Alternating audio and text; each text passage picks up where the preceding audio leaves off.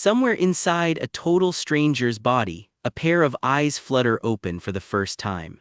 The fingers wiggle right on command. Whoever just moved in, they've got full control of the wheel.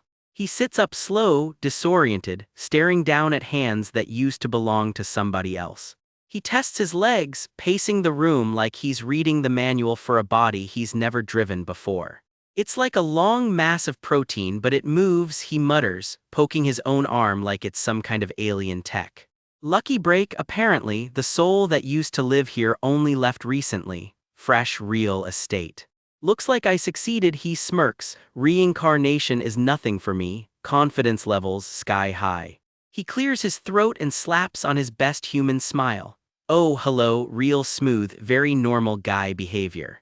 Moving the body around isn't a problem either. Physically, he's golden. But something nags at him. Wait, he says slowly, something's missing. The plan was simple, full, perfect access to this man's memories. No gaps, no surprises.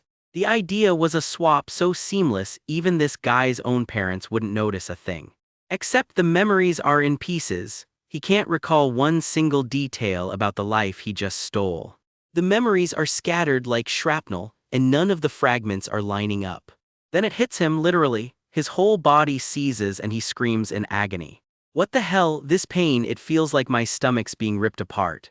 Coughing, gasping, furious at himself. Damn it, what the hell went wrong? The answer lands like a gut punch. This corpse straight up starved to death. He grits his teeth. There were rules to this reincarnation and he swore by every one of them. Rule 1 laid out clean as code in his own head. Know the conditions before you activate the magic. He had to reincarnate into whatever organism carried the most magic energy on the whole planet, figuring that would naturally make him the smartest thing walking around too. One tiny detail he forgot to check before committing: the actual physical condition of the body he'd be wearing. Reincarnating as a single-celled amoeba would have been less insulting than this, he groans. Big oof, honestly. The hunger claws through him like acid. This body is running on absolute empty. He collapses, gasping for air, footprints dragging behind him across the floor. Guess I'll need time to adjust to this planet's magic energy, he pants, swirling with power he can't fully control yet. But first, I've gotta get something in my stomach to stop this pain. Priorities officially sorted. Light, bright, unfamiliar sunlight floods in, and for 1 second he almost forgets he's starving. His home planet was mostly liquid, built for something that is nothing like a human being. A dark blue world where starlight barely touched the surface. This place he's landed in couldn't be more different. He blinks against the glare, dragging himself upright to face whatever this new world throws at him. Bright, warm light and dry air, none of it familiar, all of it a lot to process on an empty stomach. Solid ground under his feet at least, small victories. His stomach growls, loud enough to announce itself to the entire street. Ugh, now's not the time for sightseeing, he mutters. I need to find food. He scans the rooftops and comes up with absolutely nothing. Not exactly a 5-star buffet out here. Anything edible? He wanders the street in dead silence, hope fading fast. For real, what kind of planet is this? Desperation is setting in. So this is why the owner of this body starved to death, he mutters, sinking down defeated. At this rate I'll starve to death again. Rough start to a new life. Something scuttles nearby and catches his eye. An insect, it's too small, then a beet. No, now's not the time to be picky about that. Standards gone. He gags but braces himself anyway. Time to dig in. Footsteps, he freezes, hearing something or someone approaching. A member of my species, he gasps, spotting a kid gnawing on a hot dog. The bar has officially hit the floor. It's a hatchling. No, wait, a kid. Apparently that's what they're called here, learning the local lingo one weird guess at a time. But what's it holding in its mouth? Has to be food, he watches, calculating. Plus it looks delicious. Should I steal it or not? A grown man deeply considering robbing a child of a hot dog. A call the police on suspicious guys poster looms right behind him as the kid wanders closer. Bad timing. He freezes solid the second the kid's eyes flick his way. He lurks by that poster looking every bit the stranger danger warning come to life, practically drooling. The kid decides correctly that this guy is extremely suspicious. He bolts. Hoo-ha, wait, the kid calls out, confused, reaching after him. He's already long gone, turning a corner, muttering to himself when something else catches his eye. What's that? A plant. Priorities have officially shifted. Ah, this is a delicious plant, he moans, chowing down. A very delicious plant. Wham, he walks straight into something, and it is not the plant's fault. He blinks, dazed, trying to process what just happened. Red juice smeared across his mouth, flower still in hand. Dignity apparently optional. A scream cuts through the air. Gah. Is that kid screaming? I should go see why it's suddenly screaming. Mild curiosity, mild concern. The kid is trembling, stammering, clearly terrified of something just out of view. He holds up a bottle, voice shaking. It's whatever it is, it's bad enough to steal the rest of that sentence. Monster, a massive claw looms right behind the kid. It snarls, tail lashing, absolutely enormous and absolutely not friendly. The creature's face fills the frame, all teeth and fury. It keeps closing in, and there's nowhere left to run. It lands hard, thump after thump, shaking the whole block. It crashes down through the city with a scream that isn't even human. Chaos on the ground below, danger tape and debris everywhere. Its jaws snap shut around something, and it is not good news for whoever's closest. Snap, that's the sound nobody wants to hear. It grabs the kid clean off the ground, claws closing tight. The kid screams, the whole scene bathed in red. He hits the ground hard, groaning, as the monster's foot slams down nearby. He gasps, pinned against rubble as claws rake past. The creature writhes and thrashes, tearing through the street. He scrambles for cover, slamming into a parked car. Those jaws close in again, teeth gleaming. Desperate, he holds up the only thing he's got and screams, help me. Across the street, the wizard spots it, an avian, not the word most people would reach for. Except it's as big as a house, he adds, watching the kid scream in terror. Electricity crackles off the beast, running into something like this on the street, just another Tuesday apparently. FXCK me, he says, the most honest reaction anyone's had all chapter. What a shit-awful planet this is, he grumbles. Then, a beat later, no wait, this might be a good thing. He thinks, focusing, I can feel it in this body's memory. I can eat avians, somewhere past instincts wake up right on cue. I finally met a wild animal worth hunting. The tone, delighted, the situation, still a giant murder chicken. And as the greatest wizard of all time, I can take that thing down with just a cough once I'm adjusted to the magic energy here.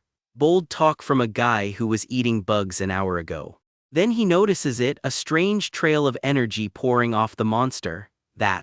He tracks the glow, transfixed, forgetting the danger for a second. Magic energy, it shimmers around him, thick and unmistakable. And an extremely powerful one. He's floating now, caught in it completely. I feel like it's brushing by every single cell in my body, he breathes, stunned. This is definitely Earth's magic energy, but something about the sheer amount doesn't compute. It's so much, it's way too much, he drops back down, overwhelmed. On other planets, it feels like dipping a foot into a bucket. He's genuinely floored. A swimming pool, by comparison, Earth's practically an ocean of the stuff. This is what Made in Earth is all about. Damn, this is El Dorado, what luck. There's nothing I can't do in. He's already planning world domination, give or take. A place with this much mana, big dreams for a guy who just got chased off by a 9-year-old. The kid catches up to him, gasping for air. Huff, mister. Please help me, the kid begs, desperate. No, the kid quickly corrects. I mean, bro, somebody's fishing for a compliment mid-crisis. Why are you asking an alien like me for help? He sighs. What if the alien you'd asked hadn't been a great wizard like me? Ominous red light swirls around him. All right, I'll help you, kid, but there's a condition. Give me that. The kid clutches his drink tight while the monster looms closer behind him. Gah, okay, please just help me, the kid hands it straight over. He dashes forward, tossing out a smug jab at the monster, showing your back to a predator, how foolish. He looks every bit the confident hero for once. Stand back, he says, stepping between the kid and the beast. I was the high wizard master in charge of an entire planet's defense, he declares, a glowing magic circle blooming beneath him. I can disintegrate its skin and bone with just a flick of my wry. His hand reaches out toward the monster, magic sparking, ready to unleash. A total silence, something is very wrong. Strange, he says, trying to play it cool. I must just be nervous, new environment and all. Guess I've seen it all now, ha ha, he laughs weakly, while the kid screams bloody murder behind him. First explosion magic, he announces, throwing everything he's got at it. Nothing, that didn't work. Water element, also nothing.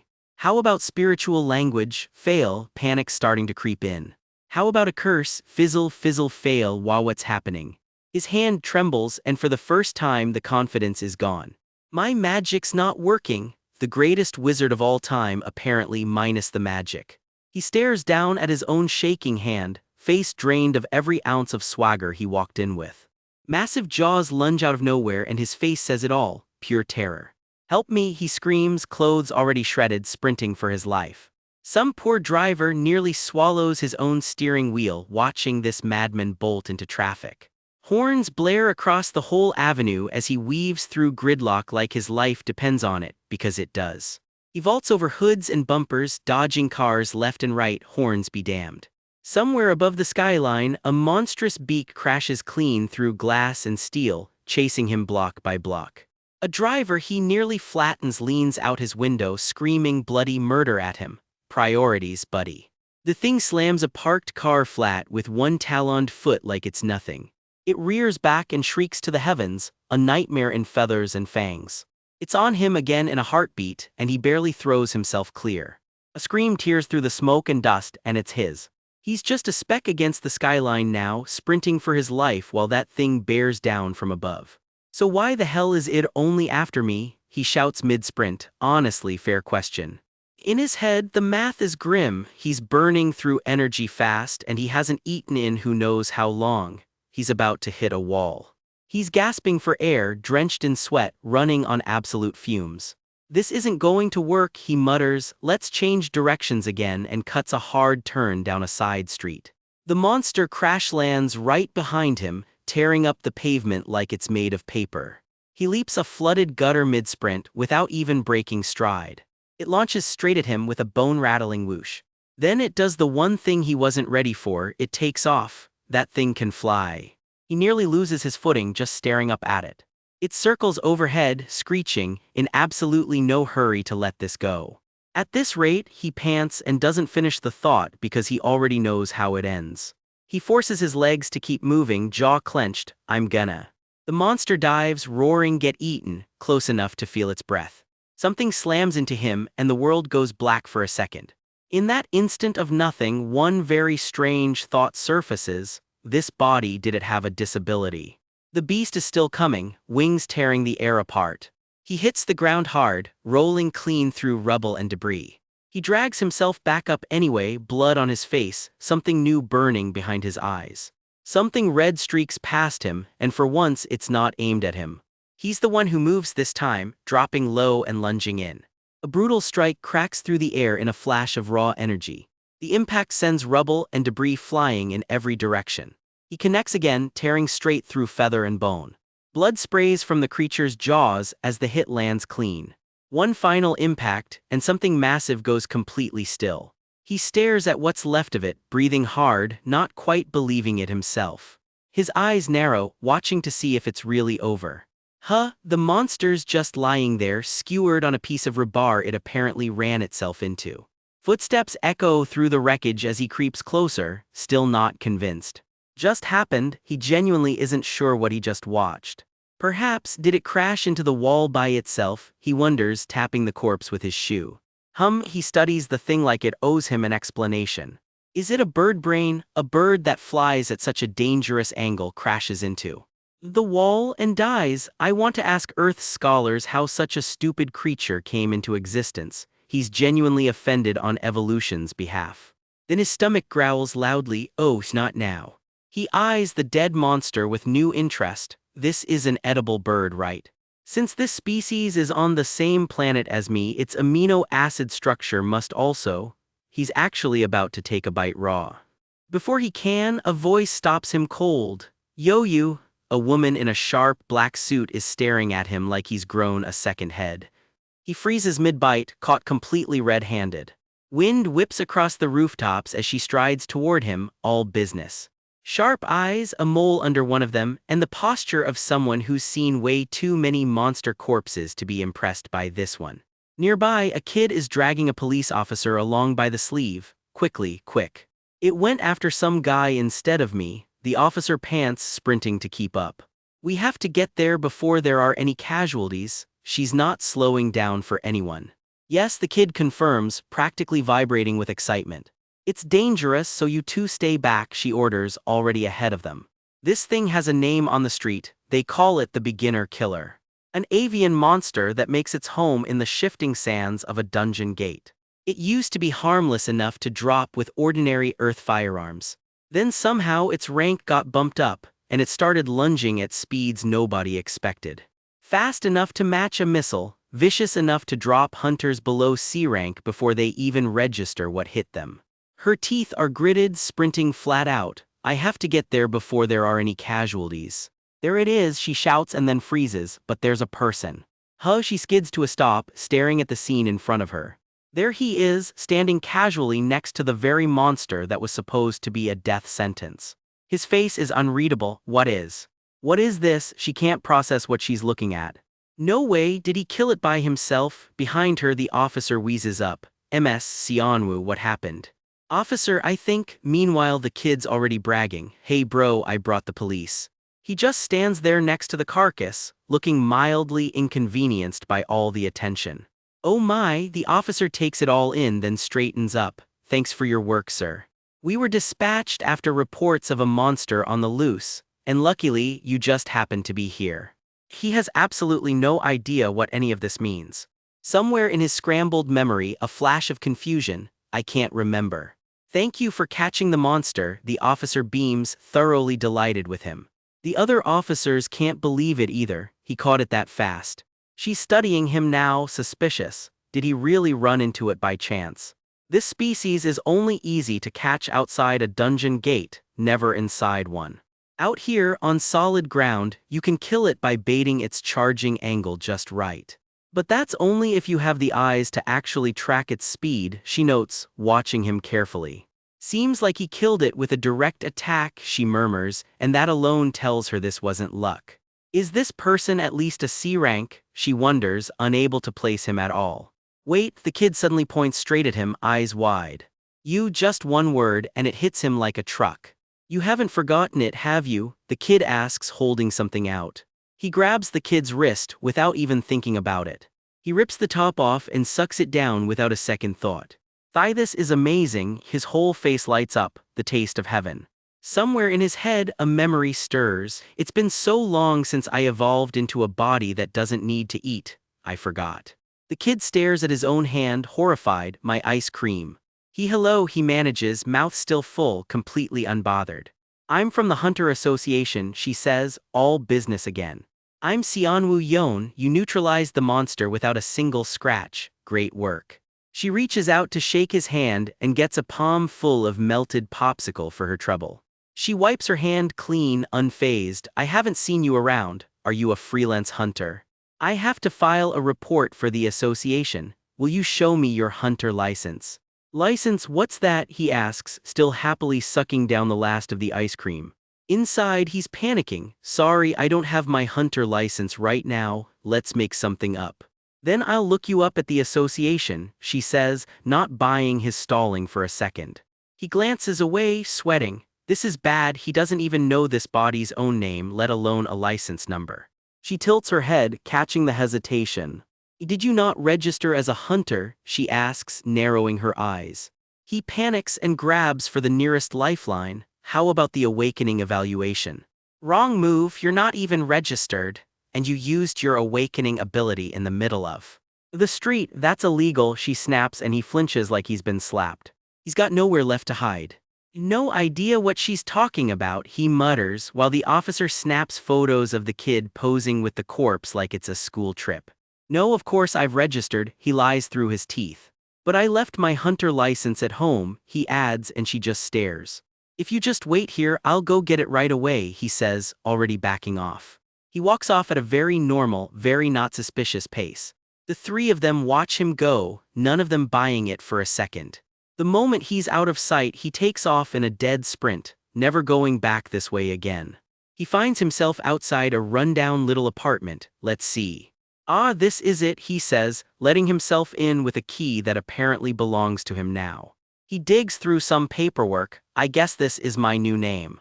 The place is a wreck. Is this body truly not registered as a hunter? Then he spots an ashtray overflowing with cigarette butts. What's this? Why is there so much of it? But I don't see my hunter license anywhere. He slides a crumpled pack of cigarettes out of a jacket pocket. Something flashes behind his eyes, a memory that isn't quite his own. His expression goes very still. Then it clicks. I remember, cigarettes. It's something this body's owner used to smoke constantly. Damn it, he was a tobacco addict. He crushes the pack in his fist. Back in his world, magic runs on two kinds of energy, the kind inside you and the outer energy that flows freely through nature. Pop quiz, he mutters bitterly to himself. What organ does a wizard actually use to pull those two together? The answer lies in the respiratory system, in other words, the lungs. And just like that, it all makes horrible sense. This was why I couldn't cast magic. He drops to his knees, the crushed pack falling from his hand. What kind of psycho would destroy their own lungs? He demands of no one. Back in Alpha Yuri, where basically everyone can use magic, this would be flat out unthinkable. I knew they were primitive, but I didn't think they were this crazy. He hauls himself back up, no use crying over spilled milk. It's my own fault, he admits. I failed to filter out an undesirable corpse. I was blinded by all that magic energy. There must be a way to fix this body. After all I did to get out of that damned place, his fists clench. I won't give up, not like this. I'll have to live in this new land for the rest of my life, he tells himself, steadying his breathing. And I might as well be happy about it. For a second, he actually looks like he means it. Which is exactly when a cop leans in and says, "Man, you should know better. Why'd you do that?" He has absolutely nothing to say to that. Turns out running through traffic and flattening a monster in the middle of the street comes with paperwork of its own. Mugshot and all, he sighs. I underestimated life on an unfamiliar planet. I didn't know I'd be arrested only a few hours after coming to Earth. Truth is, our guy hadn't eaten in what felt like forever. He was starving, plain and simple. Fresh out of interrogation and looking like he's been through a war, our disheveled stranger drags himself down the street. His brain is still cataloging everything about Earth plus this body's nutrient deficiency, while a toddler on the sidewalk points him out like a walking horror show. Then his nose catches something. Wait a second, what is that smell? It's coming from a little joint called Sunhee's pork soup. Pork soup, huh? Now we're talking. One steaming bowl clatters onto the table, service with a smile. He can't get over it, actual food this close by this whole time. Behind the counter, the cook mutters that if she'd known sooner she wouldn't have gone through all that trouble. He just grins. Well, guess he's digging in. First bite in and it's an instant verdict, delicious. Nearly tears in his eyes, delicious. It's scalding hot and his mouth is screaming at him, but damn it, it's good and he cannot stop. His hand is basically moving on its own at this point, shoveling it in like the food might make a run for it. He is not exaggerating when he says it. He thinks he's in love with soup, it happens. Yeah, everything was fine, right up until it wasn't. Because apparently, a young guy like him dining and dashing without paying, not exactly a good look. He swears he just forgot his wallet, he's got money at home. The cop is not buying a single word of it. Next thing he knows, he's sitting in a very different kind of room. Someone leans in and asks the real question. Hey, aren't you that hunter from earlier? He swears up and down he'll go back and settle the bill. So, is he free to leave now? Hold on a second before you go, the officer says, badge already in hand. Turns out when they looked him up, he wasn't registered as a hunter with the association at all. You awakened recently, right? Here, visit the Awakening Evaluation Center, they tell him, handing over a leaflet. Oh, and don't worry, it's free. What exactly is this awakening thing, he wonders, and why does this cop sound so jealous about it? The guy is practically green with envy. He mulls it over, brow furrowed. Is this some concept every single Earthling is just supposed to know already? Turns out the center was already close by, right there on the leaflet's map. With the guy going on and on about it, maybe it's worth checking out after all. So he heads over to the building himself. The Awakening Evaluation Center. Something about the place makes him pause. Wait, has Gurieo been here before? He walks off through the crowd, paper still in hand. The rank confirmation slip lays it out plain and simple. F rank. A memory cracks open, he remembers now. Gurieo, that bastard. The realization lands like a truck, pure doom written all over his face. He was an F rank awakener, the lowest of the low. Hello, he manages, running straight into a woman in a sharp black suit. You're here about the association, right? Well, since you're here, can I see it now? She holds out her hand, all business, your hunter license. Internally, he's panicking. Hunter license, he'll get right on that because come to think of it, he lied about even having one. Fortunately, he's recovered enough memories to at least be honest about this much. Sorry about earlier, he admits he was flustered. He doesn't actually have a hunter license. She barely reacts, figures, she says, you never came back. But he did register as an awakener, he adds. He just never picked up the card because he hated his results. She goes quiet for a beat. You're an F ranker, she blurts. Then how did you take down that beginner killer? Pure luck, he shrugs. That stupid bird just crashed itself into a wall. She stays silent, replaying the image of that towering red monster in her head. A beginner killer unable to adapt to its new home, just offing itself by accident. Sure, that tracks, she thinks, unconvinced. It's not impossible, she says out loud. It's certainly happened before. But the guy she saw back then. He looked completely unafraid, unbothered, like he'd casually taken out 100 C-rank monsters before breakfast. So why exactly is he trying so hard to hide his real rank? Most people who conceal their true tier, after all, tend to be dangerous and up to no good. Which raises an uncomfortable question. Maybe this guy is one of those too. I see, so it was just luck, she says with a stiff smile. Beginner killers aren't exactly geniuses. He clocks it instantly, right? Earthlings show emotion by moving their facial muscles. Cute. What she's actually thinking, to seem friendly, she'll need to practice these expressions too. Should she give it a try? His ear gives an almost imperceptible twitch. That's right, he thinks, unimpressed. I was very lucky, he says out loud, flashing a grin that is just a little too sharp. Something dark flickers around his collar for just a second. She actually gasps, what is with that look? She knew it, something is seriously off about this guy. First things first, she tells herself, get out of here safely. Gim Gurieo, she says finally, using his full name. Right, Mr. Gim, take this. A bill slides across the table between them. Why are you giving me this, he asks, genuinely stumped, privately marveling that this must be the greatest custom in the whole universe. Earlier you just left that beginner killer's body behind, she reminds him. I had no choice but to deal with it myself. This is your cut of the profit, she explains. That bowl of soup this morning before his arrest was 8,001. His eyes practically sparkle at the cash in hand, be still his stomach.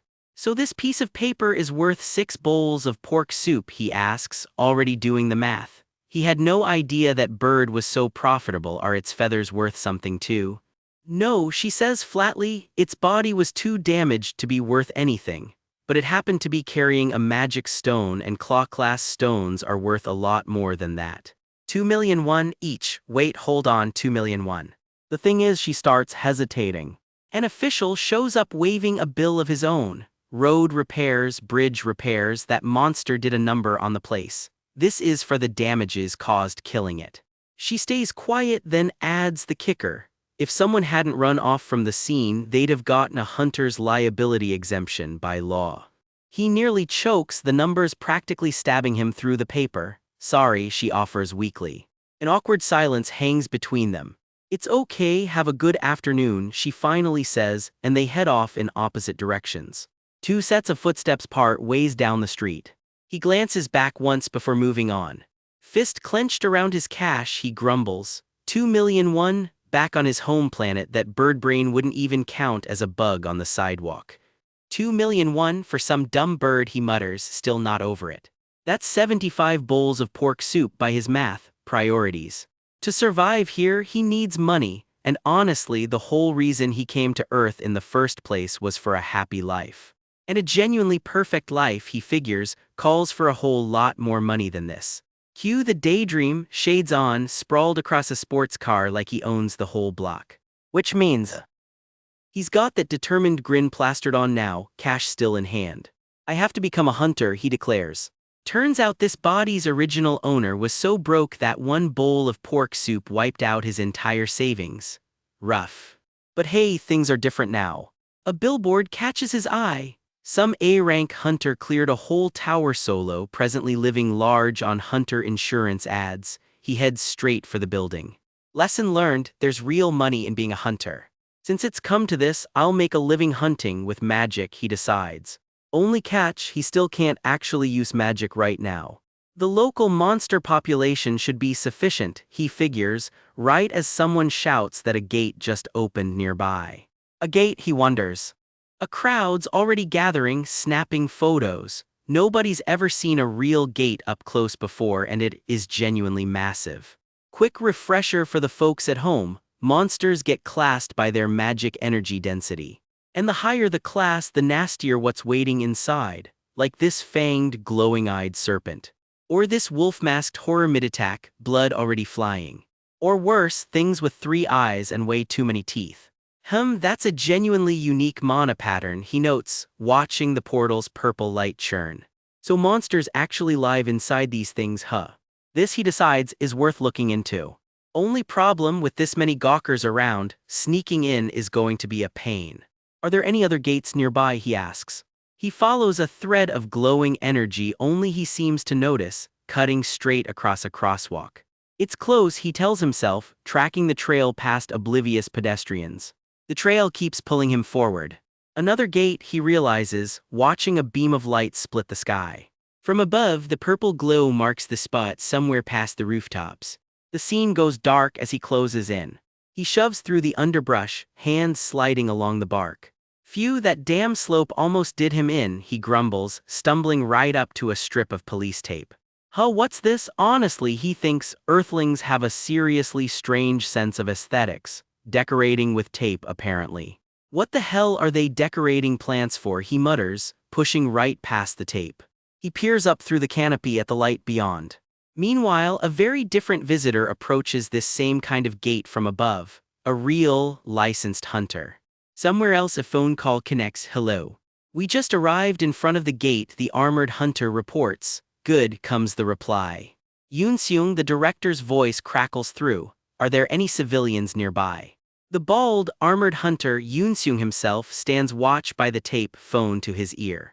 No, the police line's doing its job, he reports. Anyway, this mutation thing is driving him crazy. Gate classes have flipped this many times just this month.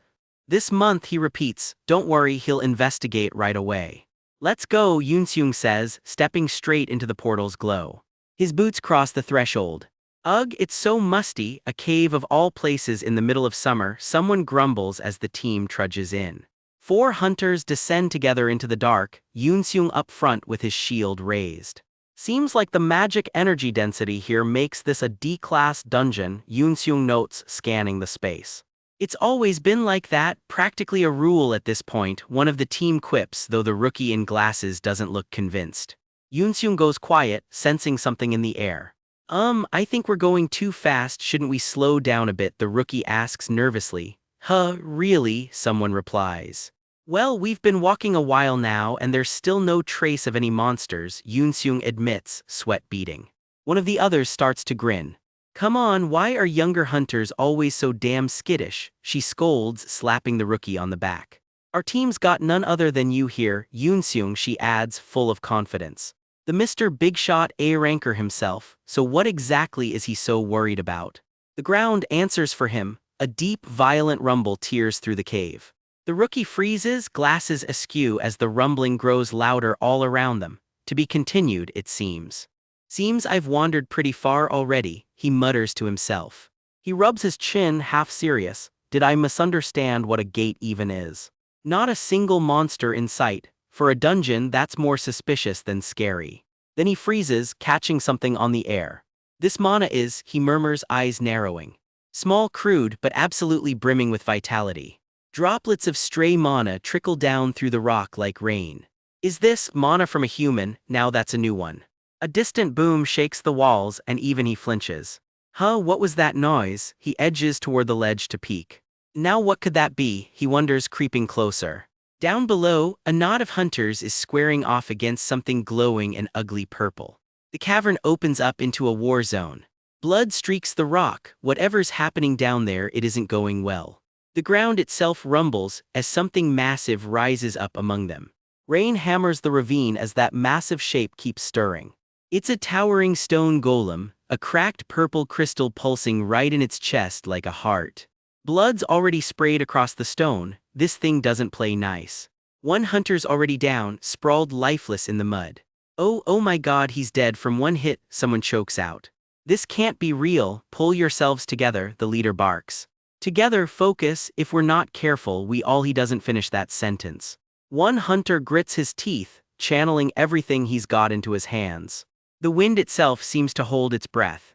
He lunges, slamming a burst of raw power straight into the golem's hide. The golem barely reacts, its eyes flaring right back at him. Steel meets stone with a bone-rattling clang. He grits through it, refusing to give an inch. The impact sends someone sprawling across the rubble. Electricity crawls up his arms as he winds up for another go. Cracks spiderweb across the golem's stone shell. It staggers, chunks of rock breaking loose. A second hunter swoops in behind a glowing shield, seizing the opening.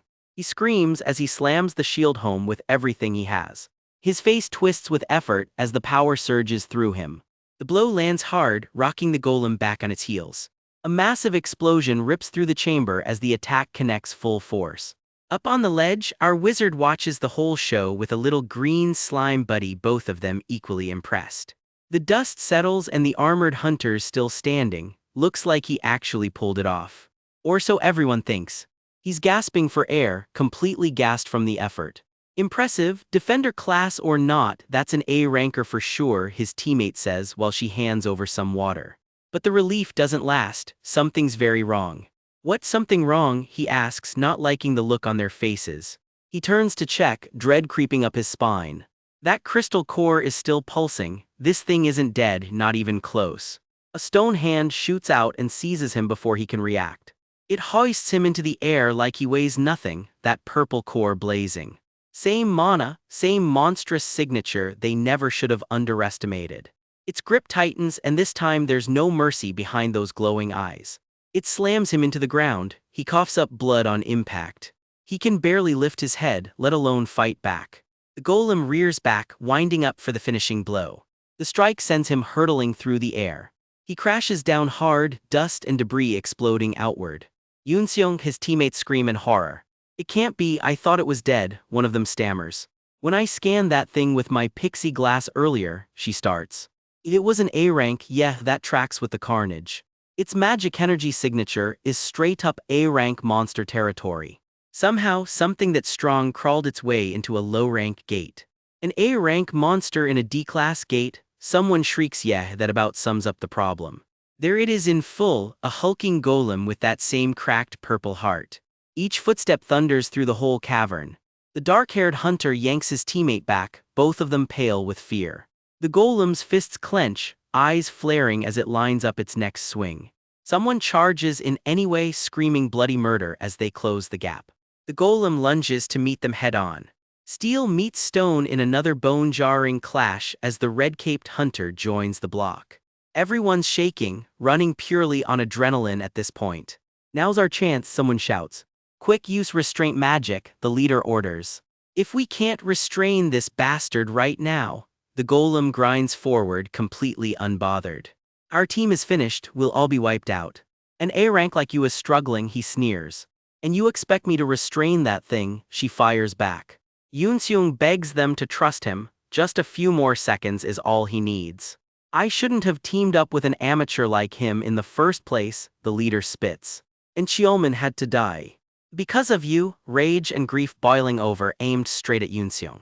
Shit, the leader panics as the golem bears down on all of them. The golem lunges, its blade-like arm slicing through the air. I don't want to die, not in a place like this, the woman whimpers. Her cape shredded, nerves completely frayed. Lightning cracks across the sky as the whole fight spirals further out of control. Yoonseong watches his teammates sprint away and can't quite believe it. Leaving me for dead, I trusted them with my life. And this is what I get, his voice cracks with betrayal.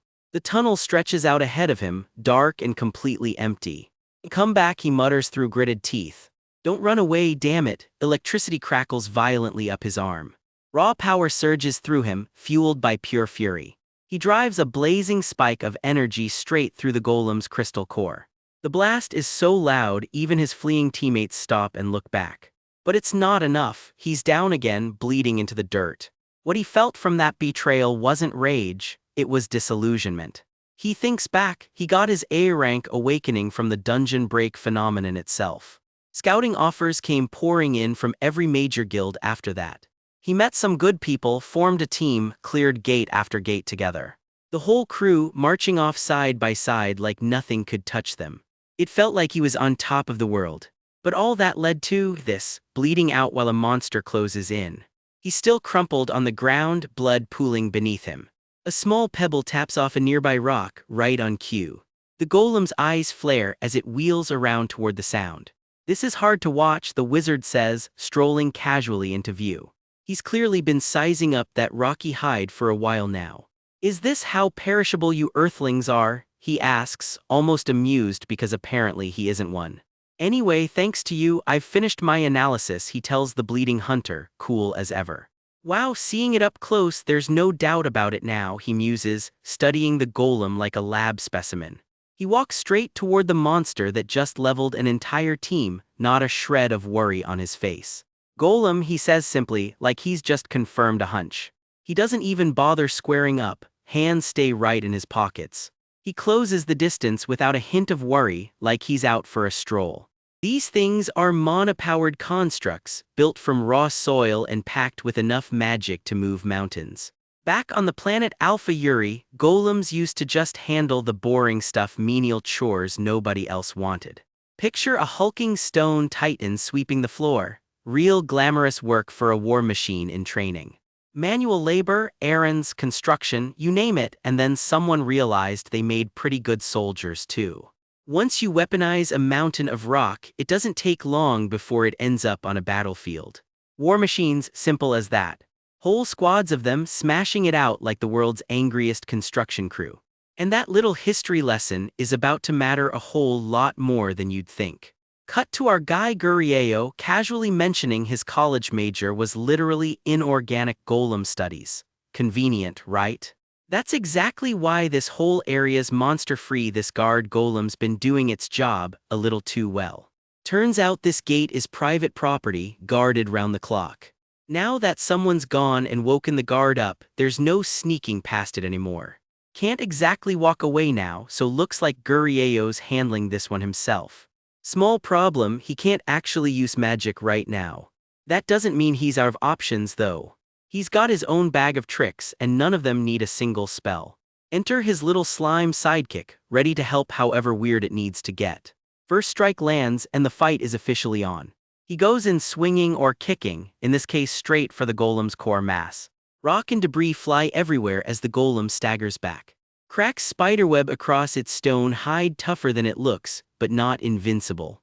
Another hit lands square on its chest plate. He keeps his cool through every swing, reading the golem's every move. The golem's not backing down either, glowing eyes locked dead on him. It swings back hard enough to shake the whole cavern. He ducks just in time, debris raining down around him. He shakes off the near miss, already sizing up his next move. "I know I was pretty confident earlier," he admits to himself, sweat creeping down his face, but he sighs it out. This fight's not going to be easy. Small mercy, something this huge swings slow enough to dodge. Slow enough to dodge, sure, but that's only half the problem. The real issue is this body he's stuck with is just plain too weak to trade blows. And the golem's about to remind him exactly how outmatched he is in raw power. Its core gem flares to life, crackling with building energy. A massive ball of raw magic gathers right over his head. This is not the moment to stand still. He looks up, dead calm despite the literal storm of magic bearing down on him. Fists clenched, he braces for impact. The blast goes off like a bomb, lighting up the whole cave. But somehow he's still standing and the golem's already grinding to a halt. Its core gem sputters, cracks spreading through the glow. "Nice, that's exactly right," he grins, giving his slime buddy a proud little "oh yeah." Turns out shutting down a golem is easy if you know where to look. That big gem in its arm is the key. That gem isn't just bling, it's a magic energy sensor, and he just needs to feed it the right shutdown command. Normally, only the golem's registered owner or manufacturer would ever know that code. Even his little slime crew looks confused about how he'd possibly pull that off. But he can tell just by eyeballing this beat-up, outdated model exactly what it needs. A glowing circle spins to life around his hand as he starts faking the credentials. Watch this, a slick little illusion trick, and the number 3 lights up like it belongs there. He plays it completely straight, projecting the fake code right onto himself. The golem buys it completely, its eyes flash red as the command registers. Steam hisses out from every joint as the shutdown kicks in. And just like that, the golem crashes to the ground. Of course, he's only triggered the emergency shutdown, not a full deactivation. Which means it's not actually fully immobilized yet. To really put it offline for good, he needs to go deeper. Straight to the core, buried at its very center. There it is, that's his real target. He climbs up onto the downed golem, steady as ever. Honestly, he'd rather use actual tools for this than his bare hands, but beggars can't be choosers. Guess he's improvising again.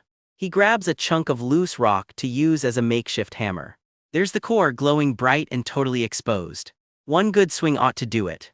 Sparks fly the instant rock meets crystal. The whole structure shudders under the blow. Its eye flickers, sputters, and finally goes dark for good. The core splits wide open. He plucks the glowing core right out and just shrugs, easy.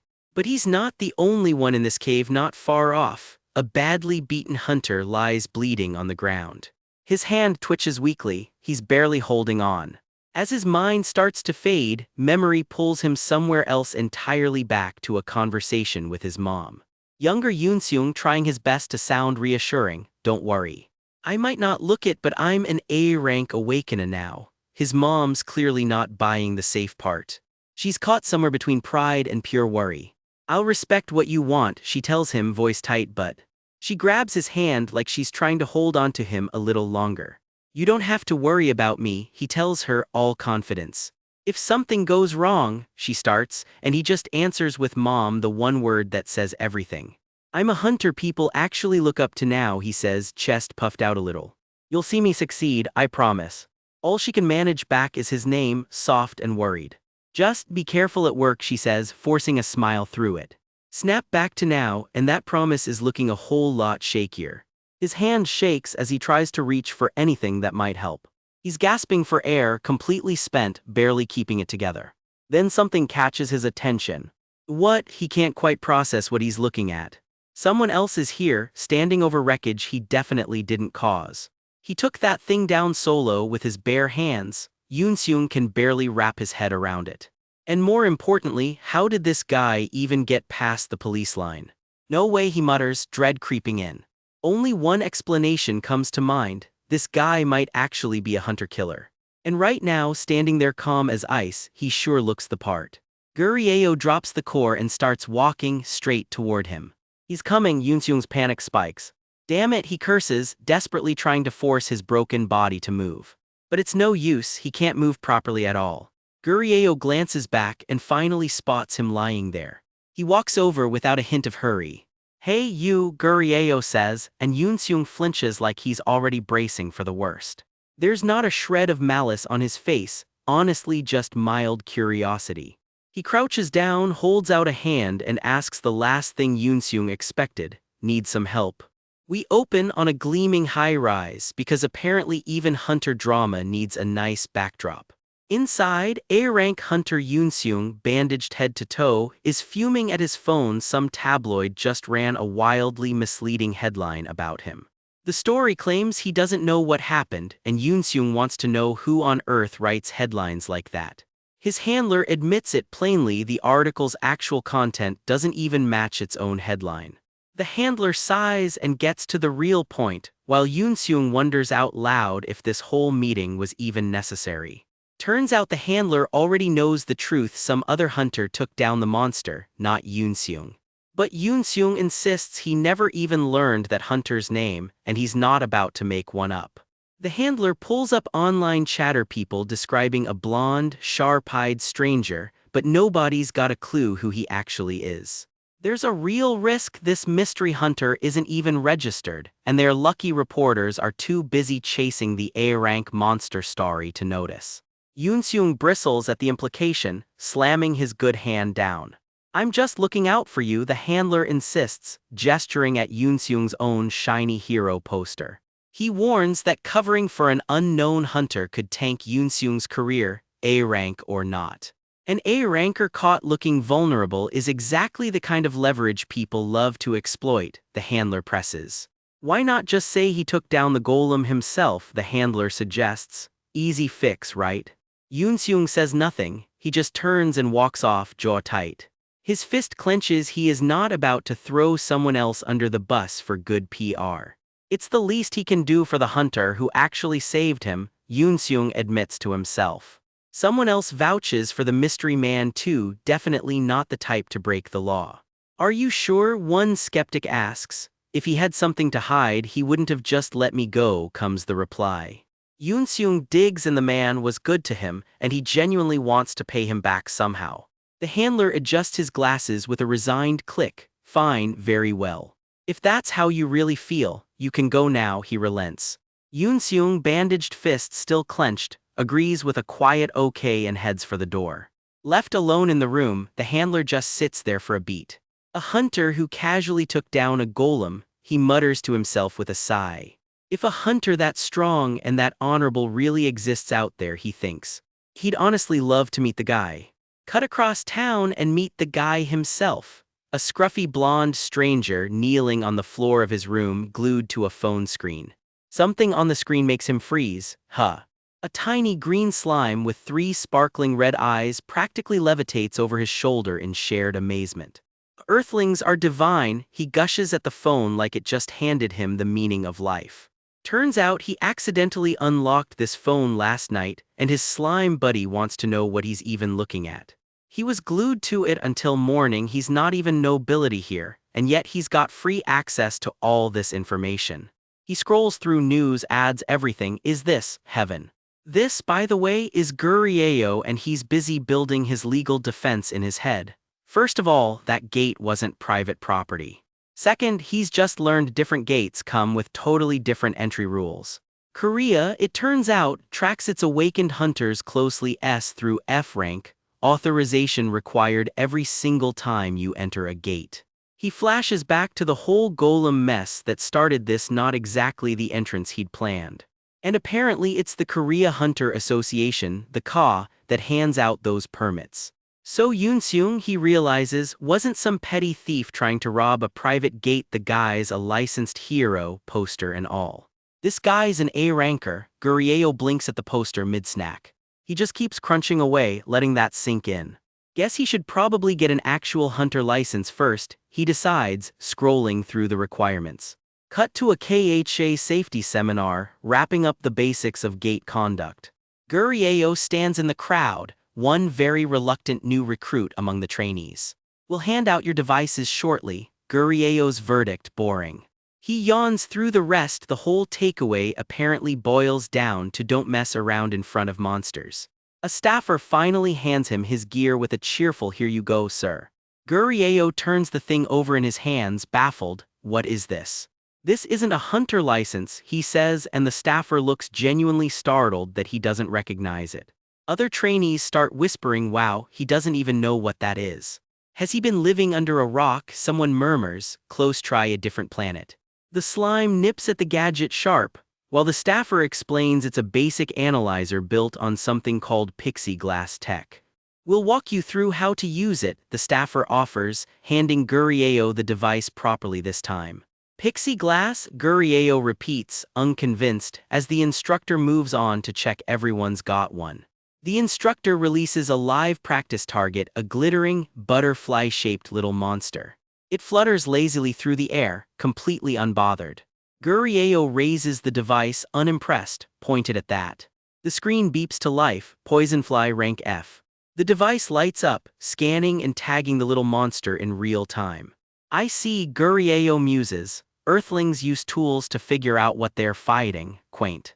Next demo, item scanning. The instructor holds up a sample object for the class. It helps you find useful resources. Try walking around and using it, she tells them, and Gurieo aims it at some wild berries. No data found. The device beeps at a patch of flowers while a staffer elsewhere yells at someone not to aggravate the monsters. Guess it doesn't work on people, one staffer jokes, scanning his own arm for laughs. This time it hits sweet fruit, a red-fleshed cluster fruit from the plant kingdom. Bystanders are floored. Whoa, is this the actual item identification function? Then it should definitely recognize this, Gurieo says, aiming it at something else with a knowing look. No data found. The device beeps again. He frowns. I thought this thing was supposed to identify anything useful. Wait, is this by any chance a device that can only detect things carrying mana? It seems to separate the valuable stuff from the junk, based purely on whether magic energy is present at all. Convenient, sure, but the accuracy, pretty low by his standards. He pictures the kind of treasure a real detector back home would flag instantly: gems, relics, the works. Because plenty of genuinely useful resources carry no magic energy whatsoever. To anyone untrained, the handful of dirt he's holding looks like, well, dirt. But this particular dirt, he says, gripping it tight, is a textbook example of a mana absorbent, a real one, sitting in a park completely unnoticed. Looking around at the group, it hits him nobody here has any idea what a mana absorbent even is. Which is strange, honestly.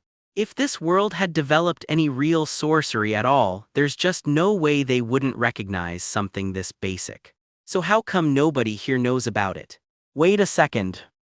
His eyes flash. Hey, I've got a question, he says to the nearest KHA staffer. Yes, go ahead, the staffer says. When did awakeners first show up in Korea? Gurieo asks, catching his own slip. The staffer answers without a second thought: 7 years ago, obviously. That's when the so-called dungeon shock hit, he explains. Awakeners appeared simultaneously, all across the entire planet all at once.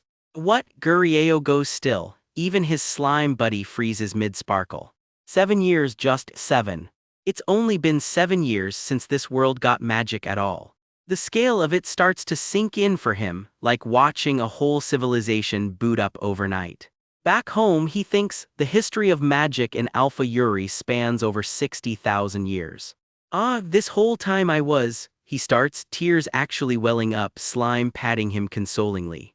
Living among primitives, yes, he actually went there, somewhere a caveman is offended. Once he composes himself, only electrical engineering seems to have advanced dramatically here. Everything else is such primitive knowledge of magic, paired weirdly with tech that has no business existing at that level of understanding. It evolved strangely. It's actually kind of impressive, he admits, backhanded compliment fully intended. Well, anyway.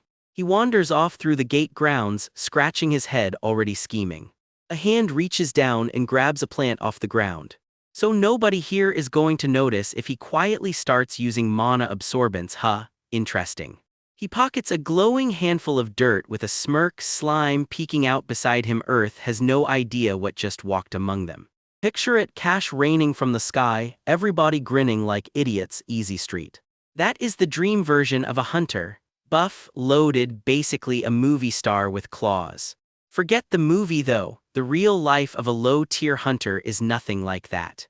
It is hell, cold noodles, an empty wallet, and a body that barely works. See, the body he took over came with a busted leg, so even walking is a struggle some days. And on top of that, he cannot cast a single spell. In a world built on magic, that is basically a death sentence. His savings are gone, and if he does not figure something out fast, he is going to starve to death again. Yes, again. So step 1 of his big money plan: shovel up a truckload of so-called mana absorbent. Spoiler, it is just dog poop. Turns out real magic absorbent creatures only live inside claw-class gates, so scratch that whole business plan. Problem is, he is F-rank, dead last. The law says he is not even allowed inside those gates. Selling magic materials was never going to work either. He barely knows how anything on Earth even functions yet. Honestly, picking the weakest body on the shelf might not have been his smartest move. Right as he is spiraling on some errand, something startles the daylights out of him. There is still something off about this body he picked, and it keeps nagging at him. Then his phone blares an emergency alert. A red gate has just torn open near Mappo and B-rank monsters are loose. Evacuate the area, it says. He just stares at the message, completely unbothered. Evacuate my ass. This F-ranker is about to do the exact opposite. He throws on his best coat and walks straight toward the danger everyone else is running from. Even the neighborhood's gossip blob decides monster watching sounds like a great afternoon plan. Word spreads fast, it is a full-blown dungeon break, monsters spilling straight into the city. Civilians scatter screaming while he just calmly strolls the other way. One look at the size of this thing and even he has to admit, that is a seriously huge B-rank. Naturally, half the crowd is filming instead of fleeing. Priorities, am I right? The gate tower looms over everything, and he cannot look away. He pushes closer, drawn in by whatever is happening at the source. He tries to talk his way past the barricade, like that has ever worked on anybody. Instead, he gets shoved right back into the crowd for his trouble. Some hotshot in the crowd starts mouthing off, acting like he barely laid a finger on anyone. Somebody points out he was the one blocking the way in the first place. Real convincing overreaction, buddy. The hotshot rounds on Gurieo next, sneering and daring him to throw a punch. Even the gossip blob floating nearby looks confused about what this guy's problem even is. Gurieo just shrugs it off, but the guy keeps flexing that he is a real hunter, not some regular civilian. He claims he is only here doing research for work, very official sounding. So the guy turns it around and demands to know Gurieo's rank. Gurieo answers dead flat, F rank, rock bottom, and he does not even blink saying it. Yep, there it is, the guy openly laughs right in his face. The crowd joins in too, cracking jokes about the F-ranker who wandered in way over his head. Then a scream rips through the crowd and kills every laugh stone cold. The monster has broken loose from the gate, and it is heading straight for them. Soldiers open fire trying to keep it off the crowd, screaming for backup. Choppers scramble into the air to engage.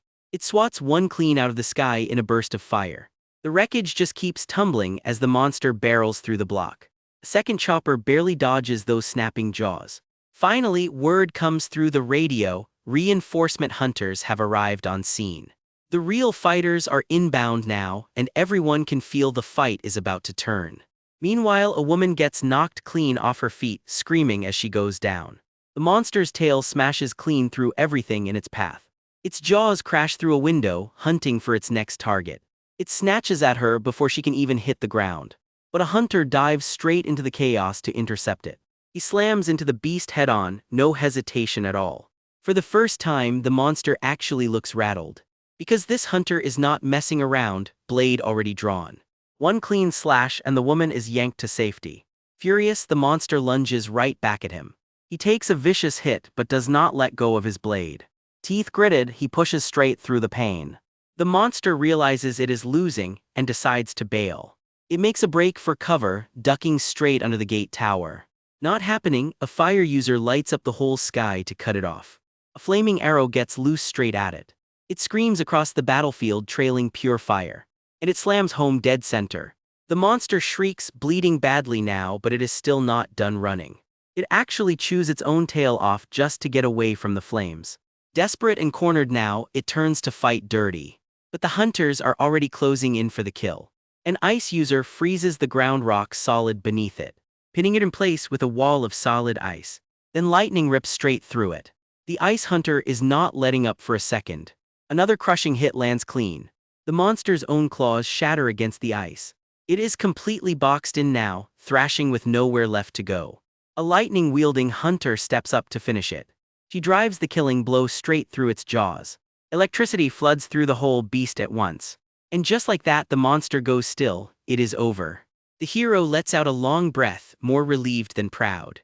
The crowd erupts, completely losing it that he actually pulled it off. Even Gurieo has to admit it. Real hunters are something else entirely. And now the man of the hour is walking straight toward the crowd, Gurieo included. Fans immediately start begging for autographs like he is a rock star. Gurieo has done his homework too. An A-rank hunter is elite, the top 3% of all awakeners on the planet. They are basically the last line of defense for the whole city, and everybody treats them like celebrities for it. Fans mob him on the spot, screaming his name like he just headlined a concert. Gurieo just stands there a little stunned, watching the whole chaos unfold. Then somebody suddenly greets him with way more enthusiasm than a random F-ranker usually gets. A huge hand grabs his in an overly excited handshake. It is a giant of a man, practically vibrating with excitement that he has found Gurieo of all people. Turns out Baldy here claims Gurieo saved his life once. A flashback plays out, a golem taken down, a group of awestruck kids, and yes, Gurieo actually remembers it now. Across the way, Yoonseung catches the exchange, and suddenly Gurieo looks a lot more familiar to him. Cameras keep clicking as the whole scene draws even more attention. Baldy starts sweating, realizing Yoonseung keeps glancing their way. Do not panic though, apparently he is not mad, just curious. Yoonseung strolls right up with a smirk already forming. He jokes that if he were Baldy he would have wet himself by now. Cue Baldy shaking like a leaf. Then he turns to Gurieo with an actual smile, saying fate has clearly thrown them together again, so let's do this properly. My name is An Yoonseung, he says, hand extended. Baldy jumps in asking for Gurieo's name too, and he hands over his ID. Gim Gurieo. Yoonseung brightens up immediately, oh so you're Gurieo. Then out of nowhere he asks if the guy is free right now. Gurieo blinks, completely caught off guard by the invitation. Standing there in the fading light, he cannot help but wonder just what this A-rank celebrity wants with an F-ranker like him. So here's Gurieo sitting in a quiet park at sunset tilting his head. So you actually want to make it up to me, huh? Yoonseung shifts on the bench, suddenly sheepish. He might not like this, he admits, but could he at least try? The two of them just sit there under the fading light, the question hanging in the air between them. Turns out Yoonseung never stopped feeling guilty after Gurieo vanished on him. And Gurieo's response, please, the guy saved his life. Gurieo admits the real reason he bolted that night wasn't modesty, it was fear the cops would come knocking. But hey, if an A-rank hunter insists on repaying him, who is he to refuse? He slides something across the bench. Yoonseung lights up like it's Christmas morning. Just say the word, he says, practically vibrating. A pin drops on a map. Wherever this gate is, Yoonseung is already halfway there in his head. He zooms in on the location, memorizing every street. This debt is getting paid one way or another. Later that night, deep in the woods, Yoonseung notices something's off. You've had that look on your face since earlier, he says. Nothing, Gurieo insists, a little too fast. Yoonseung just shrugs it off. Fine then, let's hurry up. Oh, okay, Gurieo says, following along. Truth is, he still can't quite believe how he ended up here. Rewind the clock a bit because even Yoonseung is asking himself the same thing. How exactly did he end up teamed up with a hunter like Gurieo? Flashback, barely an hour earlier, Yoonseung is starstruck, gushing about how honored he is to team up with Gurieo. So, are they here to gather crafting materials? Nope, Gurieo says flatly, they're here to hunt monsters. Even better, Yoonseung grins, now he gets to learn from the best. Gurieo just goes quiet for a second, like he's bracing for what comes next. Yoonseung blinks, confused, as Gurieo suddenly turns dead serious. Gurieo whips out his hunter license with a completely unnecessary little flourish. Surprise, he's officially an F-rank. Yoonseung's brain short-circuits. And that, Gurieo explains, is exactly why he needs an A-ranker like him to bring him along as a glorified porter. Yoonseung is not buying it for a second. There's no way Gurieo is actually F-rank, he thinks. Was the measuring device just broken? Yeah, he admits out loud, he's heard the rumors too. Here's the thing, mid and high-tier awakeners get semi-forcibly drafted into dungeon break duty by the Hunter Association, whether they like it or not. Which means some hunters have started finding ways to fake their real tier just to slip through the cracks. And just like that, it clicks for Yoonseung. That has to be why Gurieo's been hiding just how strong he really is. The two of them keep walking, boots crunching through the dark toward their destination. Found it, Gurieo says, spotting the gate up ahead. Huh, looks exactly like it did in the online listing, he mutters, stepping up to the shimmering portal. The second they step through, a screeching fireball of a monster comes tearing straight at them. Fire mallets, Yoonseung identifies, squinting at the things. Fire mallet, Gurieo repeats unimpressed. What kind of name even is that? Turns out there's a whole story behind it, tracing back to an incident in Korea. This monster was actually first discovered all the way over in Ohio. Since it's basically a bat wrapped in flames, it got registered as a fire bat. But thanks to a glorious auto-translation error somewhere down the line, it ended up stuck with the name fire mallet instead. Bureaucracy strikes again. Gurieo says, actually impressed, didn't peg him as the studious type. The fire mallet lets out another shriek, and both hunters brace for the real fight. Gurieo doesn't waste a second, blasting straight into the swarm.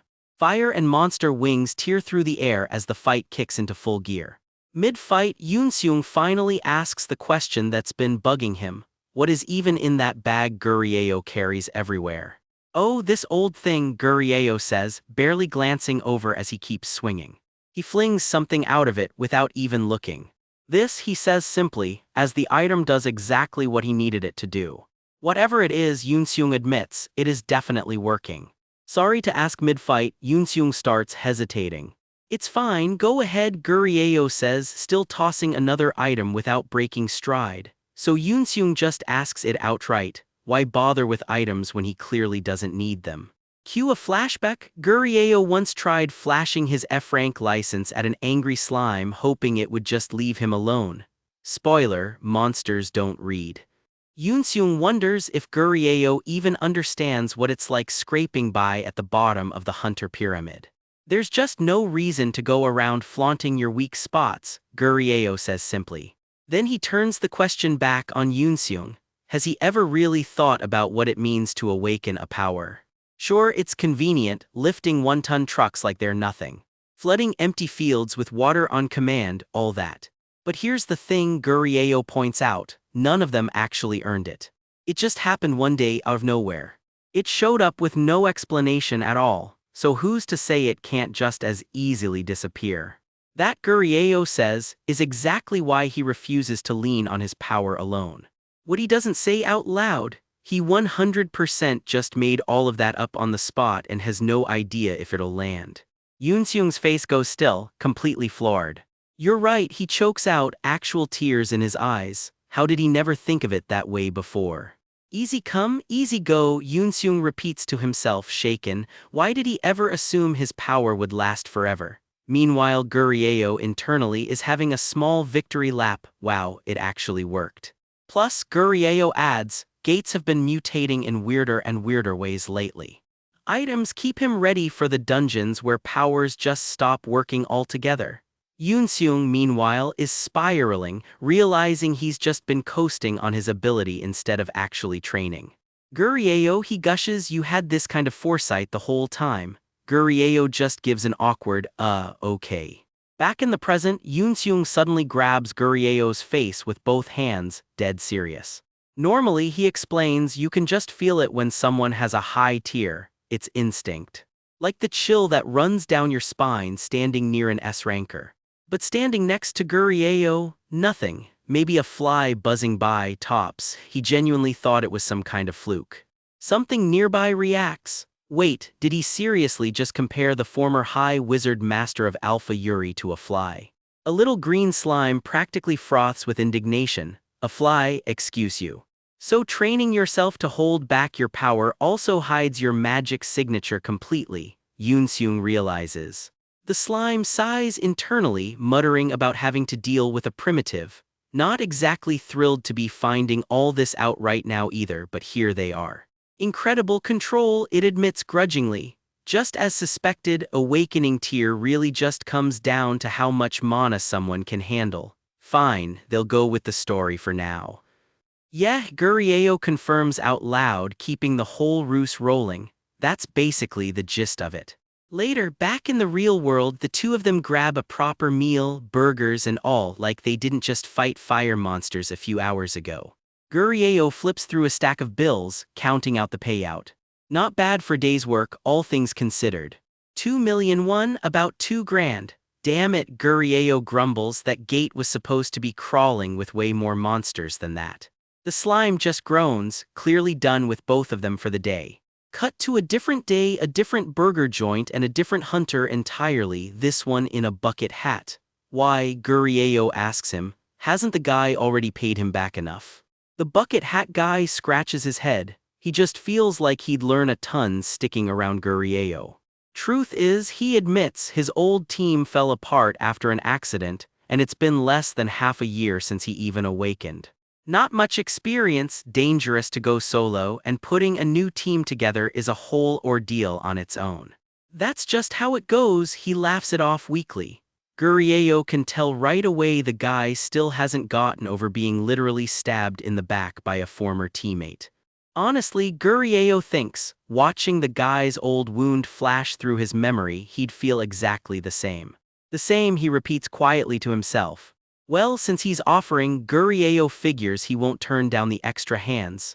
But if things go sideways, don't count on him for a rescue. Your own safety is on you always. He's not your bodyguard. That golem incident earlier, Gurieo adds, that was just luck. This guy not so lucky. Bucket Hat nods along, practically starry-eyed. Wow, he thinks Gurieo is humble on top of everything else. He's just worried about him getting caught off guard and hurt, Bucket Hat decides, completely misreading the whole warning as sweet concern. They settle in for a quiet minute, drinks on the table, a small wrapped gift box between them. Oh right, Bucket Hat asks suddenly, how old even are you, Gurieo? Gurieo pauses, how old is he exactly? A door creaks open somewhere and Bucket Hat perks right up, chiming in. For the record, he announces proudly, he's 22. Went to college a little late though, so technically he's still. Wait a second. How old is Gurieo again? Oh right, he almost forgot to actually ask. He squints hard at Gurieo's hunter license, name and all. Gim Gurieo. 24, he reads aloud, surprised. Wait, only 2 years apart. He genuinely thought Gurieo was way older. 24, huh, Gurieo repeats quietly to himself, like he's hearing it for the first time too. It's just Bucket Hat fumbles, you're so calm and mature, I figured. Gurieo isn't really listening anymore. Funny thing is, he thinks, he doesn't actually remember going to college at all. Bucket Hat scrambles to backpedal, that's not what he meant, he swears. And his contact list, Gurieo notices, checking his phone, is completely empty too. No one saved at all. He just stares at the screen a second too long, the question he can't quite answer hanging over him as the chapter fades to black. Turns out Yoonseung's got a golden ticket, literally, a priority entrance pass into a brand new gate, and he wants Gurieo to come see it.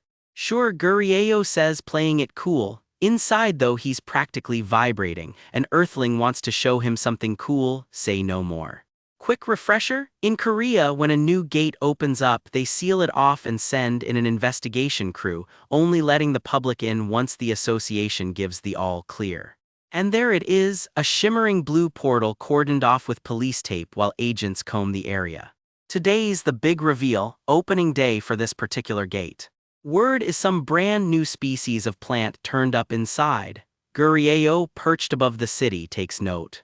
His real motive isn't sightseeing though. If that mystery plant is what he thinks it is, it might just be the key to getting his magic back. Get in, check out the plants by the entrance, get out. Simple enough plan, or so he tells himself. Down at street level the crowd's already buzzing. Whoa, is that Yoonseung? Someone wonders if everyone here is even trying to get inside. Relax, a passerby explains, most of this crowd is just gawkers and journalists chasing a story. Gurieo leans on the railing, arms crossed, clocking that this is a bigger turnout than usual. He thinks. Then a deep engine roar rips down the street, tearing everyone's attention away.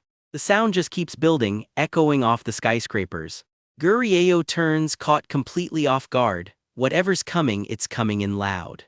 Tires screech, rubber smoking, as the thing barrels straight toward the crowd. A blood-red sports car skids to a dramatic stop right in front of everyone, tire smoke curling into the air. The door pops open with a clunk, someone's about to make an entrance. Feet hit the pavement, and the crowd immediately starts murmuring. Whispers ripple through, gasping, wait, is that Chang-ho? Yep, it really is him, someone confirms, awestruck. Gurieo, predictably clueless, just asks who the fuss is even about. His bald buddy nearly chokes. That's Gang Changho, he gasps, an S-rank. There's only 3 of those in the entire country. Cue the slow motion entrance complete with sparkles because apparently S-rankers get their own lighting crew. Gurieo studies him for a beat. His magic energy is steady, unnervingly so. That kind of stability the story makes a point of noting makes him a genuinely rare talent, even for an S-ranker. The man himself just smirks, clearly enjoying being the center of attention. Someone in the crowd whispers about his eyes, unique apparently, in a way that turns heads. His buddy fills Gurieo in. They're called dragon eyes, a seriously rare item. Then Gurieo notices footsteps getting closer. Wait, why's he walking this way? Changho closes the distance, unbothered, all swagger. Your name is, he asks, direct and a little too intense.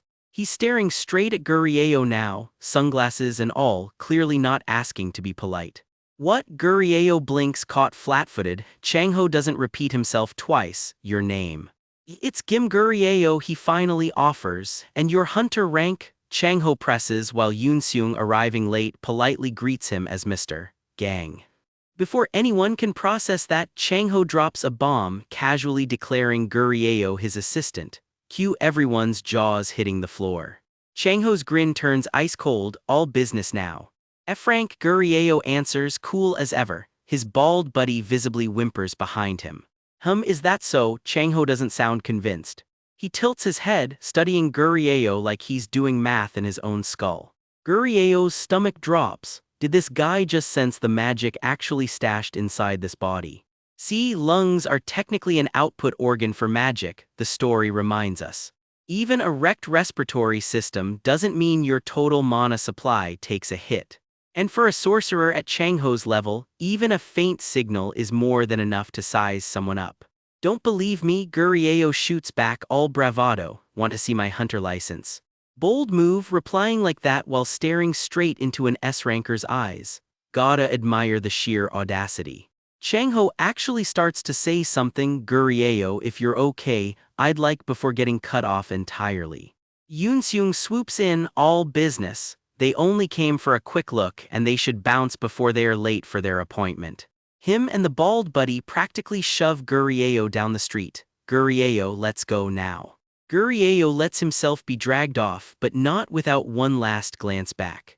Changho just stands there watching them go, still very much the center of the crowd's attention.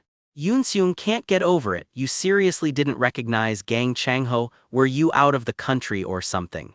I did live abroad, Gurieo deflects, which technically on another planet counts. The bald buddy finally works up the nerve. He hates gossiping, but honestly that hunter's reputation isn't exactly clean. A flash of something darker crosses the screen, blood, cuffs, the makings of a very different kind of story. Nobody apparently wants to walk into a gate with an S-rank ex-con, and giving him the benefit of the doubt gets harder once you hear the recent rumors.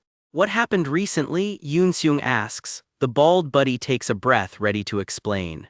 He's got a cousin, Jin, ranked 3rd among every A-ranker in the country. She went into a gate with Gang Changho once, and he attacked her. From what he's heard, Changho only ever starts trouble with strong awakeners.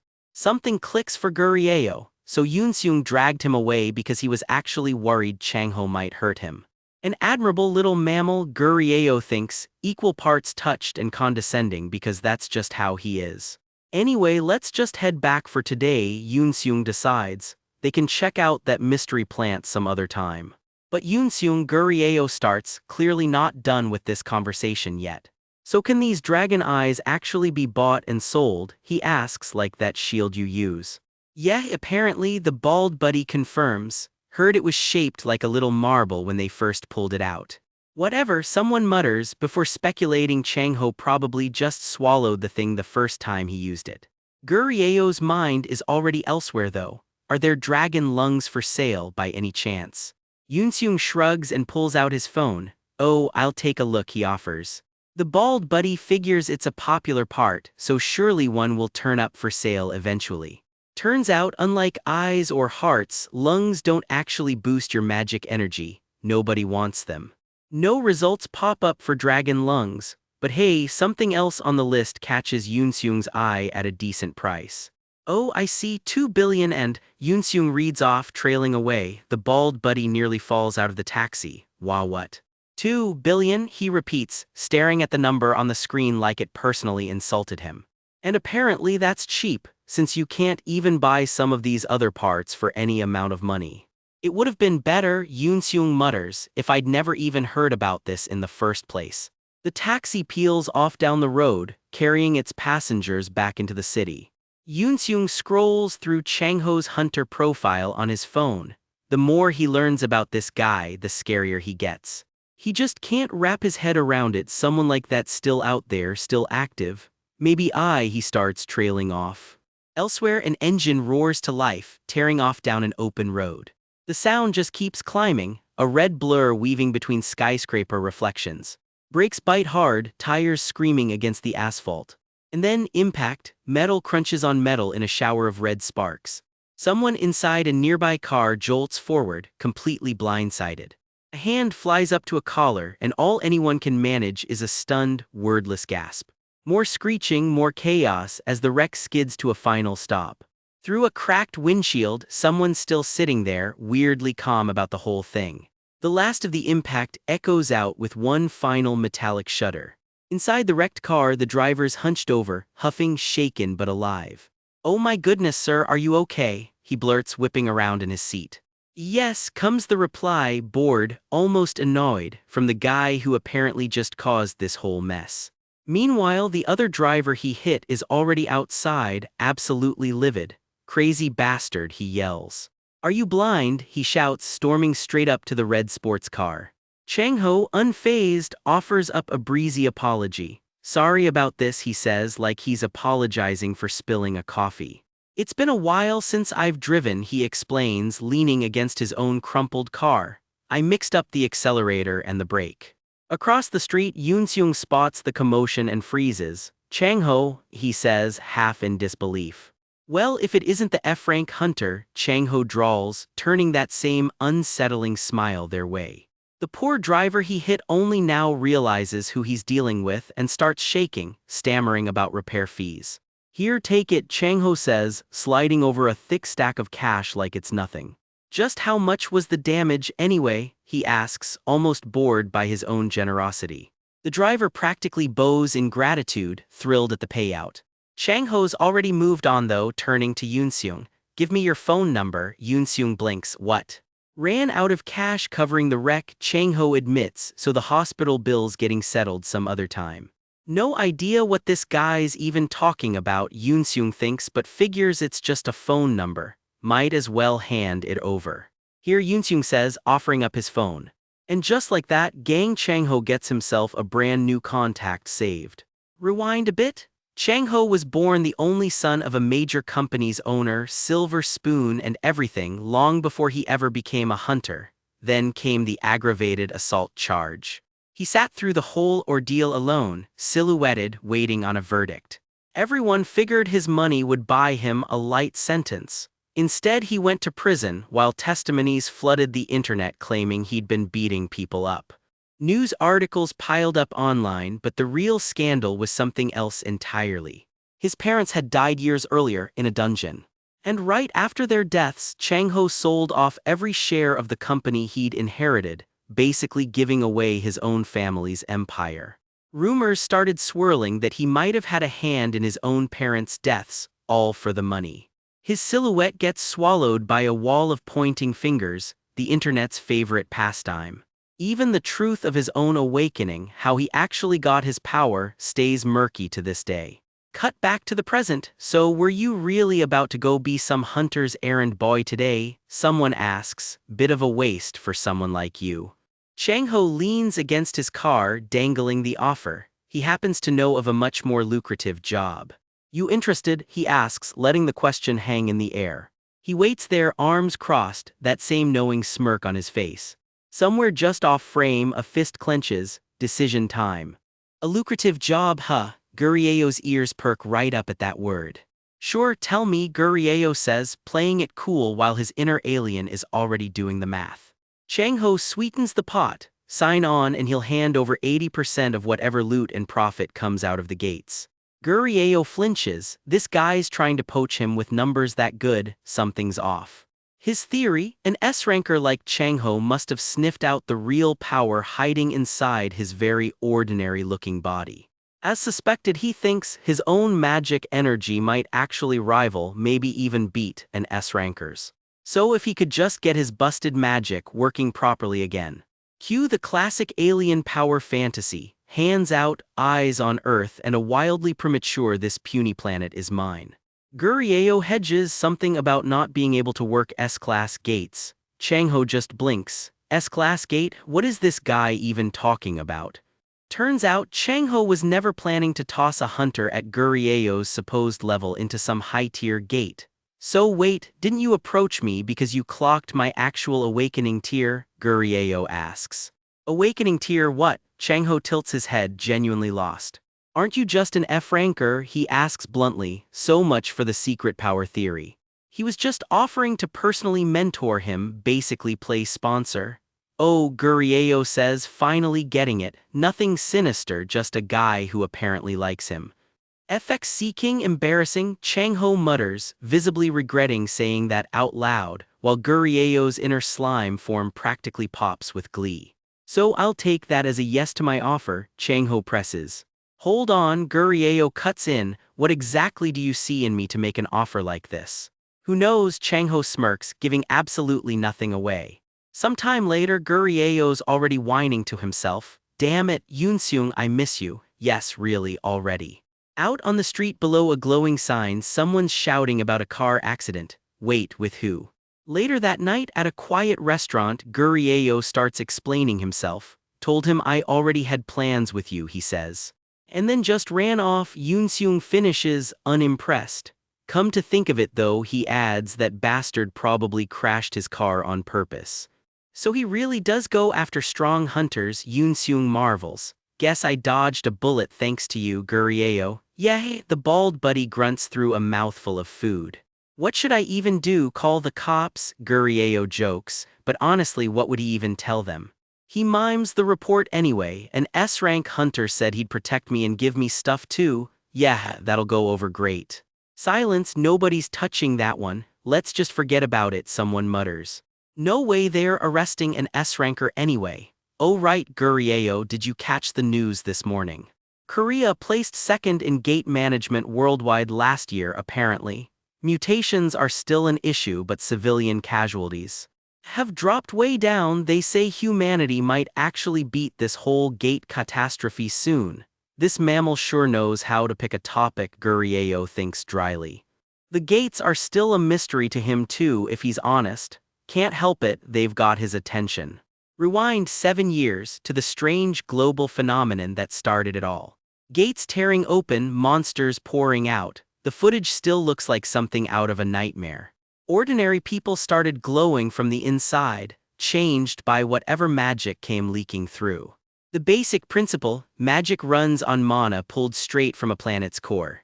Trouble is, Earth's crust is solid, unlike his home world, so pulling mana here should have been next to impossible. 7 years back, the gates acted like a well, drawing that mana up anyway, and the people it touched became awakeners. Problem is, nobody really understands the gates. Earthlings sure didn't build them to pump out mana. Instead, horrifying creatures swarm out of them. And every single one is hardwired to hate humanity. So if it's not his homeworld's doing and it's not human tech either, then what in the galaxy is actually behind this? I don't get it, Gurieo mutters off in his own head until Gurieo, someone finally snaps him out of it. Thinking about what? The bald buddy asks. Just imagining, Gurieo says, what if I were the one who built the gates? I don't think I'd be thrilled with how it's all playing out. Why's that? He asks. Whatever the goal was, Gurieo explains, the monsters inside try to kill us. And the loot in there is basically just cheese sitting in a trap. But if the rats figure out how the trap actually works and start walking off with the cheese every time. A dark silhouette holds up a hunk of stolen cheese, Gurieo's little metaphor made visual.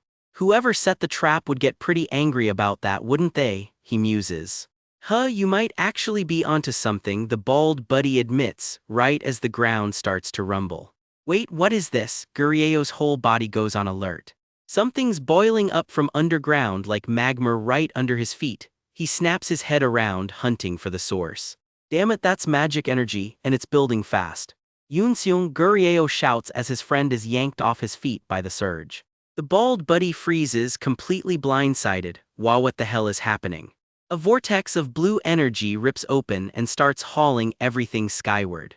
Yoonseong swept clean off the pavement, dragged straight up into it. Gurieo, Yoonseong screams as he vanishes. Damn it, Gurieo curses, unable to stop it. Then the wind gets him too, tearing at his collar and hair as it pulls him in next. I should have, he thinks, the regret hitting mid-fall. He grabbed him and pulled him through with me. Too late now, they're both gone and separated. A blink, a flash of light, and then nothing familiar at all.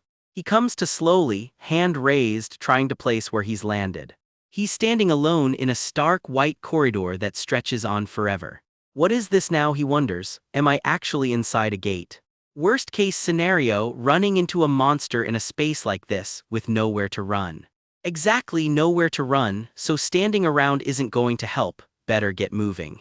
Now how does he get through this, especially when he can't even conjure a simple fire spell here? Then something catches his attention up ahead. What is this place, he wonders, stepping deeper into the unknown.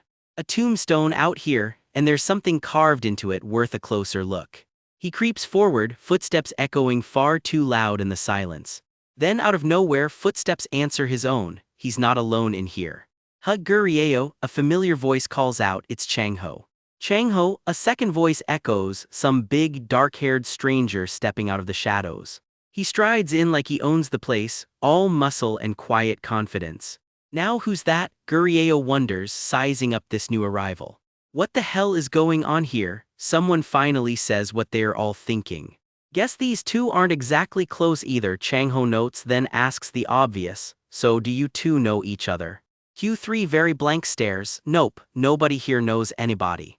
Haesong is who now? Gurieo asks deadpan. I got to Earth 2 weeks ago, how would I know? The joke lands harder than any of them realize. Changho cackles. He genuinely has no idea who you are, guess you'll have to work harder to impress him. Didn't know who you were either until recently, you punk, comes the retort. This, it turns out, is Jeong Haesong, Korea's top-ranked hunter. A quick flash of him in action says it all, flaming blade in hand, cutting loose like it's nothing. Okay, Gurieo admits internally, this guy's way more impressive than he let on. Haesong, meet Gim Gurieo, Changho says, he's an F rank. Ah, hello, Gurieo offers. Good to meet you too, mister. Gim, Haesong replies, polite despite the rank gap. Haesong's wrist device starts beeping, and the other two just nod along like they know exactly what that means. Oh, that's an analyzer too, Gurieo asks, so they all come in that same slick style. First things first, Haesong announces, we're definitely inside a gate. Reading comes back unidentified, class EX, great, just great. What was an EX class again? Gurieo asks, blissfully clueless. Someone's phone starts glitching out, what's wrong with this thing? Changho grimaces, he came in without a protective case too. If they don't get out soon, the interference is going to fry their phones. Wait, there's something written on that slab over there. The symbol of true faith shall be the key, it reads. Could that be the hint for clearing this gate? One massive door looms ahead, and it looks like the only way forward. A gloved hand presses flat against the stone, testing it. Haesong throws his whole body into it, shoving with everything he's got. Not moving an inch, he grunts, Mister, gang, a little help here. Me, Changho blinks. Turns out even Haesong admits he's not strong enough to force this thing alone. Guess there's no getting around it then, Changho sighs, rolling up his sleeves. The two of them square off against the door together, gold chain and all. Every step toward it feels heavier than the last. Haesong braces against the stone with everything he's got. Changho nods once, time to see what these two powerhouses can really do. Haesong's blade erupts in flame and slams into the door with a roar. Changho throws in a blast of his own green magic right behind it. The impact rings out like a struck bell, energy crashing against ancient stone. Gurieo just watches, quietly stunned by the raw force these two are throwing around. Even among humans touched by magic, the story reminds us, S-rank sorcerers are a different breed entirely. And yet, after all that, the door hasn't budged. These two together still can't open it. Changho and Haesong just stand there afterward, staring the thing down out of ideas. Safe to say brute force is off the table, Changho concludes. Haesong has nothing to add to that. Then Gurieo starts, there's really only one other thing left to try. This he says, pointing at something they'd all overlooked. A stone wolf's head juts from the wall, jaws frozen wide open, fangs bared. Changho steps in for a closer look at the carving, unimpressed but curious. He mutters, eyeing it, but this thing. Don't you think a human arm would fit perfectly in that hole? He asks, not looking especially thrilled about volunteering. Nobody moves, nobody answers. The stone wolf just keeps grinning as the scene fades to black. Deep in a blood-hungry dungeon, the team stares down a stone lion statue with a hole carved into its base. Someone jokes that a human arm would fit in there perfectly. Nobody's laughing. Gurieo goes quiet, already knowing exactly where this is headed. The blonde hunter gasps no way because it's exactly what it looks like. If that door doesn't open, they're stuck down here with zero supplies and a countdown on their stomachs. Gurieo steps up to the statue anyway. Someone has to go first. His arm gets shoved straight into the lion's open mouth.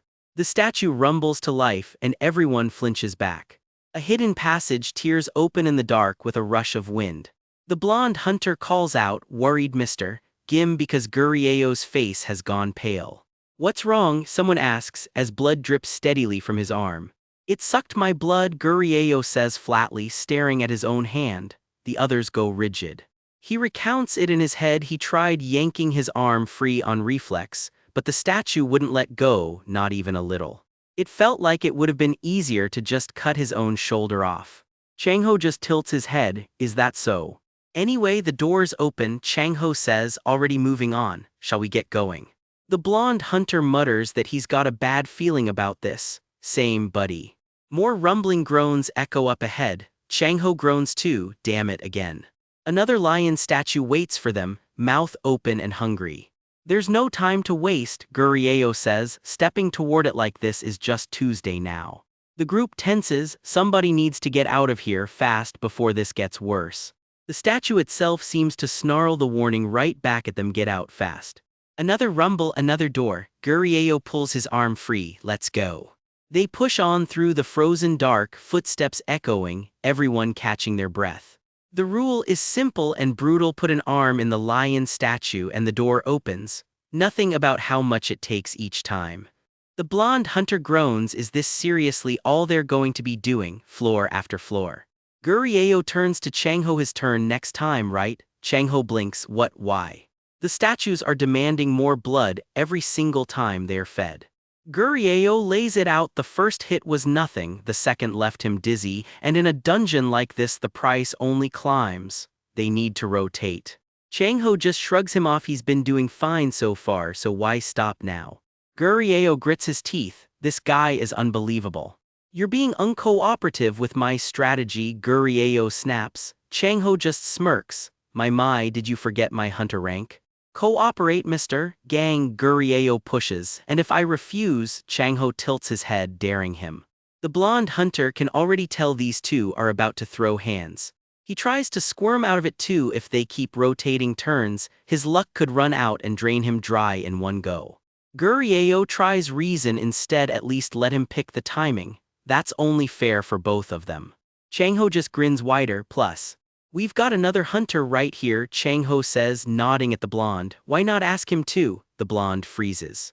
Damn it, the blonde hunter mutters, panic setting in fast. For X-class gates like this one, survival sits around 60%. No monsters in sight doesn't mean this place is safe. I'm screwed, panic button groans, sweating through his collar. He tries one more angle, there are two S-rank hunters standing right here, and they're trying to dump this on the F-ranker. Gurieo goes still, something in the air just turned cold. His heart starts hammering. The whole group tenses, eyes locked on the dark ahead. A heavy footstep lands somewhere close, too close. A shadow rises against the ice, taking shape. Claws of jagged ice sharpen out of the dark. A massive wolf, eyes burning red, lunges straight out of the wall. It goes straight for the blonde hunter, fangs wide open. He throws his arms up, frozen solid with fear. Then fire flares out of nowhere, and someone steps between them. Gurieo erupts in flame, shielding him without a second thought. The blonde hunter curls up safe inside the blaze, too stunned to move. The wolf gets swallowed in fire, howling as it's torn apart. One last burning slash and it drops for good. Unbelievable, panic button breathes, casting fire out of thin air. Chang-ho studies him, intrigued. So this is what a self-taught sorcerer's magic looks like. Pretty fast for someone who just got his blood sucked. Chang-ho needles. If his powers are this sharp, what else has he been hiding? A heavy stomp echoes through the corridor. Something huge is coming. The ground shudders under each footstep. The three of them brace as a shape looms overhead. A wolf lunges at Gurieo from the blind side. "Mr. Gang, behind you," Chang-ho shouts. Chang-ho's eyes flash. He reacts before the words even finish. He slams the wolf back with a burst of raw force. The blonde hunter stares, awed. What amazing, monstrous power is that? Chang-ho's awakening skill. Body fortification, he guesses, still catching his breath. The group regroups for a moment, wary of what's next. "Softer than I thought," Chang-ho shrugs, "probably just C rank. Too early to let our guard down." Gurieo cuts in. "Look there." Something stirs in the ice ahead, gathering shape. A shadow climbs the wall, sharpening into something with claws. Ice swirls and hardens into razor-sharp talons. A massive wolf beast fully forms, eyes locked on them. It lunges, fangs and claws bared. It charges the group at full speed. A sweeping claw crashes down right where they were standing. The three of them scramble, dwarfed by the thing's sheer size.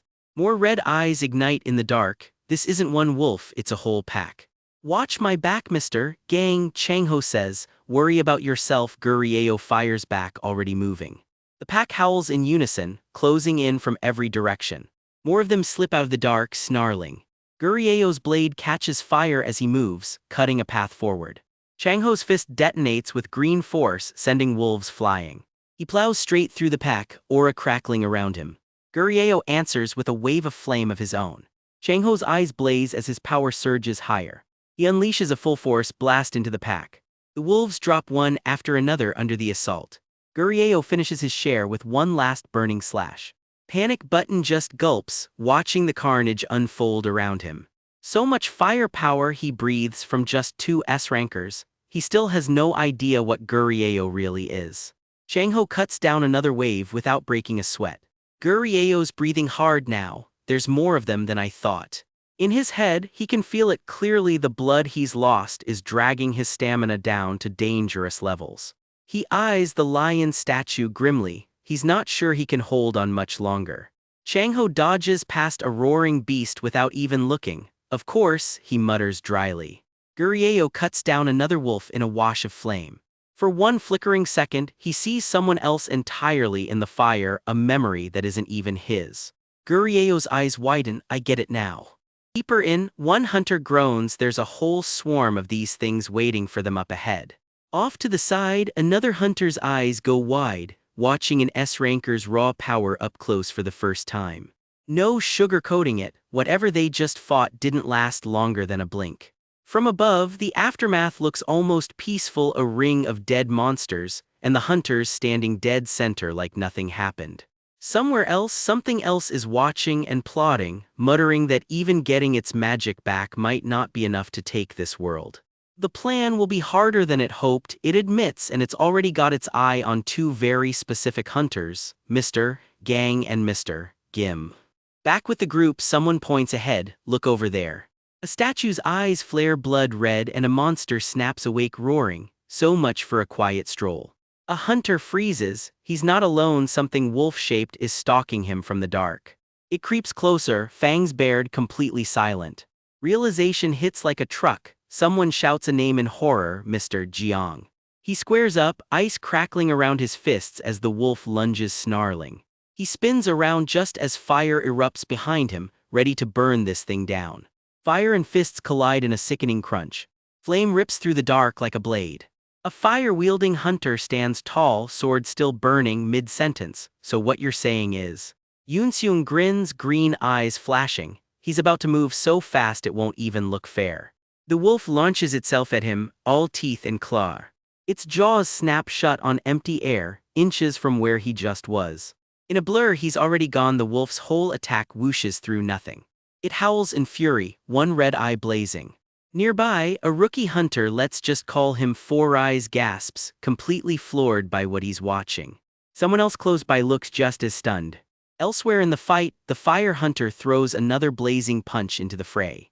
Yoon-seung's eyes flare. He's just spotted Gurieo in trouble and yells his name. He blurs into a dead sprint to close the distance. Gurieo's down and defenseless, and the wolf pack is closing in for the kill. Overhead, the fire hunter swoops in to help. Claws rake toward Gurieo before he can even move. Yoon-seung crashes in at the last possible second and rips him out of harm's way. He shoves back a mouthful of snapping teeth with his bare hands like it's nothing. Standing over Gurieo now, he dares the wolves to try that again. A shockwave rips through the room as he cuts them down. He stands in the wreckage afterward, jaw set, not even winded. Gurieo stares up at his rescuer, still trying to process what just happened. From above, the room reveals a lone statue standing silent watch over it all. Two hunters murmur about it nearby. They didn't expect him to cooperate so easily, so who's stepping up next? They agree to take turns with whatever grim task lies ahead, though nobody's sure an F-ranker could survive it. One of them muses, this is exactly why Yoon-seung's known as the people's hero. We'll see how long that title holds up. Gurieo can't stop replaying it. Yoon-seung cut him loose from being an offering the moment he found out he was F-rank, then protected him when the monsters showed up. With his little slime buddy riding shotgun on his shoulder, Gurieo admits he's making it through this without spilling a drop of his own blood, but the guilt's starting to gnaw at him. Somewhere close by, someone's breathing hard, drained white as a sheet. Dizzy, sweating, barely holding it together. He staggers and Gurieo catches him. Mr. Jeong, are you okay? Jeong waves it off. Gates that pop up out of nowhere like this are usually small. They've got to be close to the exit. The narrator isn't buying the tough act though. The man went from pale to flat out ashen. Someone spots it up ahead the door. Everyone halts. Lucky break, it's Chang-ho's turn to open this one, not Jeong's. Someone murmurs a name under their breath, Haesong. Yoon-seung calls for a breather. Why? Someone asks. He lays it out, no guarantee there's even an exit ahead. They're both running on empty. Maybe they missed a clue in the rooms they passed. Chang-ho's not buying it. Sounds like an excuse to stall. There's no way you don't know that, Chang-ho says flatly, not backing down an inch. He accuses Yoon-seung outright of planning to trigger a monster wave and take him out in the chaos, just like what happened to someone named Jin. Yoon-seung just keeps walking, saying absolutely nothing. Dead silence, his face gives away nothing at all. Okay, let's move on, he finally says. Don't get so heated. I'll keep this short, Yoon-seung says, ice in his voice. Open the door. Chang-ho clarifies he never said he wouldn't help clear the gate, and that thing with Jin, a total misunderstanding, an accident. I'm not some crazy person who attacks other hunters for no reason, he adds. Sure, he's an ex-con, he gets why people don't trust him easily, but Haesong, he says, you're being way too paranoid right now. So you keep making hasty choices, don't you? Chang-ho presses, then relents. Fine, he'll open the door for now. He just wants Yoon-seung to really sit with what he said earlier. He'd have suggested turning back even if it were his own turn to open the door. Watching quietly with his slime perched on his shoulder, Gurieo admits Chang-ho's turning out more reasonable than he expected. A pained groan slips out of him. Mr. Gang, are you okay? Gurieo asks, worried. Chang-ho waves him off. He's got a potion. One sip and he can open the door 2 more times. Yoon-seung digs through his bag, rummaging for something. Let's keep it up, Chang-ho says, pushing forward. If the next room's a dead end, they'll find another way. He figures, though, from the look of things, Gurieo's starting to think he might need to step in and help him along. Without warning, Yoon-seung hurls something straight at Chang-ho's head. Chang-ho's hand shoots up a beat too late. The vial smashes right into his face. Purple liquid drips down his chin as his eyes roll back. Yoon-seung and Gurieo just watch from a distance as he goes down. He hits the floor with a sickening thud. Oh, Yoon-seung says, almost impressed with himself, so it works on S-rankers too.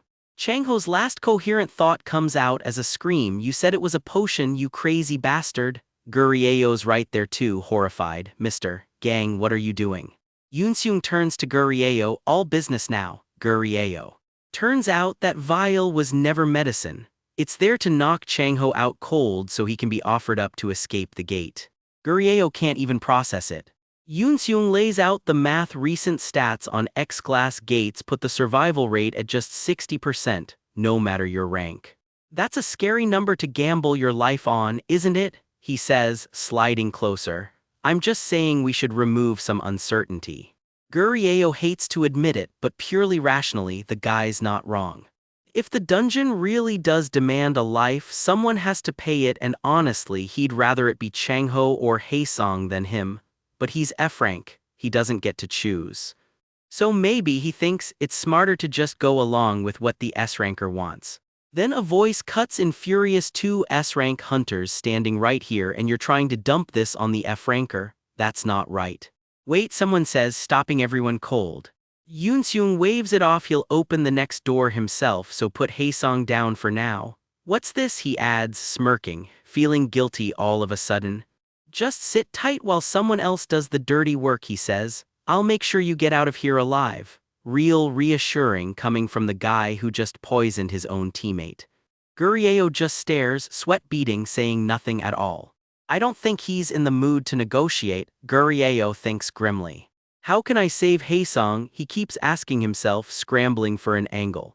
He hoists Changho's limp body while Yoonseung strolls along beside them like nothing's wrong.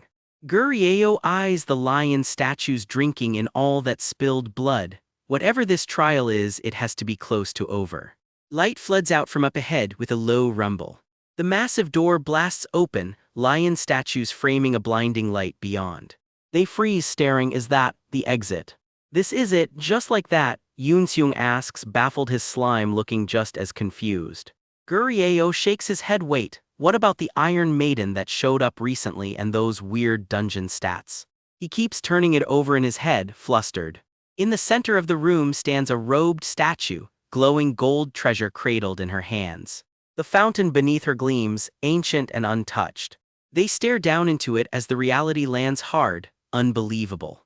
Stepping closer, Yoonseung admits it flat out. He was so sure a sacrifice was needed. That's the entire reason he attacked Haesong. Now he's sweating for a different reason. If Changho wakes up and finds out, he's in deep trouble. Oh, but look, there's a reward waiting in the fountain. Real convenient timing. Gurieo reaches out, fingers brushing the fountain's edge. This is. A golden artifact rests in his palm, humming with magic. If Mr. Jeong wakes up, Gurieo suggests, maybe try apologizing with this. Yoonseung isn't so sure messing with a top hunter isn't something that just blows over. Yoonseung mutters darkly to himself, the Hunter Association isn't going to just let this slide either. And then the thought creeps in, things would have been so much simpler if Changho had just died as the sacrifice. They're still inside the gate after all, maybe he should just finish the job now. Gurieo's blood runs cold. What? Once the gate closes, Yoonseung reasons, the body disappears without a trace. The only real problem left standing is the witness right next to him.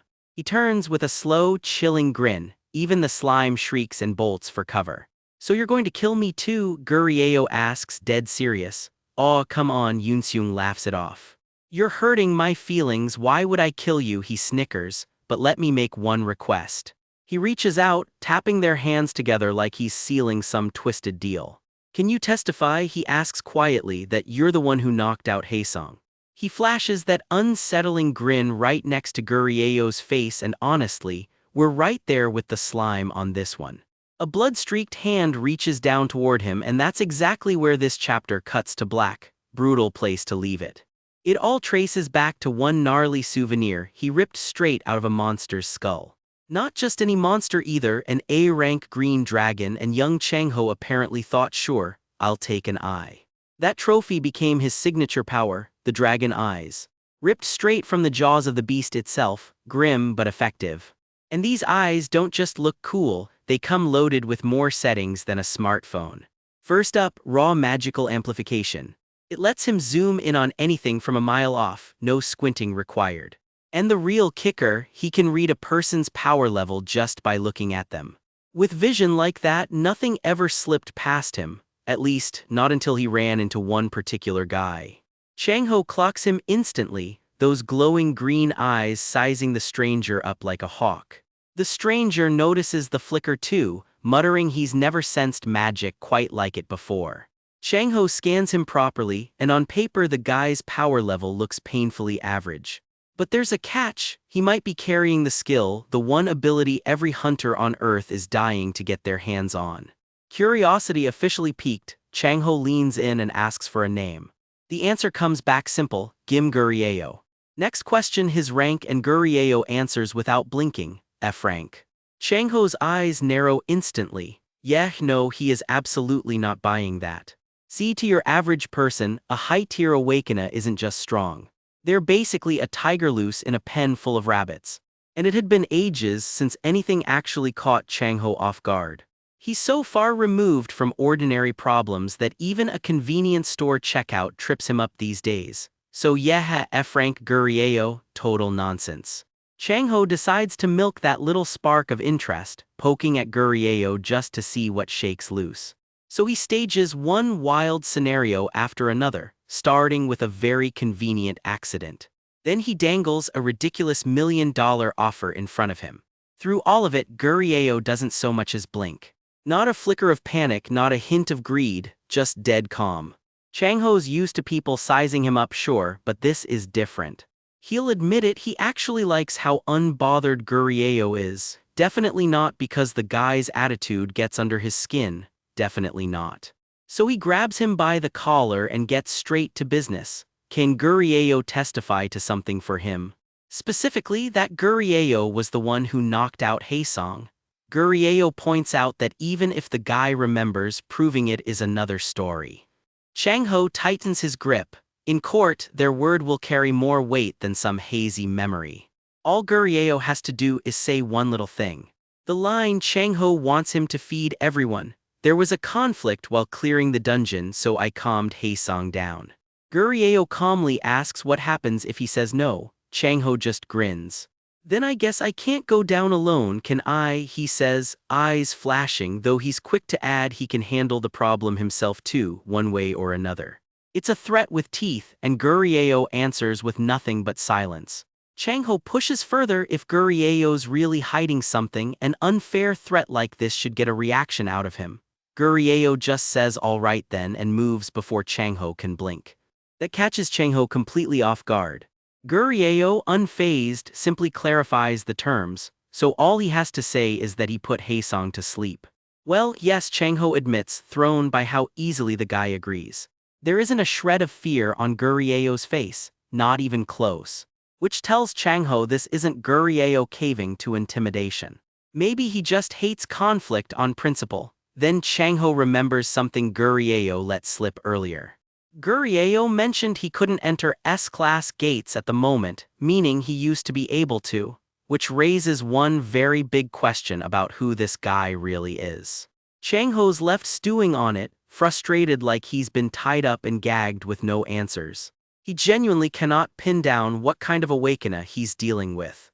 Was dropping himself all the way down to F rank really necessary? Chang-ho wants to push harder, but for now he settles for a smug good you made the right choice and calls it time to get out of this miserable dungeon. He turns to leave, deciding to end the interrogation there, for today anyway. Gurieo mutters a frustrated damn it under his breath, with an unlikely little green slime buddy at his side. Said slime is having a full meltdown of relief, sobbing that it actually survived. Comic relief secured, the group heads for the exit gate glowing bright ahead. Chang-ho strides off first, footsteps echoing, already thinking 3 moves ahead. Then they're out, blinking into blinding daylight after who knows how long underground. Gurieo throws a hand up against the glare, squinting at the sudden sunshine. Just an ordinary guy soaking in some very ordinary outdoor light. Then something makes him freeze. He turns, and the scene waiting for him is not what he expected. Turns out the exit gate dumped them right into a packed city street, cameras already flashing.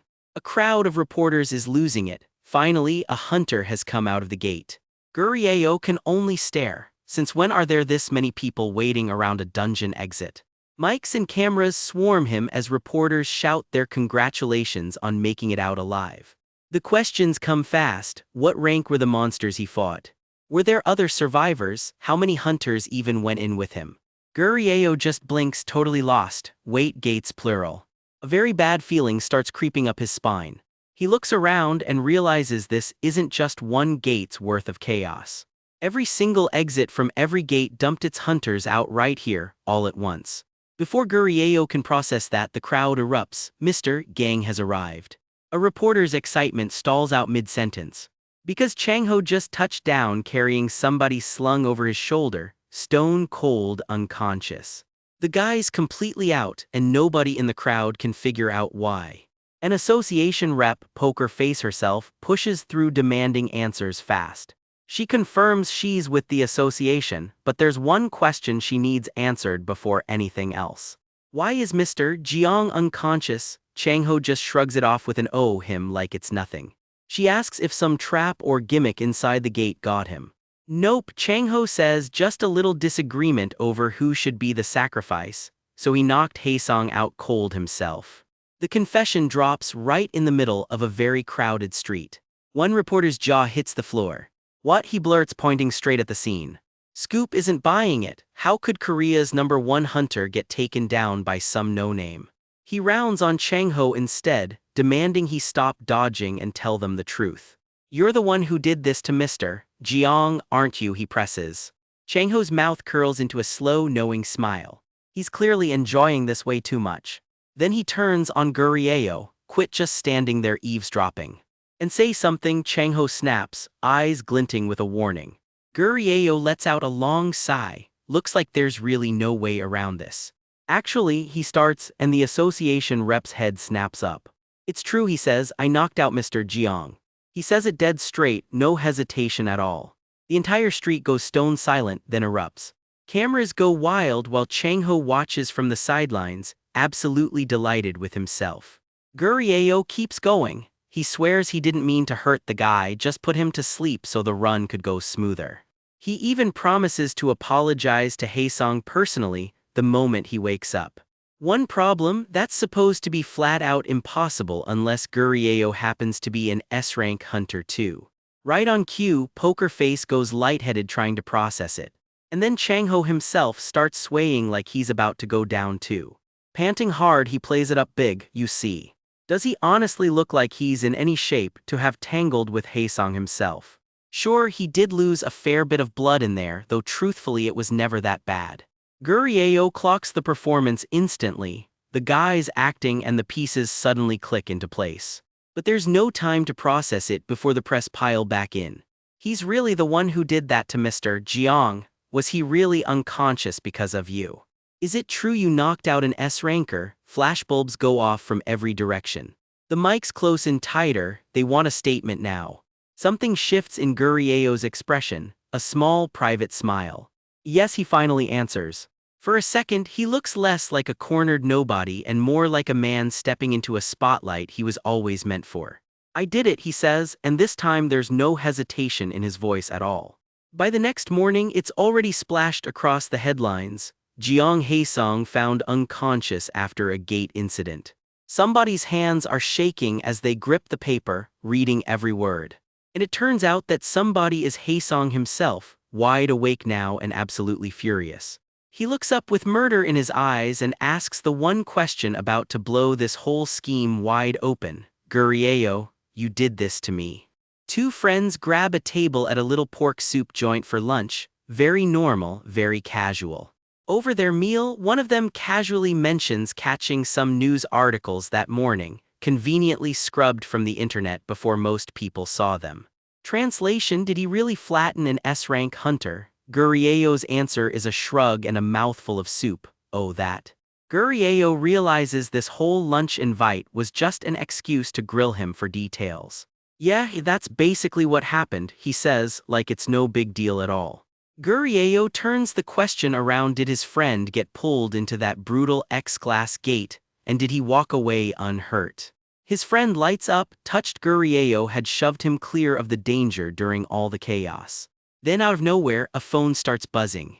Gurieo picks up, expecting nothing in particular. The voice on the line asks for Mr. Gim and introduces himself as Haesong. Gurieo visibly flinches. Playing it cool, Gurieo waves off his friend and bolts from the table to take this call in private. Alone now, he spirals. How exactly do you apologize for knocking a guy out? Video call, fruit basket. Back at the table, his buddy sits abandoned mid-meal while, on the phone, Haesong gets straight to business. He's got questions about yesterday. Cut to Haesong himself shuffling down a hospital corridor, Roman 4 drip in tow, phone pressed to his ear. He asks at point blank, did Gurieo really knock him out? Gurieo nearly chokes on the spot. Something about Haesong's tone doesn't sit right, even as he insists he blacked out and remembers nothing. Quietly, Haesong's already got a suspect in mind, the S-rank hunter gang Changho. Haesong recounts it. He remembers getting hit from behind, then turning to look at whatever was there. And whatever he saw in that moment is exactly the problem. Gurieo goes rigid, bracing for the worst. Can you explain? Haesong demands.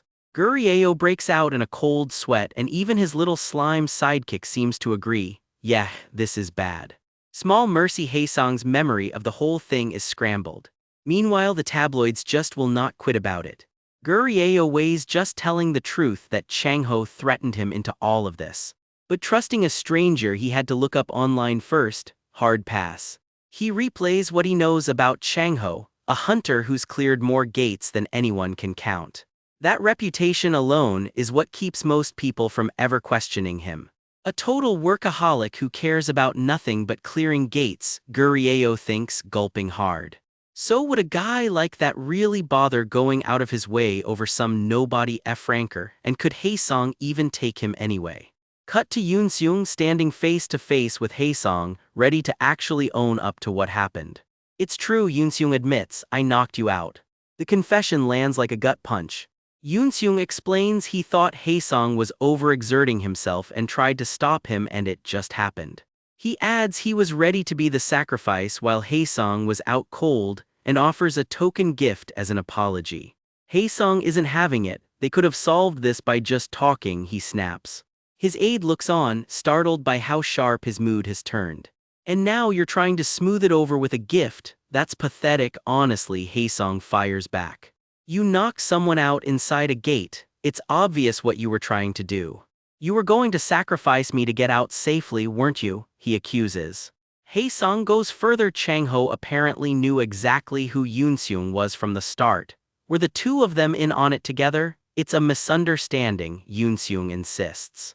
Haesong isn't done yet though. Are you really even an F-rank hunter? Haesong asks, and that question is aimed squarely at Gurieo's secret. On his own call, Gurieo's stomach drops. That question hits way closer to home than Haesong realizes. Haesong paces back through his hospital room, deep in thought. I'll be keeping an eye on you, he mutters to his own reflection. Gurieo elsewhere mutters a horrified no. Gurieo tries to get a word in, but Haesong just hangs up on him mid-sentence. Phew, that call took longer than expected, sorry about that, Haesong tells his aide like nothing just happened. No problem, sir, she replies smoothly. She hands over the documents he asked for, reports confirming Haesong is himself a rising S-rank hunter, now reduced to a headline about waking up unconscious. The guilds already stepped in, most of the articles have been quietly taken down. Not before the comment section had its fun though, knocked out by another hunter, LM Phao being a personal favorite. Oh, you really don't need to read those comments, his aide winces. The world now knows S-rank hunters aren't invulnerable, she points out. The public's going to be worried, Haesong agrees, flipping through the file. Just my opinion, she offers, but I think Mr. Gang is definitely the one behind this. I also looked into that hunter's background as you asked. And he really is F-rank, Haesong murmurs, glancing over. I thought so too, but something about him is just off, he says. If he really is just an F-ranker, Changho wouldn't have let him live. Why bother threatening some nobody to pin the blame on him? There's no reason to go through all that. He could have just killed him instead, Haesong reasons, and more than that. He remembers the look in Changho's eyes as he watched him drop. That lifeless gaze, like he was looking at furniture, not a person. Just as I thought, Haesong mutters to himself. There's a good chance he faked his awakening tear. He tells his aide, "Get me the association now." "Surely you don't mean," she stammers, caught off guard. "I'm requesting a re-verification of Mr. Gim's awakening tear," Haesong declares. Gurieo's secret just got a lot less secret. The headlines are already circling back around S-rank hunter Jeong Haesong, found unconscious and questions nobody can quite answer. Now let's rewind and talk skills, because Gurieo's secret only makes sense once you understand how magic actually works here. Every awakened hunter gets power the moment they awaken. Every awakener gains at least one skill the moment it happens. But magic on this world comes with serious restrictions. Take Haesong, a fire user through and through, who could never learn ice magic no matter how hard he tried. Wanting a different element meant only one path forward. Pay an enormous price and get your hands on a rare artifact known as a skill stone. Gurieo's situation, though, is a little different. He's a reincarnated soul who already mastered sorcery in a past life. In theory, if the conditions line up, he could use every single skill on this whole planet. "I really am a genius," he preens, and his slime just rolls its eyes. Only problem, he can't actually unlock that potential yet. So he's been researching like his life depends on it, because honestly, it kind of does. That's how he learned about something called a magic energy amplifier. Turns out his current body has broken lungs, which means it can't exchange magic energy properly. But since it can still breathe normally, there's a tiny trickle of inner magic energy he can work with and amplify with the right device. The only catch: the gate holding the ingredients for that amplifier belongs to someone very specific. A massive tower looms into view. Gurieo marches straight toward it. The Magic Tower of Korea, these are the guys who own that gate. "Hey you there, F-rank, you came yesterday and now you're back again," a guard snaps, clearly unimpressed. An F-ranker with an appointment, the guard snickers, not buying it for a second. "Nothing wrong with being F-rank, but you got kicked out just yesterday and now you've got an appointment. Stop lying and get out," he shoos, not even a little sorry about it. "He's not going to let me stay here," Gurieo realizes. Then a voice bellows his name across the lobby. Yoonseung, sprinting in. "Sorry I'm late, my guild wouldn't stop pestering me," he pants. "No, I'm sorry," Gurieo replies. "I've been calling you non-stop and you've already more than made it up to me, yet here you are doing me another favor." "It's fine, I've got plenty of free time," Yoonseung grins. "Gasp, Mr. On!" The guard practically trips over himself once he clocks who just walked in. Suddenly, it's all smiles and good vibes between the guard and Yoonseung, while Gurieo just stands there forgotten. "So what brings you here today?" the guard asks Yoonseung, all sunshine now. "I've got something to say to the CEO of the Magic Tower of Korea. Already reached out through my guild," Yoonseung says smoothly.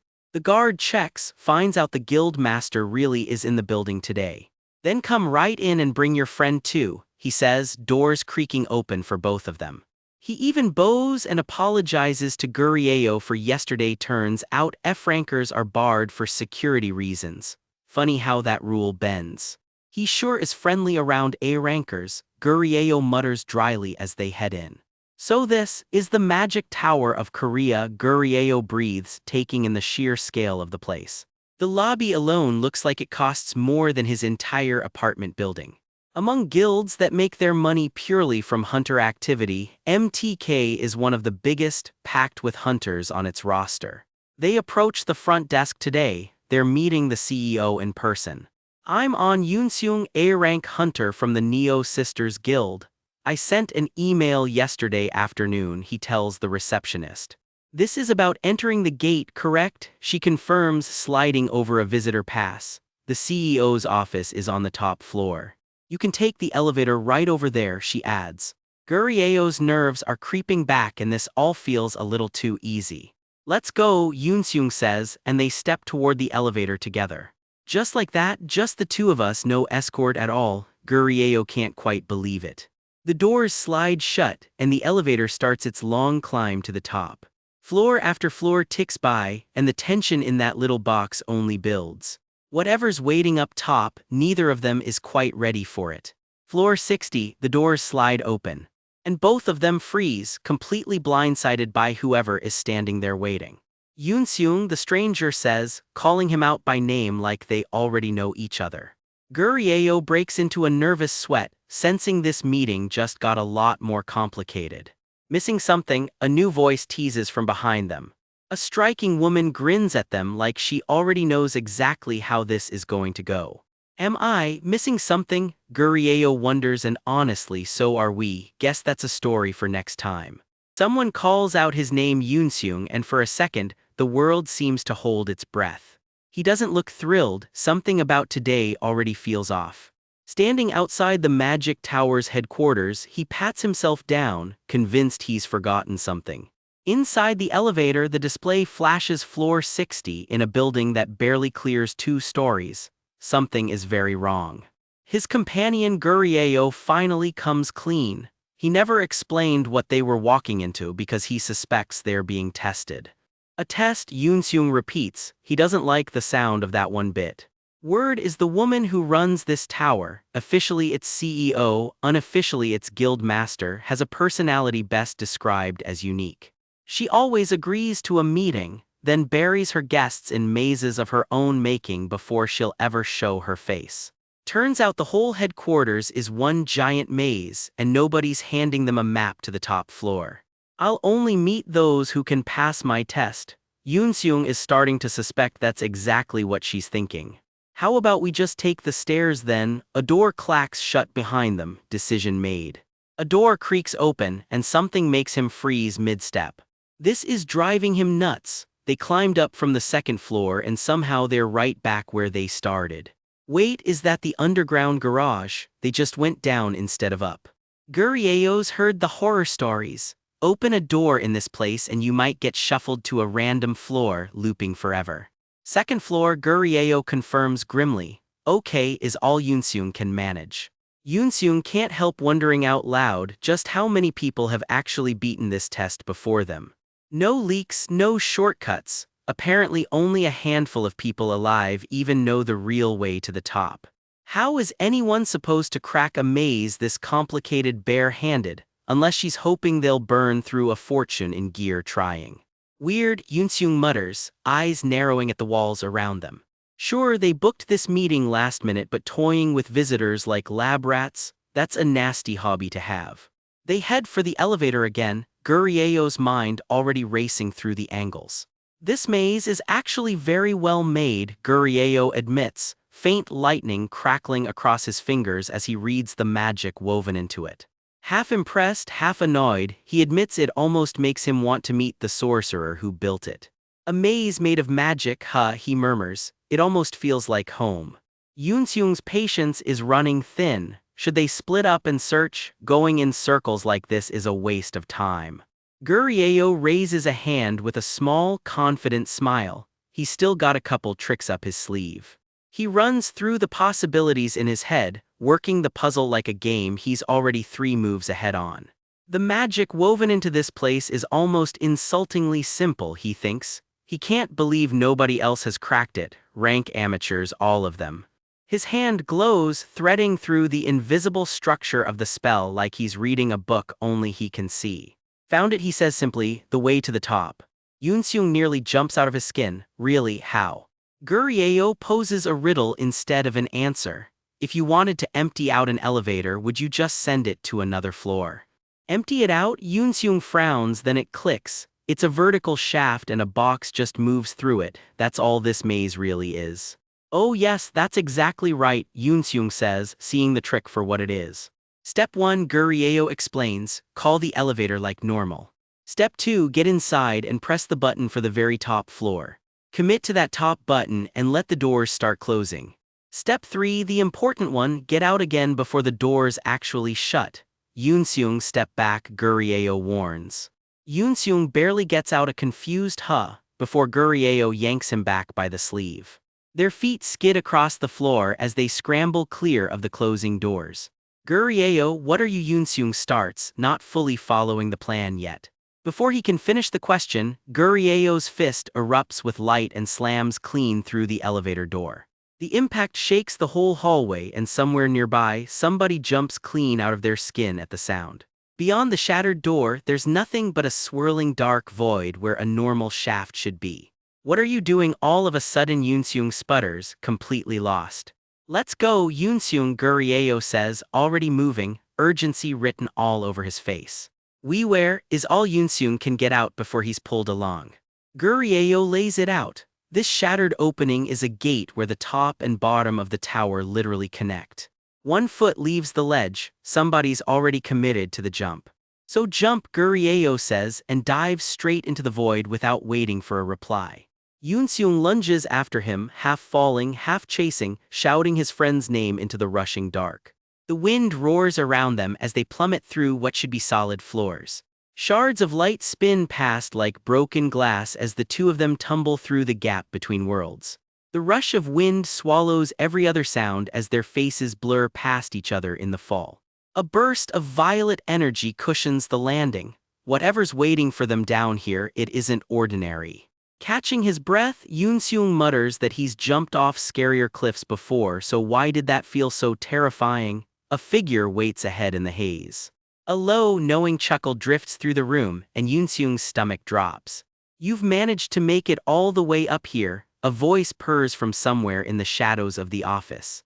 The two of them step further into the room, both on edge.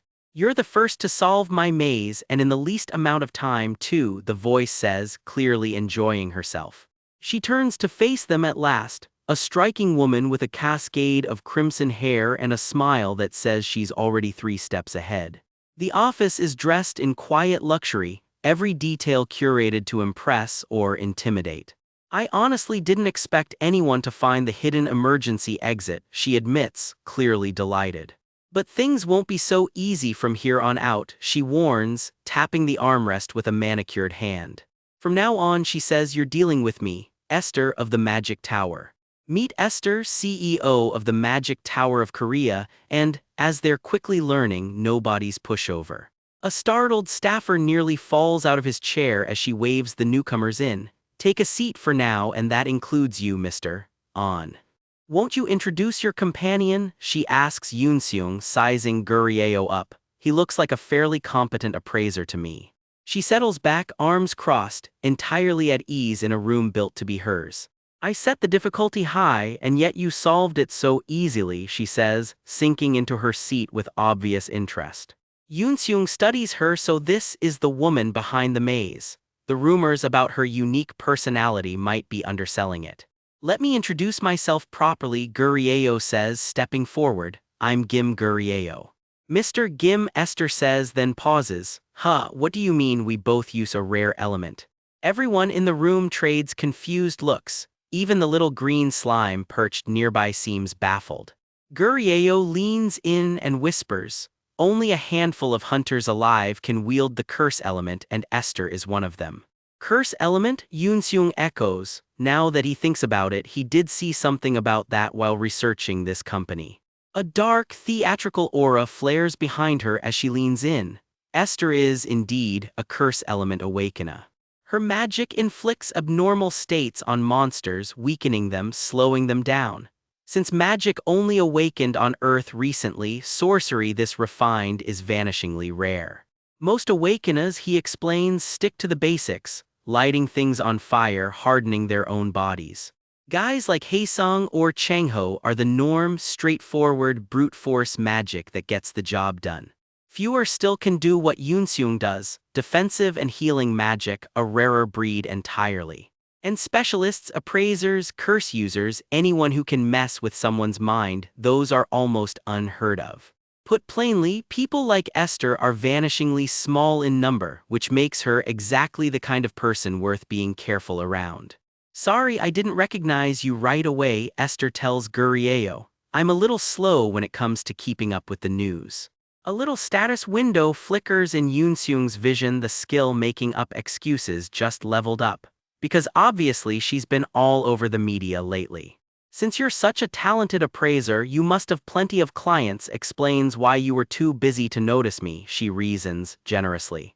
Anyway, she says, waving a hand, let's cut the pleasantries. Mr. On, you have business with a gate we hold exclusive rights to, she asks, all business now.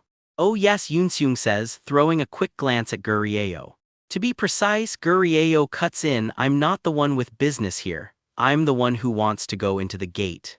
And what rank are you exactly? She asks, already digging for his file. His hunter license comes up, F rank, aha F rank, she says, clearly not expecting that. Strangely, she doesn't seem to think it's odd. Maybe solving her maze bought him some credibility. So why exactly do you want into the gate, she presses, if you're trying to harvest something in there, you should change your mind, she warns. We barely get enough from the trees inside as it is. I have zero interest in your trees, Gurieo says flatly, so the fruit's not what you're after, she muses. Even so, granting that permission won't be easy. You can't, Yoonseung asks, an edge creeping into his voice. Can't you see? He's a member of another guild, and since he came in with you, I'm guessing Neo's sisters. Do you have any idea how much money exclusive gate access costs? I'm not letting another guild profit off rights I worked hard to earn, she says, all the charm gone from her voice. She settles back, letting the silence stretch, clearly enjoying having the upper hand. Still, if you really want in, she continues, I'd rather have this conversation guild to guild. Instead of one hunter, Yoonseung finishes for her, unable to hide the bite in his tone. In other words, bring the people who actually matter, not underlings like us. Esther just grins, the kind of grin that means she's already 3 steps ahead of them again. Relax, she says, it's just a D-rank low-tier dungeon. Yoonseung isn't buying the casual act. What is she hiding in there that's making her this bold? He suspects she barely knows a quarter of what's actually inside. The little slime lets out an unimpressed heap as Gurieo speaks up again, but MSCO. I don't belong to a guild, Gurieo states plainly. Esther blinks, what? Oh right, blurts a stuttering teammate from the corner. Gurieo doesn't have a guild, he doesn't even have a team, the guy's always alone. Has no friends. The joke lands like a punch, and a tiny chibi version of Gurieo practically poofs out of existence from embarrassment. Yoonseung, Gurieo says quietly, is the only person I actually know in this industry. It hits harder than expected. Even his own teammate looks touched. No other guild profits from this. I'm asking you as a personal favor, not a business deal, Gurieo says, and for once, Esther looks genuinely caught off guard. Let's start the bargain then, Yoonseung says. To begin with, I have no intention of walking into an exclusive gate for free. Wait, so what you're saying is… Hee, Esther's smile curls into something a lot more dangerous and somebody audibly gulps. The laughter builds low and unsettling, her eyes glinting in the dark. She leans across the table, hair wild, every inch the predator who just spotted easy prey. Even the little slime looks alarmed, backing away like it just realized exactly what kind of woman they're dealing with. Esther's grin widens, purple light flickering behind her. She is clearly enjoying this far too much. Why is she licking her lips all of a sudden? Yoonseung wonders, breaking into a cold sweat. I haven't even gotten to the part worth salivating over yet, Esther purrs, and whatever she's about to propose, it can't be good. Her eyes light up with pure business shark glee. This is exactly the kind of talent she's been hunting for. Why didn't you lead with that? She practically shouts, slamming her hand down hard enough to rattle the room. Mr. Gim, she calls out, and the poor guy nearly jumps out of his skin. Yes, he answers carefully, bracing for whatever's coming next. Join the magic tower, she blurts out. I'll hire you on the spot. She's already got his arm, dangling the real prize in front of him, guaranteed entry into the gate he's after. I'll give you everything, she promises, while his tiny slime buddy can't believe their luck. His buddy leans in with the real talk. Major guilds are loaded with magic stones and gear most hunters only dream about. Typical primitives, Gurieo thinks to himself. They can't even verify a magic stone's purity without an appraiser holding their hand. I'll give you a… Esther starts, already reaching for her trump card. A signing bonus of 500 million won, she announces. That's $500,000 just to say yes. What? She repeats, completely misreading his stunned silence. What? He echoes back, his brain still catching up with that number. Not enough, she panics. Did the Neo sisters already offer you more? She's full meltdown mode now. They poached Mr. On right out from under her too, and she is not over it. 500 million, he repeats slowly, doing some very serious mental math. His actual first thought, how many bowls of pork soup does that even buy? Priorities. And don't worry, she adds, catching her breath, the job itself won't be demanding at all. You're really serious about hiring me as an appraiser? He asks, still not quite trusting it. For 500 million won, he repeats, like saying it out loud might make it more real. Of course, she chirps, clapping like the deal's already sealed. So all I have to do is sit at a desk, sort loot and get buried in cash? Even his slime can't handle it. Forget risking my neck on hunts, he decides, fist clenched. I'm signing right now. And then she keeps talking. Oh, and you'll only need to come into the office 4 days a week, she adds. Huh, he manages. Flexible hours, easy commute, on paper it's the dream job. But something about the words office and schedule hits him like a physical blow. A memory claws its way up from somewhere deep and ugly. Back in his old life, in his old world, some things you never forget. You're asking me to sign another contract and throw myself right back into corporate hell, he thinks, horrified. The one and only reason he clawed his way into this new life was to never punch a clock again. He can still see it, bleary-eyed, chained to a screen, drowning in deadlines. The office, the overtime, sucking up to bosses every single morning, fielding complaint after complaint. No, absolutely not. I am not doing this again, he screams internally, while his slime buddy sobs right along with him. Turns out she's tried this exact pitch before on the mysterious Mr. On, his answer, a polite, firm no. Just how much do you want, she asks, assuming he's about to name his price.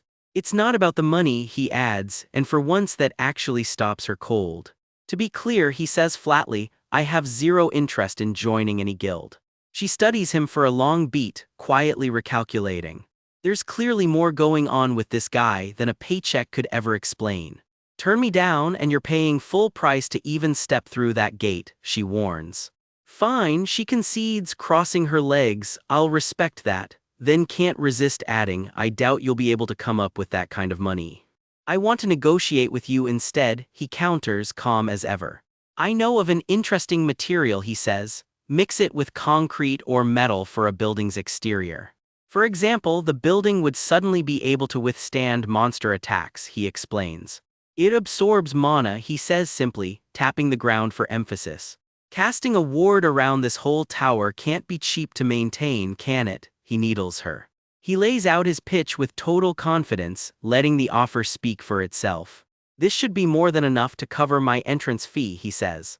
She turns the offer over in her mind, chin resting on her hand.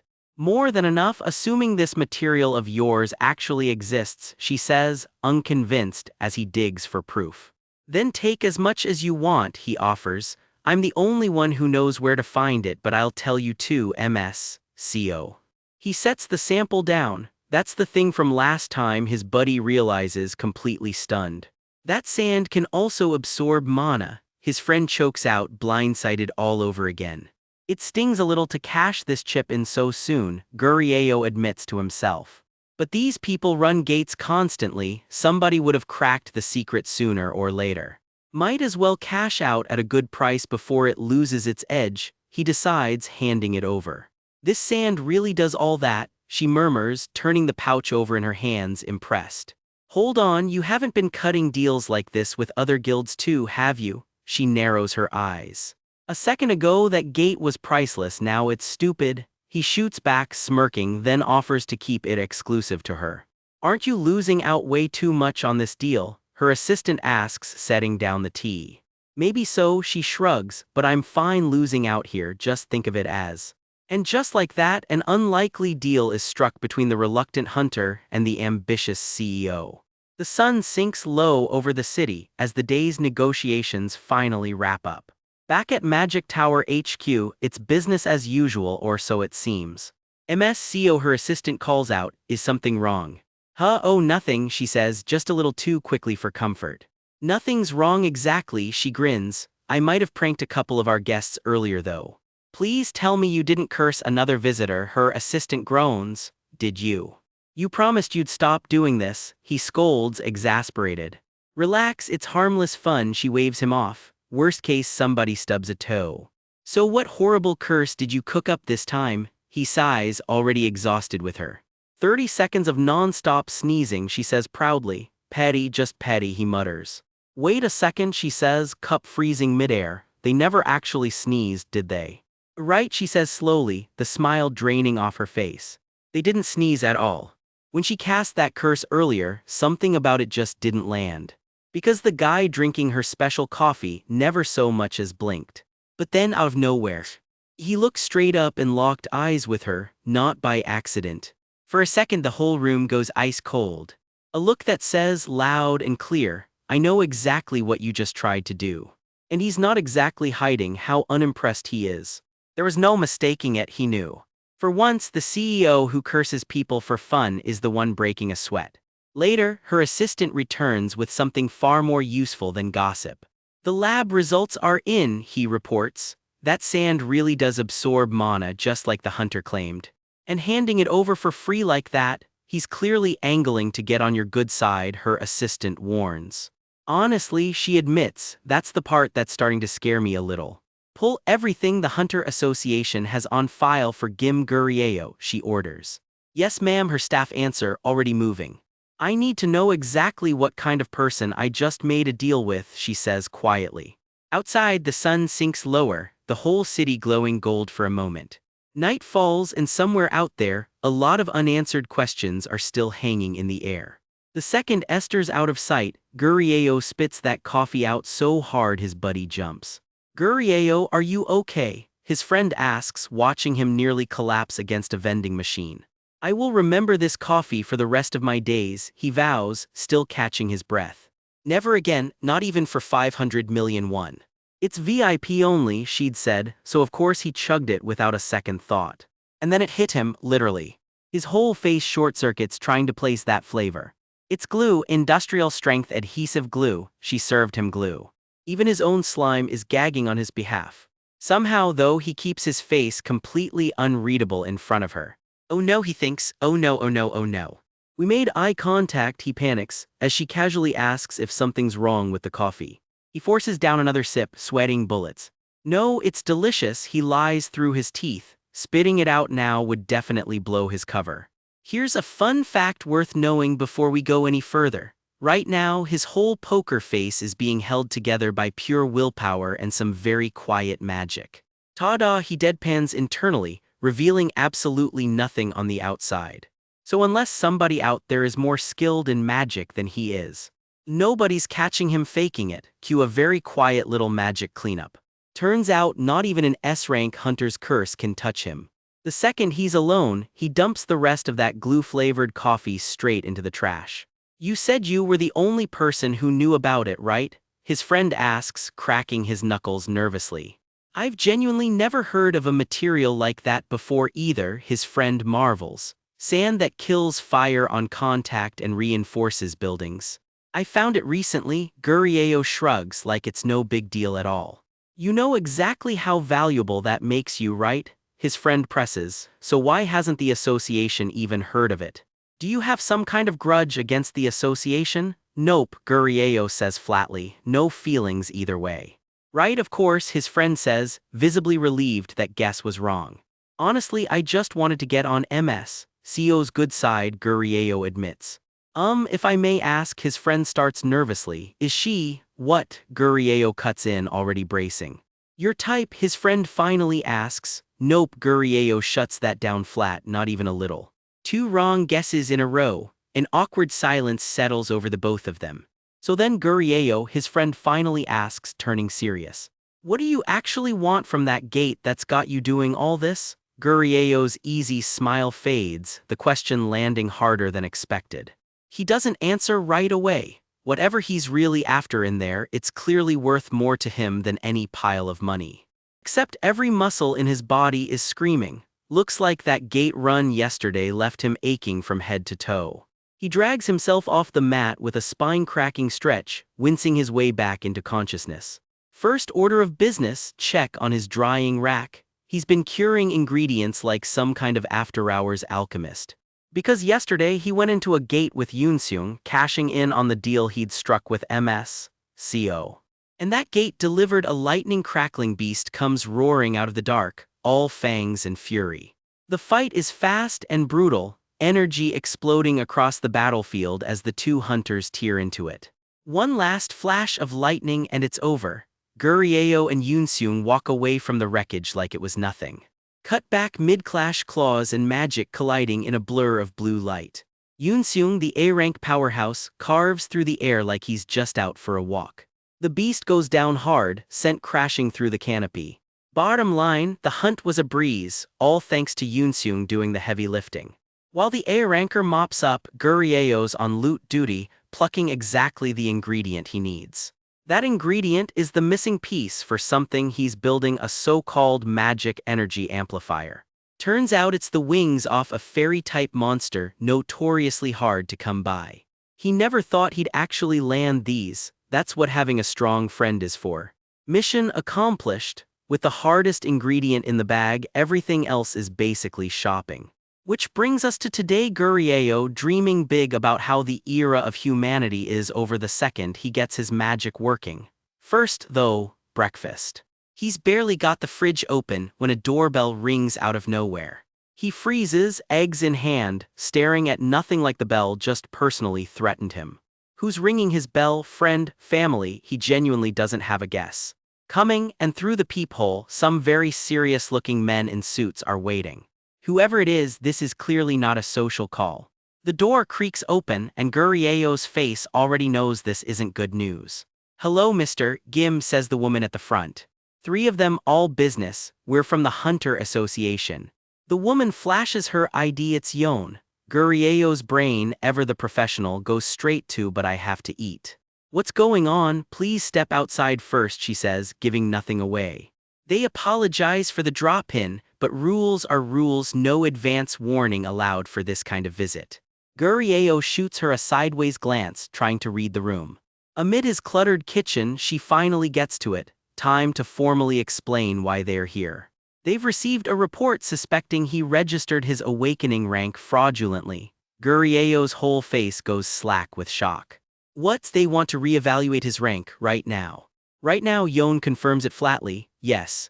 Unless you'd rather be detained. The suits behind her make it very clear that's not a joke. All Gurieo can manage is a devastated "I guess lunch isn't happening today." Priorities. He steels himself for whatever's coming next. A car pulls up ready to take him in. That's Seonwoo Yon behind the wheel, full name, for the record. Stiff posture, dead serious tone, always by the book. That's the read on her so far. So why has this earthling Gurieo's private nickname for actual humans taken this long to show up? Time for a flashback. Rewind a few weeks. Gurieo, Yon's eyes lock onto his, closer than either of them expected. Back then he's exhausted, guarded, giving nothing away. "I'm an F rank," he says, flat as can be. He hands over the paperwork like it's the most boring thing in the world. Yon can't believe it. "You're an F ranker? Then how did you take down that beginner killer?" "Pure luck," he shrugs. "That stupid bird crashed into a wall all by itself," he adds. Yon is not buying it. That's the exact moment she starts suspecting he's been messing with his rank, because nothing about how he handled it screamed F rank. Digging into his file only makes it worse. "He's really an F rank, huh?" she mutters, unconvinced. One single gate entry on record. That's supposedly his entire hunting career. His photo alone makes her double take a guy who casually took down a C-rank monster in broad daylight. None of this adds up. If he really did fake his rank to hide his strength, that makes him dangerous. Surrounded by hunters weaker than him and nobody the wiser, nobody knows what a guy like that might do. Problem is, Yon doesn't actually have the authority to reopen his case, so she does the only thing she can. If nothing else came of it, that would have been that. She files the report anyway, just covering her bases.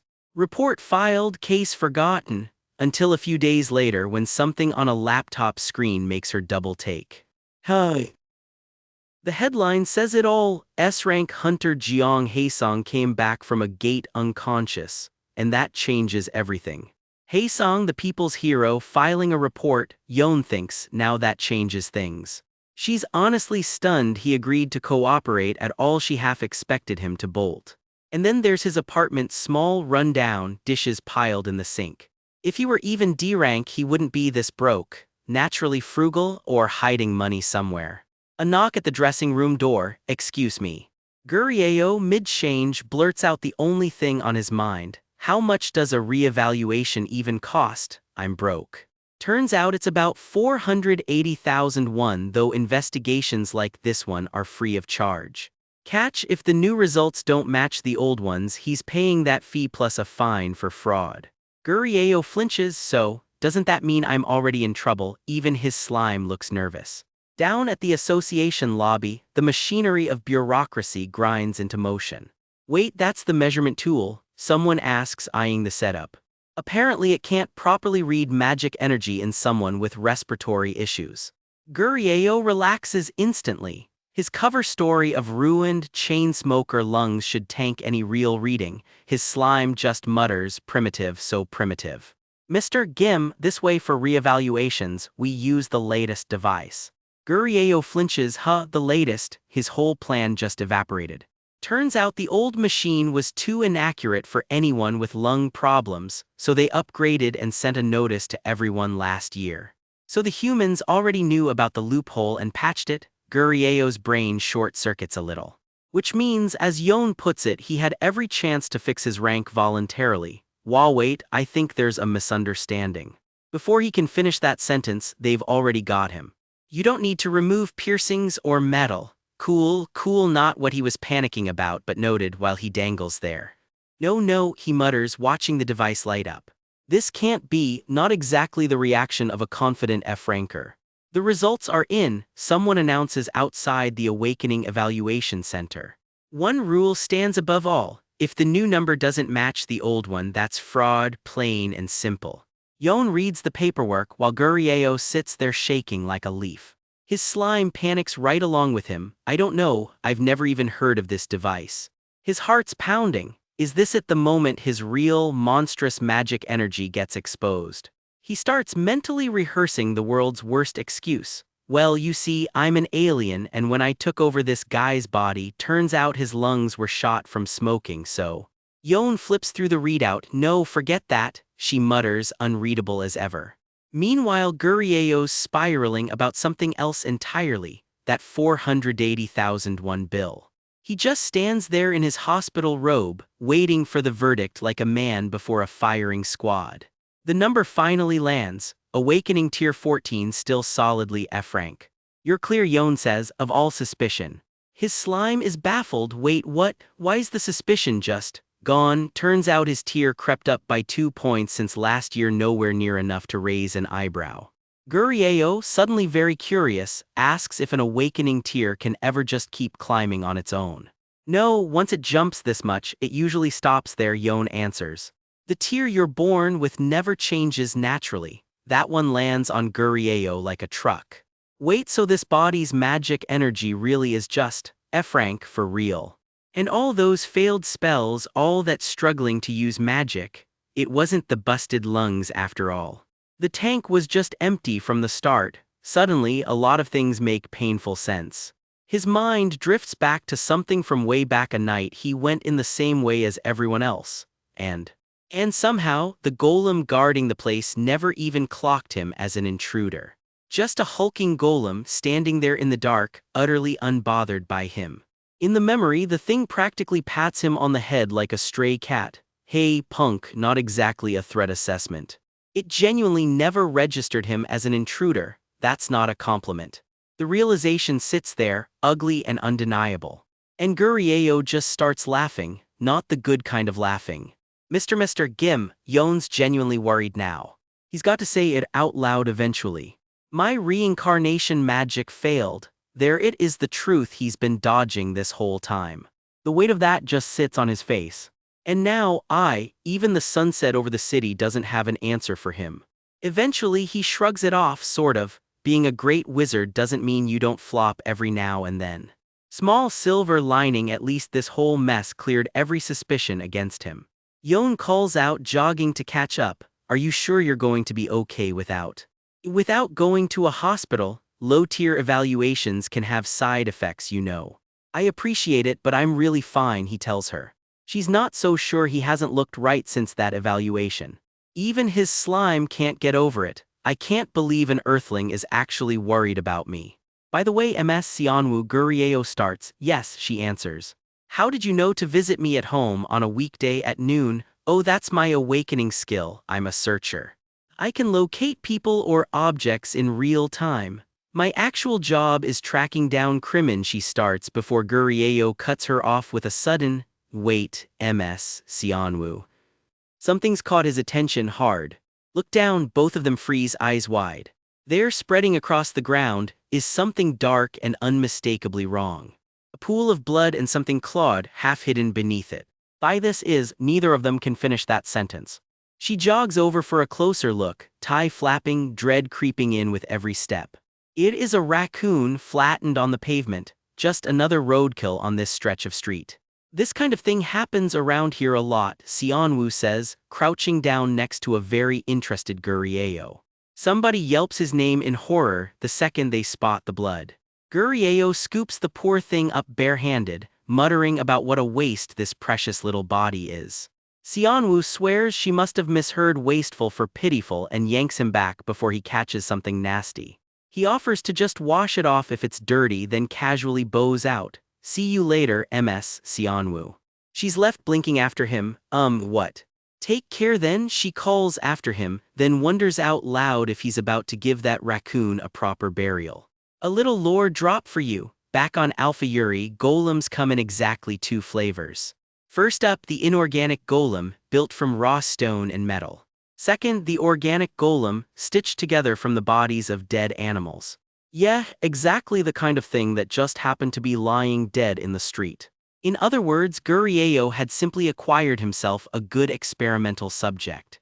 What a nice surprise, he grins. On Earth there are creature samples just lying out on the road for free. The second his magic energy amplifier is done, he's testing spells on this thing first. Priorities. Sionwoo just stares, quietly reconsidering every life choice that led her to knowing this man. She heads off, leaving the whole strange scene and the bloodstain behind her. To an earthling with zero clue what was going on in Gurieo's head, that little display left a lasting impression, and not a great one. Night falls over the city. Gurieo's building sits quiet under the stars, windows glowing here and there. What's going on, he mutters. He can't get these ingredients to blend right. Is it the humidity? Hard to hit the right concentration without proper tools, he grumbles.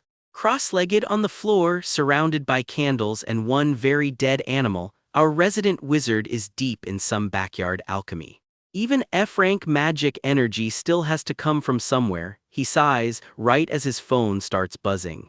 He's already pissed off, and now some crazy bastard is blowing up his phone this late. He's skimming a Hunter FAQ about the awakening evaluation.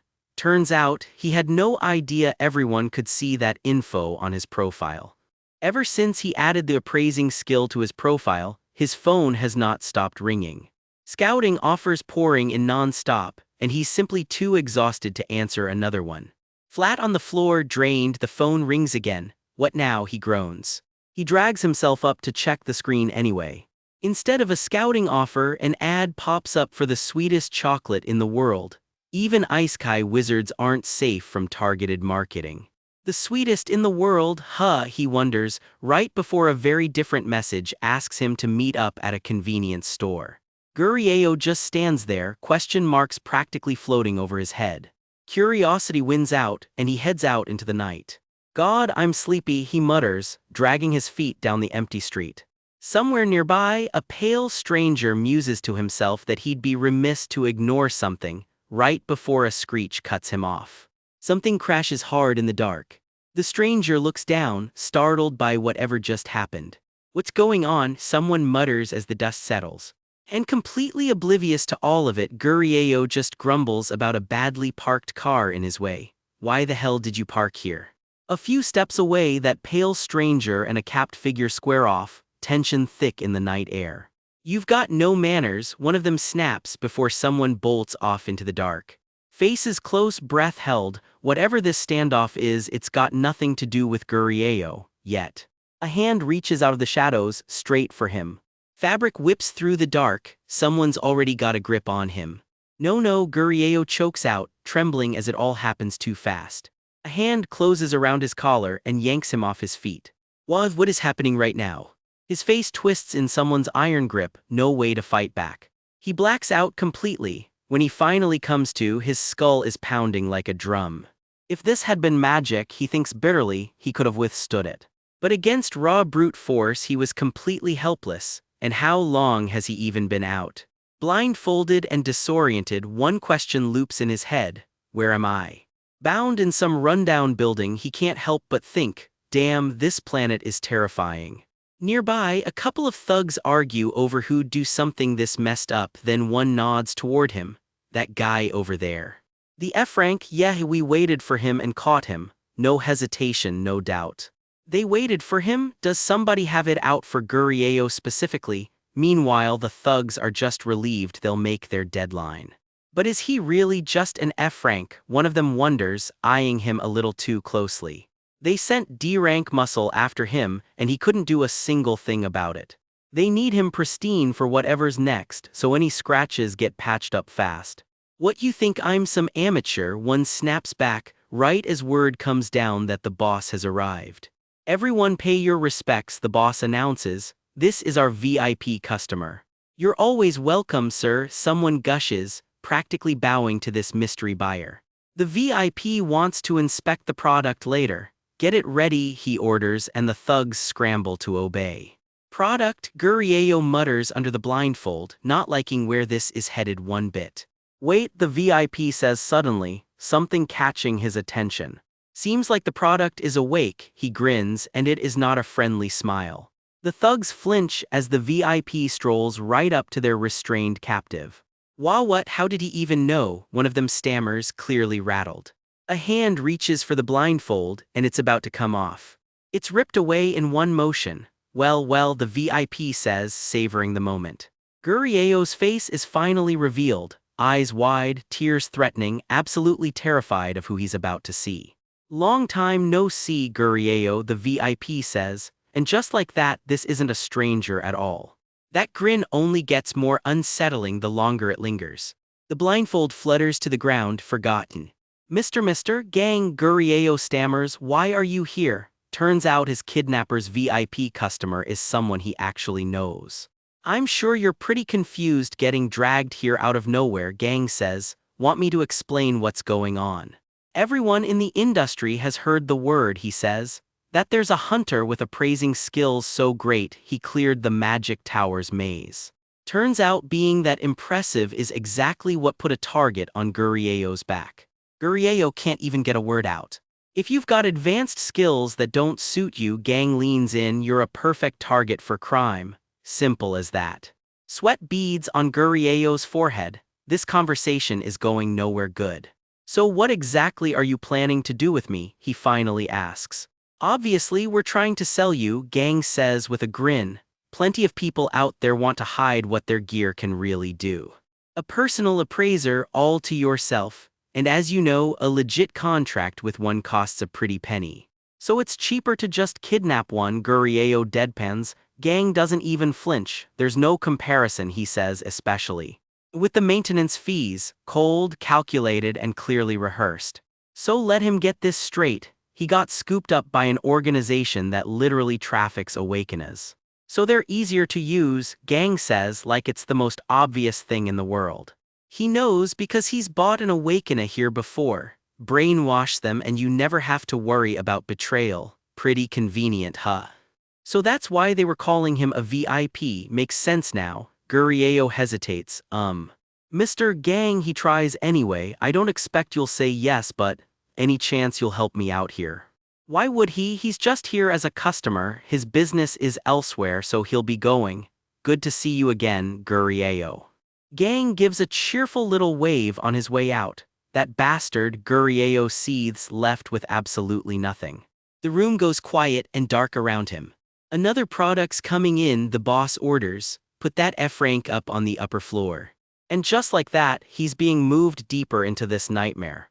I really shouldn't have reincarnated on this damn planet, he finishes, and honestly, even his little slime companion looks like it agrees. He's hauled down a dim corridor, deeper into the building. He's shoved into a new room and hits the ground hard.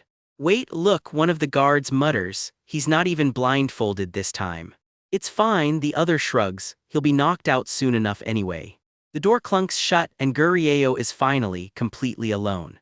Seeing as they went out of their way to stash him here, he figures he's not being sold off just yet.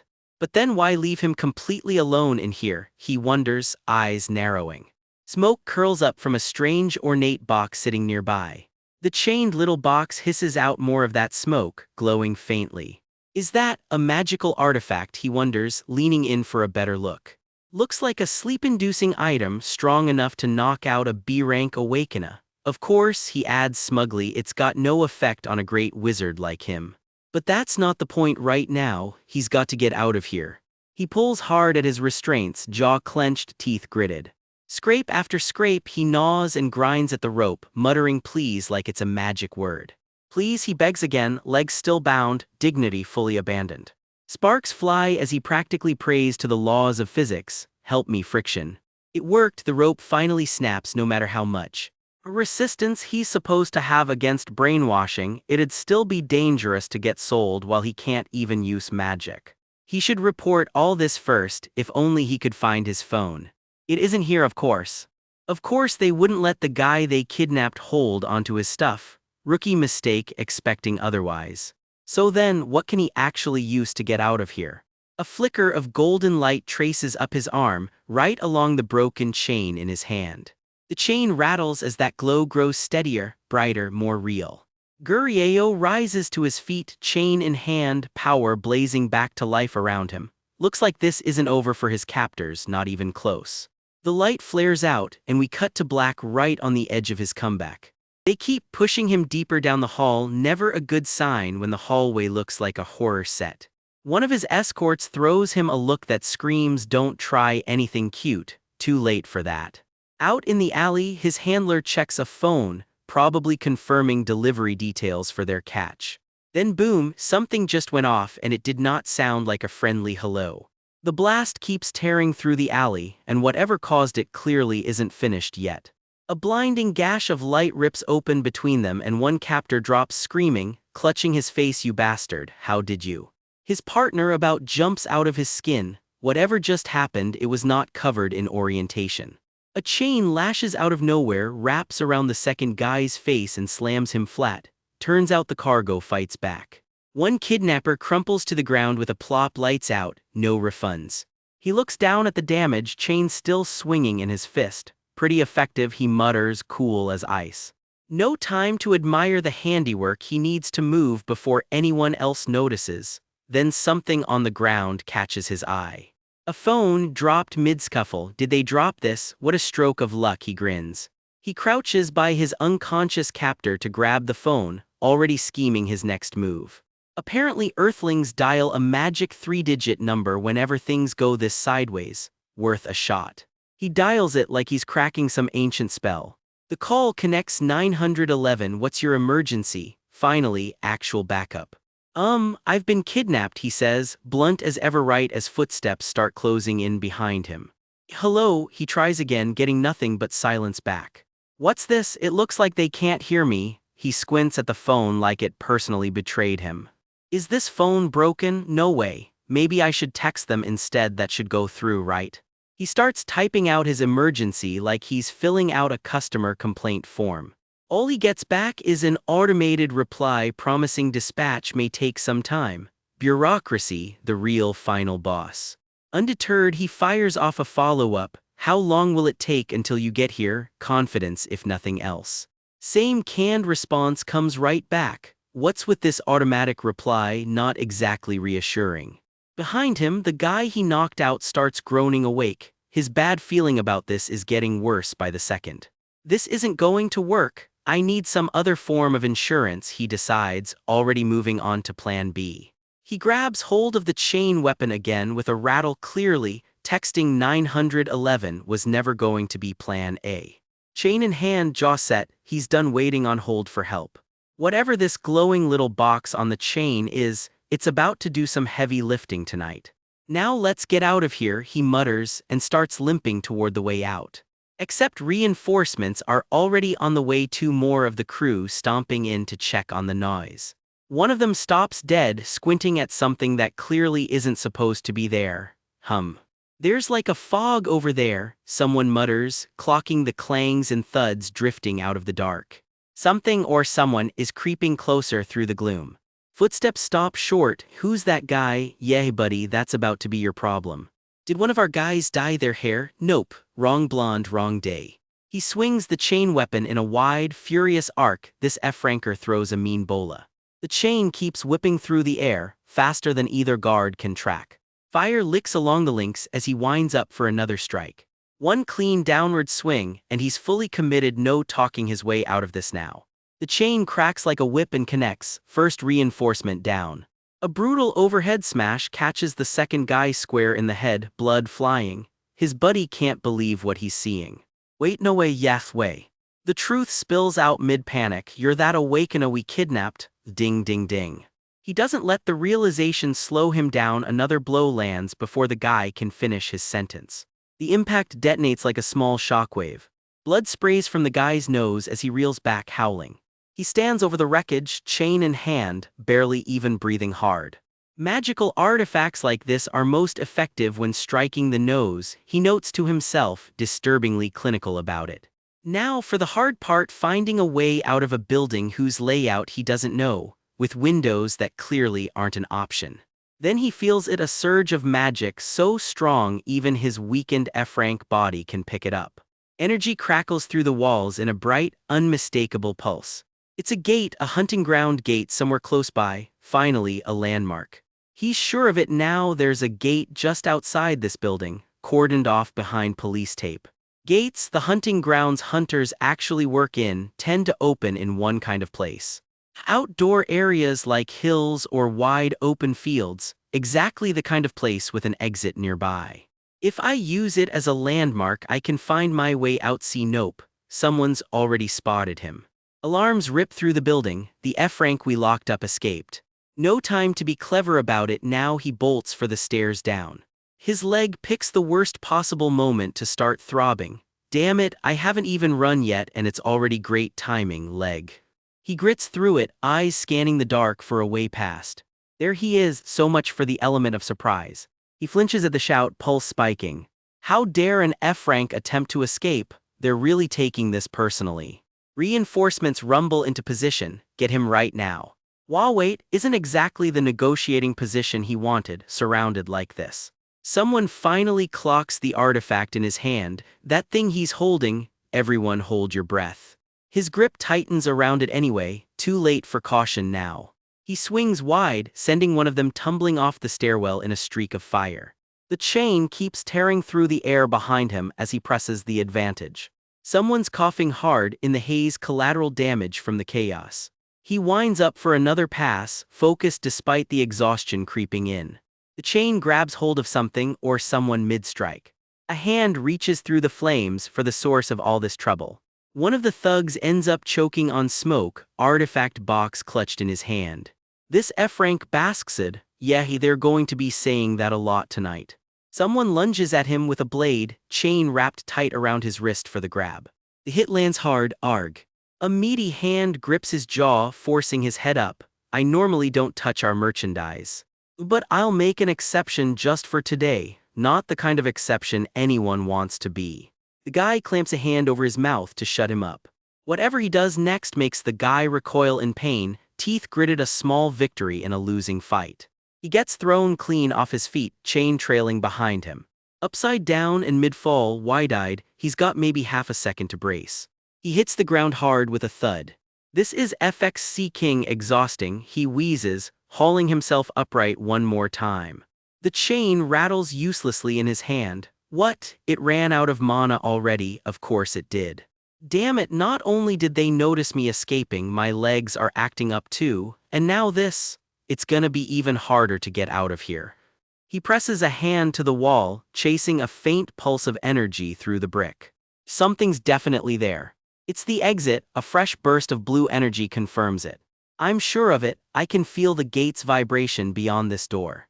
And considering the architecture of most buildings in this world, he reasons, limping toward the wall. If it's a door of that size, it must lead outside. Solid logic, terrible legs. Plus, it's not locked, he adds, hands crackling as he wrenches it open with pure magic. Elsewhere in the building, the alarm reaches the top. The awakener that was upstairs escaped. A hooded figure is marched through a corridor by armed escorts, unaware of the chaos unfolding upstairs. A ripple of magic stops everyone in their tracks. What's the meaning of this? Why is it here? Nobody ordered an indoor gate tonight. The boss rounds on a subordinate. How badly did you manage the product for it to escape? The poor guy can barely get a sentence out. Sorry about this, an indoor gate and Chang-ho's here as well. Suddenly this is a much bigger problem than one runaway captive. The flashy operator flashes a grin, though the thought behind it is pure panic. If he'd been caught outside the gate's range, he'd have sensed this coming and bolted. Hey, Frank, what did you do to our boys? The boss snarls, done being polite about any of this. Upstairs, someone repeats, looking up at exactly the wrong moment. You bastard isn't much of a comeback, but it's what he's got left. He clocks the slip in their story. You said he was an F-rank. Seems like this guy's a fraudulent registrant. I see, he thinks, filing that away. None of them realize he's the one who knocked their crew out cold with an incense burner earlier. With my poker face on, I could have had my chances, someone else muses nearby. If only this guy wasn't here. Somewhere in his head the panic is deafening. The flashy operator strolls in like he owns the place because in this room, he basically does. I'm sorry about this, Mr. Gang. Just as an important deal was going through to think this kind of mess would happen. The boss is groveling to Chang-ho. He grabs the boss by the collar to make a point, all smiles about it. A request, do you think you can help catch that hunter for us? Transport's coming at midnight. I know it's shameless to ask, our boys should be enough on their own, but with an S-rank hunter helping, it'd go a lot faster, wouldn't it? Ha ha, I knew you'd help. Chang-ho grins. Somewhere across the building, that news lands like a gut punch. That's a just like that kind of reaction, and honestly fair enough. Chang-ho throws a glance at the man beside him. Looks like they've got a new job for the night. Something about all this doesn't sit right with him either. Come to think of it, you needed an appraiser too, right? I'll give you a big discount, the boss adds, sweetening the deal. Translation, he knows the merchandise is about to fall apart in more ways than one, and he's cutting his losses. Panic sets in fast. What do I do? When he doesn't even get to finish the thought. Is the real backup even coming? Did Yoon-seung get my text? He's really hoping his friend picked up that phone. Chang-ho leans in close, all smug menace. It's a bit late, but why don't you start running? Look here, Mr. Gang, he says instead, standing his ground. Have you ever seen me run away? That lands like a slap. Chang-ho's smirk vanishes on the spot. No, you whatever Chang-ho was expecting, it wasn't this. The whole room seems to hold its breath along with him. Someone else nearby goes very still, watching the standoff unfold. Nobody in that room is quite sure what just happened, except maybe the one person it matters most to. Chang-ho's grin is long gone now, replaced by something a lot closer to real recognition. The tension in the air could cut glass. Chang-ho stares him down, wide-eyed, like he's finally seeing the guy in front of him for the first time. He holds that stare right back, jaw set, done being anyone's easy catch. Whatever he's about to say, he clearly means every word of it. Not even once, he says, and just like that, the weakest F-rank in the building stops looking so weak. In the dark, a blue-haired stranger squares up to Gurieo, sneering that he won't be slipping away again. The tension is thick as the two face off, neither one blinking first. Grinning wide, the stranger cracks his knuckles and dares Gurieo to settle this right here. He doesn't even wait for an answer, flexing a hand crackling with power just to make his point. Gurieo just shrugs it off, says he'd honestly rather not fight, thanks. Hands up, easy as that. Gurieo announces he's simply going to surrender. The stranger blinks, completely thrown. Did this guy really just say surrender? He can't help but laugh. Gurieo fought through a hallway of guards to get here, and now he wants to quit. Fair enough, the stranger admits he wouldn't trust someone who just broke out either. Left to think it over, Gurieo wonders what his next move should be, and something starts stirring behind him. A ribbon of green light coils around him out of nowhere, and Gurieo freezes in shock. Both of them spin around, startled. Something's definitely coming. A thick mist rolls through the alley, swallowing the light. Someone shouts for their boss as a swirl of green magic gathers, and a confident, dark-haired man steps into view with a knowing smile. Lightning crackles through the fog as a voice calls out, searching. A ring of green light tears open like a portal, and a man steps calmly out of it. Gurieo can only stare, wondering if it's some kind of gate. Gurieo catches himself. No, that's not a gate, that's a full-on magic portal. The newcomer strolls in all smiles, telling the fedora-wearing boss that Koreans appreciate a promise kept. The fedora boss chuckles along, standing shoulder to shoulder with the blue-haired stranger like old business partners. Gurieo eyes the newcomer from a distance. So this is the famous transporter they were talking about. The boss hypes him up as a rare sorcerer who can teleport people at will, and Gurieo can't help but be a little starstruck. A scarred lackey drops the real name Gang Changho, the S-rank hunter himself, and the blue-haired stranger plays along, calling him the best of the best. With all eyes off him for once, the stranger quietly wonders if this is his chance to bolt. He plays it cool, sticking out a hand to greet Mr. Gang like nothing's wrong. Changho's hand ignites with green energy mid-handshake, his smile never dropping. Before the sentence even finishes, a blade of pure force sends the stranger flying. A second blast of green energy slams into him for good measure. Gurieo's jaw drops watching it happen right in front of him. Even the fedora boss looks blindsided, stammering out a confused what. Someone screams Changho's name in alarm as the stranger crumples to the ground, bloodied. The boss's men round on Changho, demanding to know what the hell he thinks he's doing. But the stranger isn't down for the count. His fist clenches, green light flickering back to life. Changho doesn't even flinch. He grumbles that he's sunk plenty of time and money into getting rid of this particular piece of trash. Awakeners with teleport skills barely give you a shot, he explains. They bolt at the first sign of trouble. The stranger, back on his feet, starts in on the fedora crew. Whatever they were smuggling or squatting on, that was already a problem. Gurieo just looks lost, trying to keep up with whatever's happening. But trafficking one of his own people out of his territory, that's an entirely different story, and his eyes go cold. Green energy drips off his hand like it's got a mind of its own. He rises to his full height, and the fedora crew visibly shrinks back. Trafficking someone out of my territory, he growls, that's a whole different story. The lackey panics, screaming for the boss to run for the gate right now. The stranger's hand reaches out, glowing, before they can even take a step. A slash of green magic rips through the air toward them. The whole room lights up with a deafening crack of energy. Gurieo watches the carnage unfold, wide-eyed. Of course they can't put up a fight, he mutters to himself, not against someone like that. There's a reason Changho carries the S-rank title. Hunter ranks used to only go from a down to F. But eventually, hunters started showing up who made even A ranks look ordinary. One by one, they proved impossible to measure by the old scale. So the association had no choice but to create a brand new rank. The fedora crew doesn't stand a chance against it. One final burst of light and it's already over. The S-rank, simple as that. Basically, the story reminds us, S-ranks are the apex predators of the entire food chain. The fedora boss is shaking so hard his teeth practically chatter. He backs into a wall, begging for mercy. Mr. Gang, please, he stammers, but there's nowhere left to run.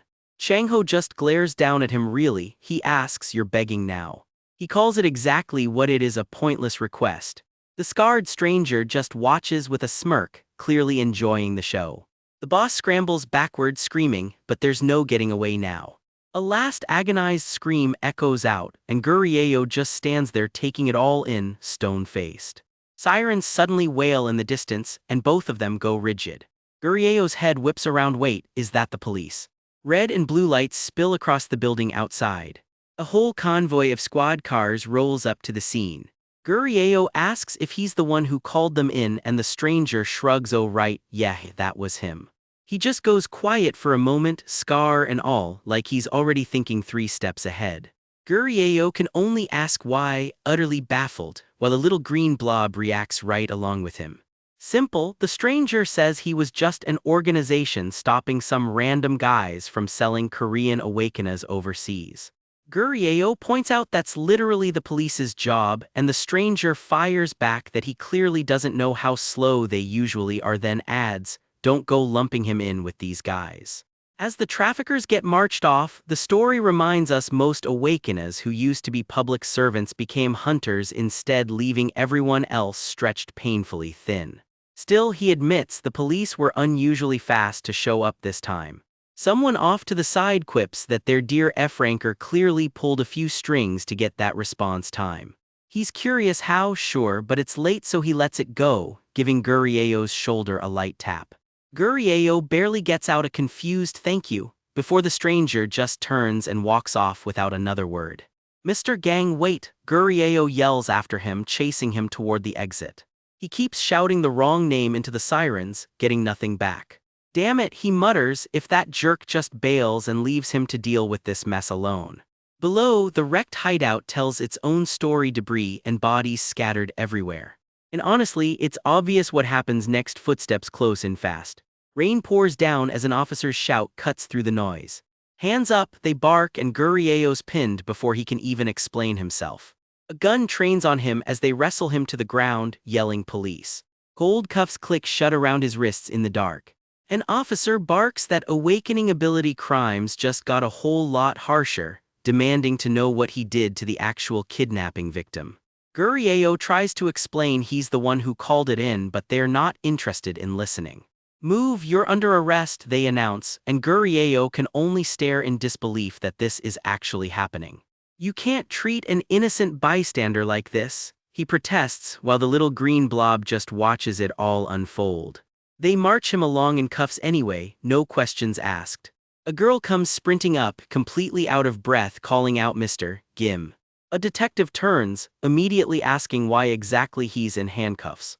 "That's exactly what I'm saying," she says, marching straight over. The officer asks if she actually knows this guy. "Yes, he's the one who reported the kidnapping," she confirms, and the cuffs finally come off with a sheepish apology, while the little blob scolds them for not paying attention. Gurieo asks how she even found him here, flipping his own phone open. "Oh," she says simply, "Yoonseung reached out to her." She shows him the screenshot, his own panicked message about being kidnapped, and Gurieo breathes out, relieved it actually reached Yoonseung. Nearby, an officer's own phone buzzes with something worth a double take. The scene holds a beat, tense and quiet. Seonwoo explains she used her own tracking skills to hunt down exactly where he was. The officer chimes in he ran the ID on the guys passed out everywhere, and turns out they're wanted human traffickers. His own partner does a double take. "Wait, what?" Seonwoo puts it together fast. This is the meeting spot for the ring that's been shipping awakeners overseas. The officer's eyes go wide. He's heard of this group before, notorious for hiding their leadership so well even professional trackers came up empty. Looking around the wrecked boss office, Seonwoo concludes the whole organization is basically finished. She turns to Gurieo with a look that says she already suspects the answer. "Did you do this?" The officers keep listing off destroyed rooms, the stairwell, the hallway, and asking if that was him too. No, well, okay, I did do that," but Gurieo stammers, already losing the thread of his own lie. "Sir, please just tell us exactly what happened," they press, and he sighs, guess he's out of options. "Actually," he tries, "I only did it in self-defense." Seonwoo's eyes go wide at that one. She's clearly not buying it. She realizes something odd. Gurieo was never actually tied up like the other trafficking victims. An officer holds up something found in the hallway, asking if it's his. And he was the one found in the boss room. She notes the same guy who filed the report himself. Her mind flashes back to the chaos of the fight, electricity crackling through the dark. And now, looking him over, she realizes he doesn't have a scratch on him. Seonwoo can't shake the question anymore. Was he really kidnapped at all? Or, she wonders, watching a shadow linger nearby, was something else going on entirely? Off on his own, Gurieo stares down at something in his hands, unreadable. It's a broken shackle, snapped clean through, cold in his palm. The question hangs heavy in the air. Did he actually plan for all of this to happen? We open on a quiet apartment building at night, not glamorous, but it's home for now. Somebody's got that dead-eyed, "how did my life get here" stare going on. Cut to a peaceful blue sky over the building. Don't get used to it. His inner voice kicks in, "I didn't mean for it to turn out like this." His eyes drift to a weird, ornate box sitting on the shelf, definitely not from a furniture catalog. He tries to spin it positive. I got this magical artifact for free, so that's a win, right? And I can charge it up and keep using it. Sure, he had to deal with the cops after someone bolted from the scene somewhere. A memory flashes of a guy screaming, "Changho, you piece of trash." But hey, I can laugh that off, he shrugs. This thing probably only works on humans anyway. Domestic life continues, the kettle's whistling away on the stove. Ah, finally, he groans, like waiting on water to boil is the slowest thing on earth. He clicks off the burner and grins at the steam rising off it. Success, the color's perfect. He pours the brew with a triumphant perfect, while his little green slime buddy watches, thoroughly unimpressed. To pull this off with such garbage ingredients on a backwater planet, no less I must be. He trails off, hyping himself up. He raises the glowing cup like he's about to win an award nobody actually gave him. The greatest wizard of all time, he declares to absolutely no one. What he's actually brewed is a magic energy amplifier, a serious little potion dressed up as bragging rights. The vial glows like something out of a fantasy shop. Drinking this will raise one's magic energy above the minimum threshold. He chugs it in one go, gulp after gulp, providing that whatever fine print he's skipping right past. First test, breathing, phew, good, no problem there, he sighs at the mirror. He splashes water on his face, the elixir's window is tight, just 5 minutes before it wears off. 5 minutes is just enough time to pull off one magical ritual, no pressure. Blue energy coils around his hand, well then, here we go. Shall I cast my first spell on Earth? Dramatic, sure, but the magic roars to life anyway. His whole arm disappears into a churning storm of blue light. The spell crackles and sparks as he reaches forward, locking onto his target. The command is precise: repair the right kneecap and calf muscle. Turns out this isn't showing off its surgery. The spell pours out of him in a steady, focused stream. Another layer locks and fixate the physical state, aging suspended. He's not just healing, he's freezing the damage in place. The magic keeps churning, working its way through whatever's broken. He taps his foot on the floor, almost afraid to hope. Phew, is it done? It worked, no more pain. The relief on his face says everything. He tests his steps carefully, tap, tap, tap, but he's not popping champagne just yet. This is going to be a marathon, not a sprint, he admits. And confirming it for himself only makes it clearer Gurieo's magic energy level is flat-out garbage. One simple healing spell and he's already scraped the bottom of the tank. Worse, this body's weak lungs mean he can't lean on magic amplifiers very often either. Great start to life on Earth. Still, he decides a win is a win. Let's stay positive, he tells himself, shuffling off to handle something way less magical lunch. Right on cue, ding dong, someone's at the door. Who could that be? Maybe it's Yon again, he mutters, not exactly thrilled. He pads over to check, calling out, who is it? The door creaks open and someone greets him with an all-too-familiar "Ah, there you are. It's the landlord, so you were home. I was just about to go and call you," he says, never a good opener. Gurieo squints, half recognizing the face. This person is the landlord. His borrowed body seems to remember even when his brain doesn't. "Ah, hello," he manages. The landlord gets right to it. "Are you having a hard time this month too?" That's landlord speak for trouble. "Huh, what do you mean?" Gurieo starts and then it lands. He hasn't paid rent. Rent? He flinches like he's just been struck. "It's been 3 months already and I can't wait much longer," the landlord says, dropping a stack of unpaid bills into his hands. The envelope's addressed plainly Gim Gurieo, and you haven't paid the utility bills either. Cue the sweating. "How many months is this for?" Gurieo asks, dreading the answer. "Rent, gas, electricity, water, heating." The bills stack up around his head like a swarm he can't outrun. "If you don't pay, I start getting calls too," the landlord warns. "I'll wait until the end of the month, that's it." "I'm sorry, but how much exactly is rent?" Gurieo asks, bracing for impact. The number lands and all he can manage is, what? 1,350,000 won, overdue. Pay up by month's end or pack up. The landlord heads off with a casual okay, while Gurieo bows frantically. I understand." The door clicks shut and the silence hits hard. "I'm screwed," he says flatly. Pay up or get evicted. Apparently those are his only two options now. His net worth, it turns out, is $3,351, about $3.50. A wizard from another world, folks. 14 days, that's all he's got before this apartment stops being his problem in the worst possible way. Add it all up, rent, bills, everything, and he's staring down almost 2 million won. Is there any way to make money fast, he wonders, like some cash I buried somewhere and forgot about?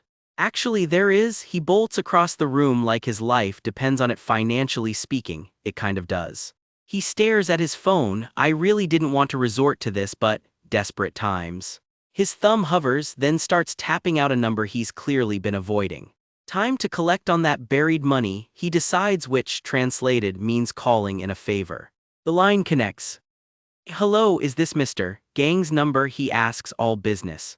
Elsewhere, across town, someone's about to hear the phrase settlement money and immediately know they're getting played.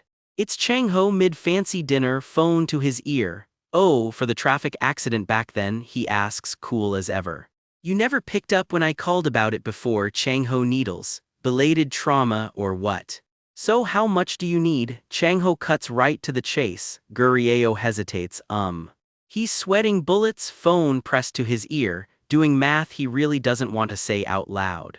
He'd looked it up online first. Some forum literally said ask for 3 million to start with, so he mumbles it out and Chang-ho immediately calls out the static. What are you saying? I can't hear you. I need 2 million won, but Gurieo pushes through the awkward, bracing for rejection. He rationalizes hard after everything with Haesong and that whole human trafficking mess Chang-ho owes him. Right. If you're not gonna tell me, I'm hanging up. Chang-ho snaps and Gurieo nearly drops the phone. Impossible, Chang-ho repeats, actually mulling it over. I'm at a loss for words. Chang-ho laughs, already typing something into his phone.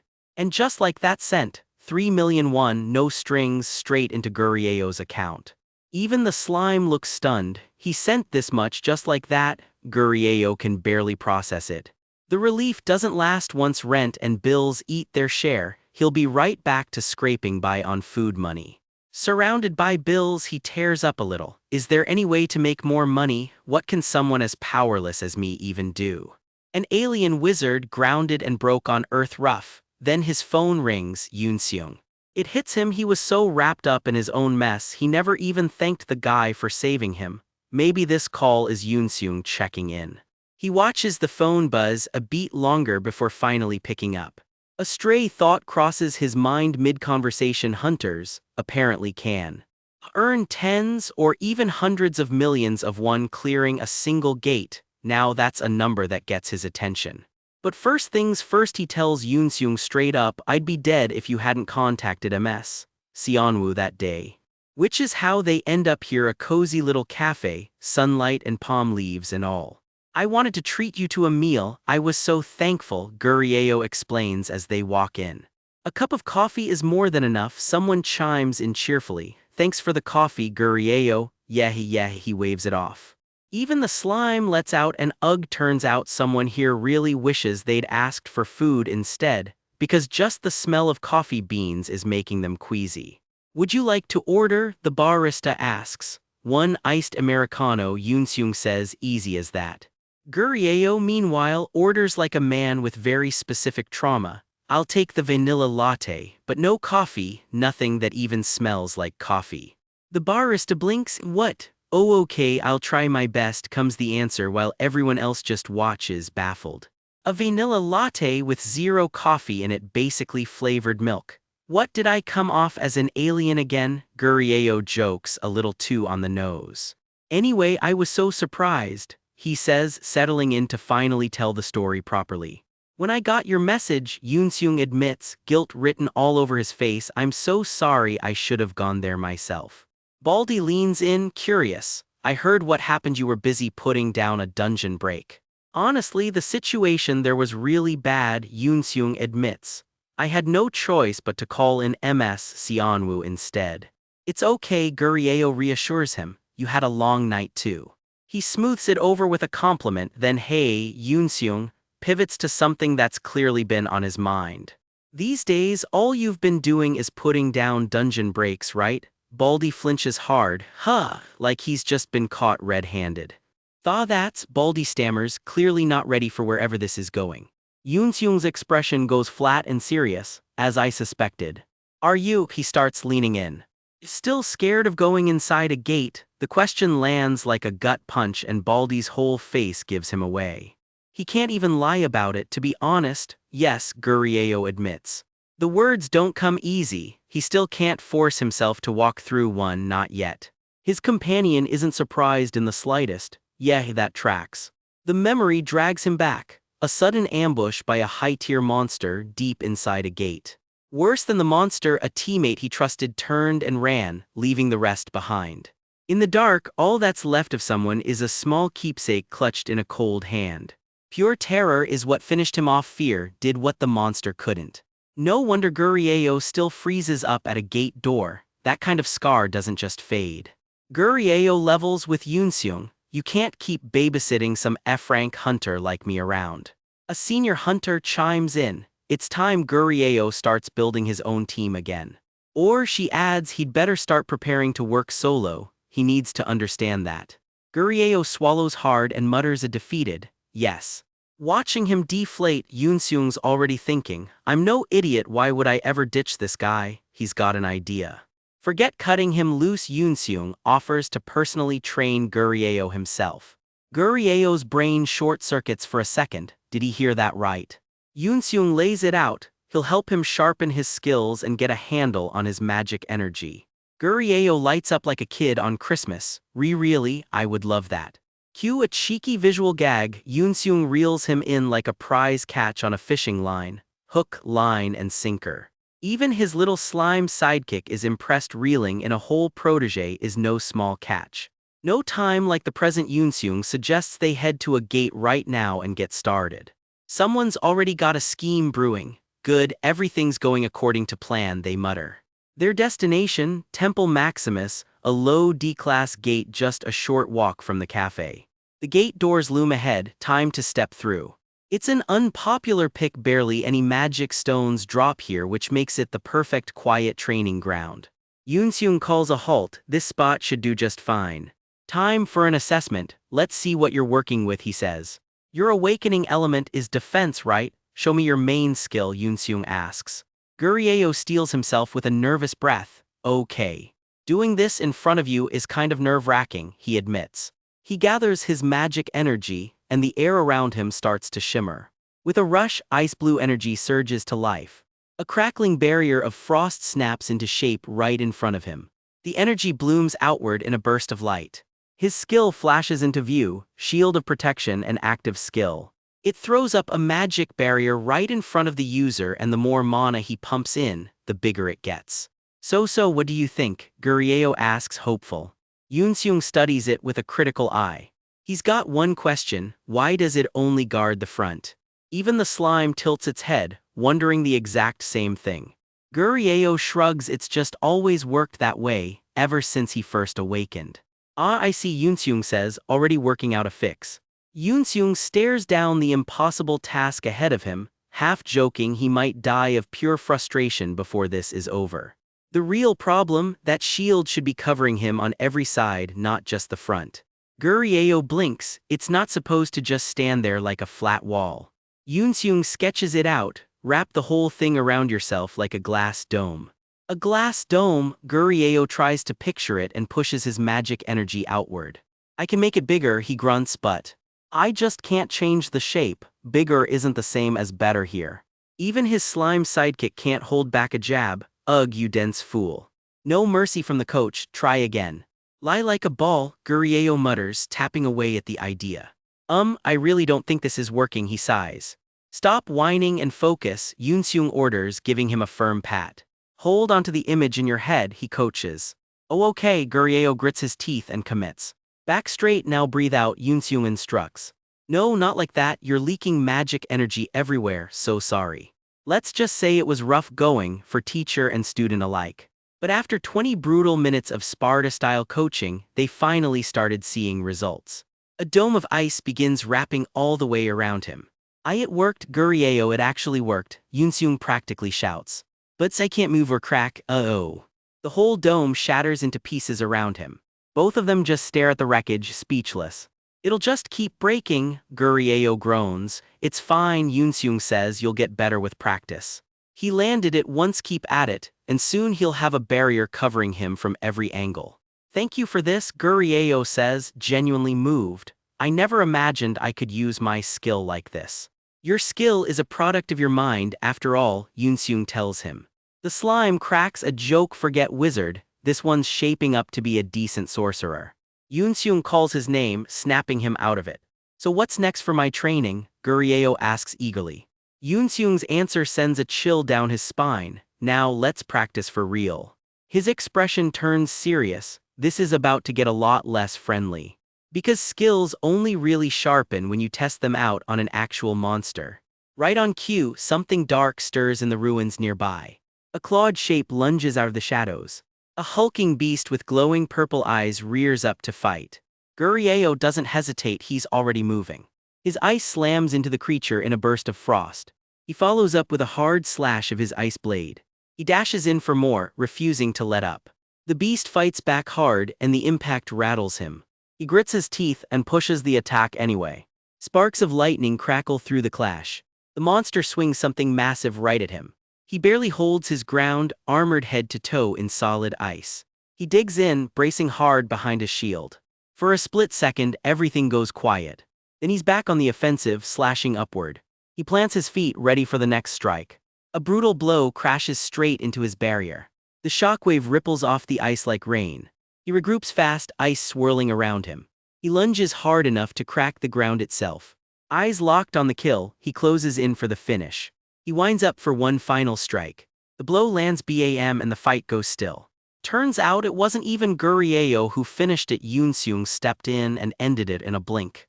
Nice, very good, guess that's why you're an A rank. The power gap between them is honestly kind of humbling. Yoonseung just turns away, business as usual. Shall I get started too? Yoonseung asks, eyeing the gem embedded in the monster's forehead. Those forehead gems are supposed to be worth a lot, right? Keep your eyes forward while you hunt, Gurieo says, a little too casually. Safety first, got it, he adds conveniently while quietly digging through the rubble himself. Here's his actual plan. Use training as cover to scoop up all the leftover loot the A-ranker doesn't bother with. Meanwhile, Yoonseung just keeps casually flattening monster after monster in the background. Why would Gurieo ever hunt anything with his own hands? Let the A-ranker do the heavy lifting. This'll cover me for a whole month, easy, he thinks, pocketing another gem. Way smoother than just awkwardly asking Yoonseung for cash outright. Because if he ever ticks off Mr. A-rank, it's game over for him. Gotta grab everything I can without him noticing, he tells himself, stay sneaky. Yoonseung strolls back over, so how do you feel getting the hang of it? Gurieo freezes for half a second too long, Yoonseung's eyes narrow, that reaction was a little too weird. Did he notice something? The thought trails off, hanging in the air. Gurieo just keeps his face carefully unreadable. Whatever happens next, that's a problem for another day. Not one hero, not one role model, the concept of looking up to someone just never clicked for him. Even watching some star striker score the goal of the century on live TV barely got a shrug out of him. At best you'd get an unbothered guess some people are talented out of him, ice cold. But that was then. Because today, everything changes. For the first time in his life, Yoonseung finally understands what real reverence feels like. He's staring at the guy responsible, stunned. This man cracked open the hidden use of his skill just by glancing at it like it was nothing. And get this, Gurieo isn't even an analysis class awakener. Yoonseung's seen him fight with his own eyes, he's a straight-up combat hunter. So wherever this appraisal knowledge came from, it definitely wasn't formal training, probably just picked up from gear he bought off the market. By all logic, that kind of self-taught skill should be mediocre at best. So how is this guy dishing out advice like an actual master? Yoonseung's more convinced than ever there's nothing ordinary about this so-called F-ranker. Gurieo snaps him out of it with a casual "Hey, you good? Just checking if you're getting the hang of it." A quick snap of the fingers and Yoonseung's back in the room. Yoonseung fumbles for words, caught completely off guard. He can't even finish a sentence, he's so flustered. Inside his head, it's a full-blown crisis. I can't even land one skill right in front of this guy, I must look pathetic. So he bows deep and vows to master the technique fast, so he stops wasting Gurieo's time. Gurieo just walks on quietly, letting the moment sit. Then Gurieo waves it off completely, no rush, they'll just try again next time, no pressure at all. He gently points out Yoonseung isn't even cleared to re-enter gates yet anyway, so what's the hurry? I'll help you again tomorrow and the day after that, for as long as you need. Gurieo says it like it costs him nothing. His excuse, I'm just an F rank, I've got plenty of time on my hands, sure buddy. Yoonseung's genuinely moved who talks like that about their own free time. He realizes Gurieo's basically lying through his teeth just so Yoonseung won't feel guilty about the favor. This guy is one in a million, Yoonseung thinks, and honestly he's not wrong. Then Yoonseung decides to test that theory and asks if there's anything he can do to pay Gurieo back. Seriously, anything, just name it, he pushes, practically begging to return the favor. Gurieo visibly panics, like the question personally attacked him. No, nothing at all, he stammers, and Yoonseung just smiles because of course he'd react like that. He figures his question must have sounded absurd to a guy this selfless. Not a shred of greed in this man. Try bribing him and he'd probably apologize to you. It stings a little too. Yoonseung thought becoming A rank meant he could do anything, and yet here he is, unable to even properly thank someone. Gurieo just wraps the lesson up for the day like it's no big deal. Let's head out then, shall we? Yoonseung offers, and off they go. Walking away, Yoonseung silently promises himself he'll train hard and get stronger under this guy. And someday, somehow, he's going to pay Gurieo back properly. Meanwhile, Gurieo's sweating bullets, looking a little too relieved that topic's closed. Yoonseung can't quite let it go though, that offer is still rattling around in his head. He starts wondering exactly why Gurieo brushed the question off so fast. Then it clicks, Gurieo never even bothered collecting the loot scattered around the dungeon floor. The guy genuinely doesn't care about money. Maybe he just assumes A-rank gear is beneath someone like Gurieo. Whatever the reason, Yoonseung's expectations for this guy just keep climbing. He starts fantasizing about what Gurieo could pull off in class or even B-class gates, if this is what F-rank looks like from him. Cut to Gurieo blissfully unaware of any of this, just hyped about his dinner plans, pork soup, apparently. Then everything goes quiet for a beat.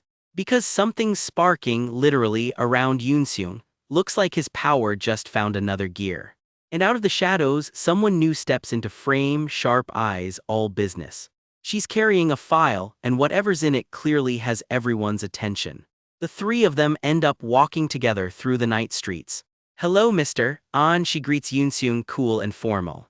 She needles him a bit too. Took you long enough, and that was just a D-class gate. I actually came to deliver some info for you, Mr. An, but is doing a lot of heavy lifting. Her eyes lock onto Gurieo instead. You're an F rank, she says flatly. So why exactly are you walking out of a D-class gate? Uh-oh. She doesn't blink, just waits for an answer. Turns out she already has a file on him, Mr. Gim, you were investigated for fraudulent registration not long ago and even went through a re-evaluation. But I never expected that the second you got cleared. She trails off, letting the accusation hang. I'd catch you entering a gate way above your rank illegally. Busted. Gurieo scrambles for cover. I'm just working as Yoonseung's porter, he offers. She's not buying it for a second. That little bag, how much could that possibly carry? She weighs the flimsy excuse in her hand, practically feeling how thin it is. Then she turns the heat on Yoonseung too, enabling this counts as a problem all its own. Yoonseung stumbles, but Gurieo jumps in with the fine print. Technically, there's no rule against porters entering gates at all. That rule's for actual porters, she shoots back, not for you to exploit. Her stare alone could peel paint. Most F-rankers follow the rules because they value staying alive, she points out, so why don't you? Ignoring rank restrictions like this just makes you look guiltier, she presses, and Gurieo goes stiff as a board. Yoonseung backs off, admitting there's not much more he can argue. He'd honestly forgotten just how intimidating she actually is. Because casual or not, her power flares up for a second. She's a full B rank. A B rank hunter can reportedly tear a lion apart barehanded, not someone you want to annoy. Gurieo silently notes the obvious: do not, under any circumstances, make this woman angrier. Business mode kicks back and she tells Yoonseung there's been a change to the dungeon break response zone and she needs him now. Gurieo notes, almost sympathetically, that even an A-rank hunter has zero say once the association gives an order. Yoonseung gives a quick wave goodbye and gets pulled away. Gurieo just shrugs it off, not like he had a say in any of this either. Once they are gone, the real bad news sinks in: his easy porter loophole side hustle for gate money is officially dead.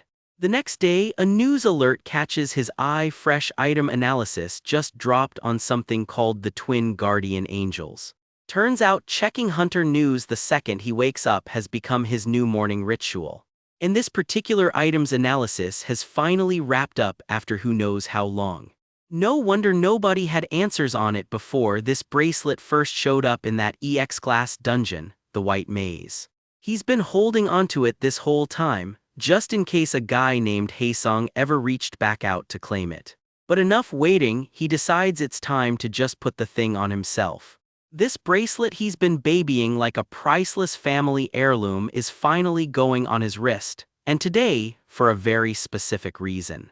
Because today's little experiment is, in his own words, a bit dangerous. Cool, very reassuring. He heads out into the forest, hunting for something specific. It should be around here somewhere, he mutters to himself. He stops dead in his tracks as a portal shimmers to life ahead of him. Found it, exactly the gate he was looking for. It's an F-class gate, the lowest danger tier on the board. And better yet, it's a blue gate, no final boss waiting inside, just an easy grind. Small monsters just keep spawning in an open field, and he casually clears the whole gate without breaking a sweat. This particular gate he can slip in and out of whenever he wants, perfect for quietly testing out the new bracelet. He steps back out, gate marker still glowing behind him. Ever since Yoon read him the riot act about farming easy money off bigger gates, he's had to scale back. So for now, it's back to humble F-rank monster hunts, just enough to cover rent and groceries.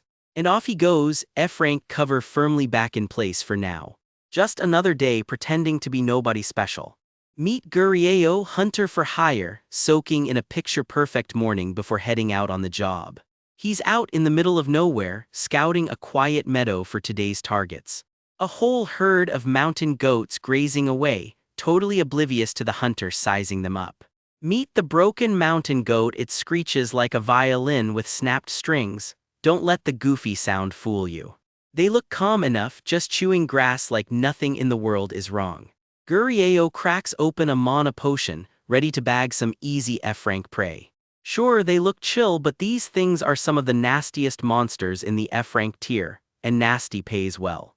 Fully charged on mana, Gurieo feels unstoppable, or so he thinks.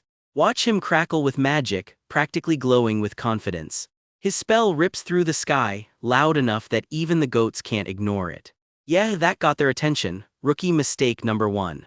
Finally noticed me, huh? He smirks, fire already crackling in his palm. Too late, goat, he taunts. My casting speed is on another level. Flames wrap around his fist, ready to turn this goat into a barbecue. Faster than anyone on Earth, he brags, letting the fireball fly. Direct hit, or at least that's what it looks like. Turn to ashes, creature, he says, real dramatic about it. A blazing fireball rockets straight for the goat. Boom, direct impact. And it just kind of fizzles out. The goat flicks the smoke off like it's nothing. Huh, yeah, same reaction here, buddy. Turns out that big scary fireball barely singed its fur. Wait, that's not annoyance on its face, that's rage. The harmless goat starts glowing red and sprouting extra horns. Great job, Gurieo. It snorts fire right back at him. The tables have officially turned. The rest of the herd scatters in blind panic. Smart move, honestly. And now it's Gurieo's turn to run for his life. This thing is roaring like a demon now, not bleeding like a broken violin. Even his slime buddy looks like it's reconsidering this whole hunting career choice. I knew this would happen, he screams, sprinting for his life. What did he expect from F-rank magic power? Miracles don't work like that. Every step feels like it could be his last. The goat's catching up fast, and Gurieo is screaming like it's the end of the world. Why is it so fast? Great question, terrible time to be asking it. He's sprinting on pure adrenaline now, lungs be damned. The gate back to safety finally comes into view, almost there. I refuse to die out here like this, he tells himself, digging deep for one last burst of speed. The goat's practically breathing down his neck now. Its jaws snap shut just inches from him. That was way too close. He dives for the portal with everything he's got. The gate swallows him whole in a flash of green light. For a second the world's just white noise and light. He tumbles out the other side, gasping for air. That was close. He can't help but admit it, his own magic is even weaker than he thought. And his stamina, let's just say cardio, is not his strong suit. Before he can even catch his breath, he hears footsteps closing in. Hey, look who it is, been forever, a total stranger calls out, all smiles. Even his slime is confused. Who's this guy? Gurieo's thinking the exact same thing. Turns out the guy's name is Yihyun and he swears they go way back. Don't you remember me? Yihyun launches into some old story about their first dungeon together, grabbing his hand like they're war buddies. Gurieo plays along, but inside he's panicking. If this guy actually knew the real Gurieo, this could get ugly fast. Best to keep his mouth shut. Then Yihyun tosses out, your name was Seung-hoon, right? And even Gurieo doesn't know the answer to that one. Yihyun rambles on about the time young Gurieo tripped running from a monster and begged to be saved. His slime is loving this. This guy really does not stop talking, Gurieo thinks, still nodding along politely. I came to hunt for a bit, mister. Yihyun, he says way too formally for an old friend. Just call me Yihyun, the guy insists. Even his slime seems surprised he's buying this act. Sorry, memory's been bad lately, Gurieo covers, nearly slipping and calling him mister out of old habit. Yihyun's way too pleased with himself over that. Gurieo's dying inside, but he can't exactly walk away now. Truth is, his memory has a giant hole in it, courtesy of some reincarnation magic that went badly wrong. Maybe this chatty stranger is exactly the guy who can fill in the blanks. Must be fate we bumped into each other, Yihyun says. How about we team up today? Yihyun offers, and just like that Gurieo's got a way to dig for answers. Yihyun points him toward the rest of the crew waiting nearby. A ragtag group of hunters, hanging around at the edge of the woods. These are my teammates, Yihyun says, all proud of his little crew. One guy's packing a serious-looking axe, the other two look considerably less confident. The axe guy's our team leader, a D rank if you can believe it, Yihyun brags. Gurieo sizes him up, least terrible of the bunch he decides, not exactly a ringing endorsement. Wanna dive into a gate with us right now? Yihyun asks, way too eager. Sorry, I burned through all my mana already, Gurieo admits, can't exactly hunt on empty. Truth is, he chugged his entire mana-boosting potion earlier on a goat, of all things. Turns out the team's missing a member today, their regular porter never showed up. Nobody wants to be stuck lugging everyone's gear through a gate all day. Help us out as porter today, Gurieo, they ask, laying on the charm. We'll pay you generously, his slime perks up instantly. Just for holding bags, yeah, it's sold already. Generous pay for basically nothing, Gurieo's ears just perked up too. If all I gotta do is carry some bags, he mulls it over. Plus, it's a good excuse to see how an actual hunter team operates up close. Deal struck, the team leader grins wide and grabs his arm before he can change his mind. Though something about that grip feels just a little too tight for comfort. Down below, a crew of hunters scrambles for position while this thing throws its weight around like a bulldozer. Yeah, that snort is not a happy sound. This monster is hurting and hurt monsters get mean. One hunter lands a clean hit and calls it out, got it, every little chip in that armor counts. The mage barks the game plan, one good strike wins this so nobody gets cute and takes a hit to the face.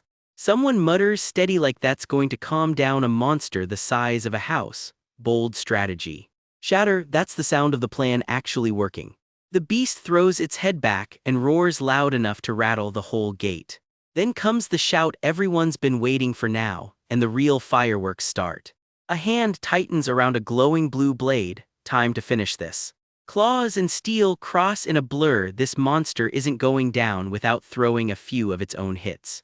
Something cracks under the pressure, and the beast's jaw locks in a death grip on nothing but pain. Magic coils around the monster like rope, and it screams bloody murder trying to break free. It's pinned spikes and magic binding it down while the crew closes in for the finish. One hunter launches himself straight at it, axe raised going for broke. And just like that, the fight's basically over. The beast is down and staying down. One last slash seals the deal. Ice crystals crack and scatter as the finishing blow lands clean. The monster's last roar is more whimper than warning at this point. And somewhere off to the side, our resident spectator is treating this life-or-death brawl like dinner theater, popcorn and all. The monster staggers one last time, out of tricks and out of luck. Success, the whole crew cheers. Textbook teamwork. Monster down, nobody dead, good day at the office. Watching from the sidelines, our porter for the day, a blonde guy nobody's paying much attention to, quietly notes just how well this team works together. One guy drew the monster's aggro to lure it in, and the rest of the plan fell into place from there. Bait, bind, and finish, simple as that, at least when you've got a crew that trusts each other. Our commentator, ever the charmer, compares the whole fight to cavemen taking down a mammoth. Rude, but not exactly wrong. The beast lets out one last pathetic wheeze before it's finally still. Someone calls it gates closing, job's done, time to head home. One of the hunters turns to the quiet porter kid and admits it straight up, he really saved their hides today. Turns out their usual porter bailed at the last minute, and this random stand-in ended up carrying the whole day. The team leader claps him on the back. Gotta say, you're pretty alright, man, the kind of compliment that means more than it sounds. He figured the skinny kid would tire out fast hauling gear all day. Instead, the bags barely slowed him down, so a fat tip is definitely in order. Cash comes out, and it's a lot more than a porter usually sees. Even his little slime sidekick can't believe the size of that bundle. Fair reaction, honestly. He hesitates. This is way too much for porter pay, but the leader waves it off as a bonus for subbing in last minute. Even the slime salutes at the mention of more work. Loyalty or just greed, hard to say with that one. Then comes the real ask. Hey mister, Gim, you free tomorrow too? And something about the way he says it feels a little too eager. They've got another F-class gate booked and no porter lined up, and hey, what a hassle it'd be to find someone new. More than anything, he wants it to be him specifically. That kind of insistence should probably set off alarm bells. And right there on his wrist, the real reason for all this sudden friendliness, a gold bracelet that's clearly not standard porter gear. So what do you say? Innocent enough question, terrible timing to trust it. Cut to a late night at the local izakaya, where a very different conversation is happening over drinks. A table full of hunters is buzzing about one specific detail, the thing on his wrist. They're convinced it's the real deal from an X-class gate. How can they be so sure? Because word about that exact bracelet only leaked yesterday, and here it is on some random porter's arm. A knockoff wouldn't have shown up on the market this fast, they figure. This has to be the genuine article. One guy wonders what else they could squeeze out of him. He looked broke anyway, but that bracelet alone means none of them would have to work for a very long time. See, in the hunter world, some people get creative with their career choices. They give up fighting anything that could actually fight back, and start hunting something a whole lot easier instead. Other hunters, specifically the new guys, the ones who dropped a fortune on gear because they don't know any better yet. Because these monsters, given the chance, eat their own kind if it's smaller. Charming metaphor for what's coming. And it gets worse from here. They pick a gate with no cameras and turn to Yihyun, who used to team up with this exact hunter, for the inside scoop. What's he like? They ask. Anything we should know going in. Yihyun just laughs, says the guy's legs are wrecked and he can't even run properly. Weakest hunter he's ever met. And these particular hunters, it turns out, don't stop at robbery. Yihyun adds the kicker. The guy straight up ran from an F-class gate last year. Everyone's sold. Alright then. Looks like tomorrow's little job is going to be easy money, someone smirks. And just like that, dinner goes back to normal, like they didn't just plan to hurt someone. The next morning, somewhere between the buildings, a meetup is about to go very differently than planned. Our porter shows up early and finds the meeting spot empty. Guess punctuality doesn't pay off today. He pulls out his phone to kill time, but something's clearly nagging at him. A notification pings, but his mind is still stuck on something that's been bugging him since yesterday. Something about Yihyun, some detail he can't quite place, so he starts digging through his phone for answers. Before he can finish the thought, someone calls his name and snaps him right back to the present. The crew rolls up loud and friendly, acting like nothing in the world is wrong. Introductions start, easy smiles all around. You'd never guess what these guys talked about over dinner last night. The leader flashes a stack of crisp bills straight from the bank and calls the crew to move the gates just down the alley. Big smile, big thumbs up, classic villain-adjacent energy honestly. Even the little slime tagging along gets excited about the fresh bills. Good vibes, apparently, if only it knew. Inside the gate, something with a lot of teeth is waiting in the dark. The whole place glows an unsettling molten orange, crystals jutting out everywhere. The crew marches deeper in, business as usual on the surface. Yihyun mentions this F-class blue gate has 2 final bosses. Our guy just shrugs, yeah, that's right. He adds that normally, a gate collapses the moment its final boss goes down. But if there are still people alive inside, the gate stays open. Worth remembering that one. In his head, he's already planning ahead. If porter work pays this well, he won't need to keep leaning on Yoonseung for support. Behind him, Yihyun's smile doesn't quite reach his eyes. Then the whole crew just stops walking.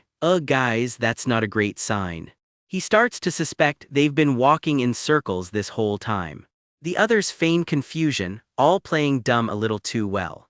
Yihyun points out a monster corpse, the same one from the gate they cleared earlier, and realizes they've gone the wrong way. Very convenient timing. Does anyone here actually have a pathfinding skill? Someone asks, while everyone else trades very telling glances. Nobody, shocking. A hand quietly grips a small pink potion bottle behind his back. And then it happens fast, a hand lashes out and the ambush is finally on. That bracelet was the whole point of this trip from the start. He takes a hit to the head, blood running down, while someone coos at him not to worry his little head, Mr. Gim. When you wake up from your little nap, it'll all be over, they promise. Not exactly a comforting bedtime story. The leader grins wide while our guy, dazed and bleeding, genuinely can't figure out why they're doing this. One bystander even jokes about it, calling it some kind of fetish for beating up fellow hunters. Dark sense of humor on that one. The crew starts to notice something odd. He's holding up a lot better than they expected. Doesn't matter, one of them shrugs off that potion knocks out any F-ranker within 5 seconds, guaranteed. But in his own head, our guy is almost insulted. Did they seriously think some cut-rate magic item would work on him? Turns out his resistance to fainting magic is flawless, and right now he's not even bothering to fight the potion at all. This whole beatdown has been an act. 5 seconds come and go and the leader's smug grin starts to waver. Is something wrong? One tear rolls down his bloodied face, and it is absolutely not the reaction they were hoping for. His hand closes tight around that bracelet. When something's off, you don't wait around to find out why. The smartest move right now, he decides, is to run, so that's exactly what he does. The crew freezes for a second, completely blindsided. Wait, what? He's running away. The leader snaps out of it fast, get that little punk, while our guy, bloodied fist clenched, isn't done yet either. And so the chase is on, deeper into a gate that was never going to let any of them off easy. You said that bastard couldn't run, one of them snarls, chasing him across cracked, burning ground. They catch up fast. First, let's ditch this dead weight, the leader growls, then we get out of here. A fist cracks through the smoke. This is turning into a full-on beatdown. Something whips through the air like a living weapon. This damn vine, a conjured vine, lashes out and snags him mid-stride. It hauls him clean off his feet, dangling him upside down like a caught fish. One of the hunters conjures blue flame in his palm, sizing the guy up with a cold smirk. How interesting, he mutters. You were limping around just last year, how'd you fix your leg? He asks right before someone screams Yihyun, in warning. Beats me, another shrugs. And even if we shook him down, the only thing on him is that bracelet. Put him down for now, the leader orders, and the vine lets go. Yihyun hits the ground hard. He groans in pain, curled up on the scorched earth. Rubbing his aching head, Yi-hyun looks up at his attackers, dazed. Yo, F-rank 1 sneers, listen up, you try running again. And I'll pull every one of your teeth out one by one before I kill you. Got it? He says, drawing his weapon. I got it, no need for violence, Yi-hyun pleads. At least tell me why you're doing this to me. The thug just smirks and raises his hand again, in no mood to explain. The rest of the crew watch on, confused by something they just saw. Yi-hyun goes quiet, something shifting behind his eyes. Then he moves, deflecting their blows clean out of the air. The whole group flinches back, stunned. Their F-rank punching bag just fought back. Yi-hyun grabs the leader's wrist. Is it because of this bracelet? The man actually flinches. That reaction says it also. That's why they've been after him. That's why they've been trying to knock him out cold instead of just killing him outright. According to the Hunter Wiki, this bracelet's power is double blocking. It shrugs off any attack, even from an S-rank monster, twice over. Wearing this thing for protection, only to end up in danger because of it, Yi-hyun mutters bitterly. How ironic. The leader's jaw tightens, grinding his teeth at the standoff. Hand over that bracelet, right now, he snarls, reaching for it. Then I might just spare you, he adds, and Yi-hyun snaps back, not a step closer. One more step and I'll use it all up myself, Yi-hyun warns. Like hell, I'm just handing this over. He's bluffing his way to survival. If they so much as touch him now, it could trigger as an attack. But once the charge is run dry, this bracelet's nothing but jewelry. He gulps, realizing this standoff can't last forever. Yo, you little, the leader starts, then oddly softens. Yi-hyun, can't you just let this go? What? Yi-hyun blinks. Stay quiet about today. I'm not even hurt, so what crime is there to report? The man tries weakly. Report you for? Yi-hyun laughs right in his face. Ha, bullshit.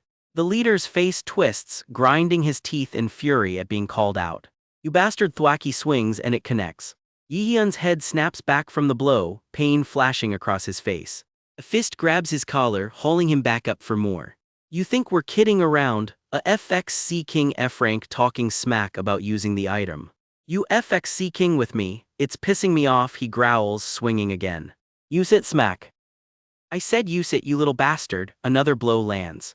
The moment you use up that item, you're FXC King dead, he screams, still swinging. Coughing, bloodied, Yi-hyun finally breaks. Wait, stop. I'll give it to you, I'll give you the item, he chokes out. So just stop for now, the leader says, satisfied. Should have said that from the start. Yi-hyun sags in their grip, battered and hollow-eyed. Is this the reality of an F-rank? His hand trembles near the bracelet. Violence, ridicule, it's depressing being this weak. Once I hand this over, everything will end, he tells himself, as the thug's shadows loom in, grinning. Including my life, probably, he thinks grimly, fingers grazing the clasp. Huffing, bloodied, Yi-hyun makes his choice. And bolts, making a break for it, instead of handing anything over. One of the thugs freezes, eyes going wide at something behind him. No way, that's someone's just yanked Yi-hyun clear out of their grip. How is he here? Elsewhere in that same burning gate, Gurieo stands watching it all unfold, jaw set. Yoon-seung, Gurieo shouts because yes, that's exactly who just showed up. Rewind 30 minutes. A gate call rings through on a phone and a much smaller, cartoonish Yi-hyun stares at it nervously. Their texts scroll by Gurieo offering to help him train the moment work's done. Okay, thank you so much, Gurieo, Yi-hyun writes back, relieved. Gurieo, for his part, is just relieved Yi-hyun's still treating him the same even though, in his own head, he's supposedly no longer useful to him. After Gurieo got caught sneaking into a gate fraudulently last time, Yi-hyun figured he'd never hear from him again. And yet here Gurieo is, sipping his drink, offering to burn his own free time helping Yi-hyun fix his skills. Could Gurieo be, Yi-hyun wonders, that special someone my fortune teller said I'm destined to meet? Either way, Yi-hyun's already planning the thank you gift, vanilla latte and cake, obviously. 20 minutes later, Gurieo's still sitting there, staring down the path, waiting. He's a bit late, Gurieo checks the time again.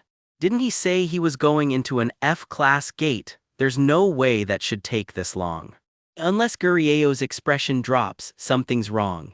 A gate mutation, maybe a rank jump that turns a harmless dungeon into something lethal. No, there's no way, that's way too rare. Even so, he's already running to check. I'm almost positive it's not that, he tells himself, stepping into the tree line anyway.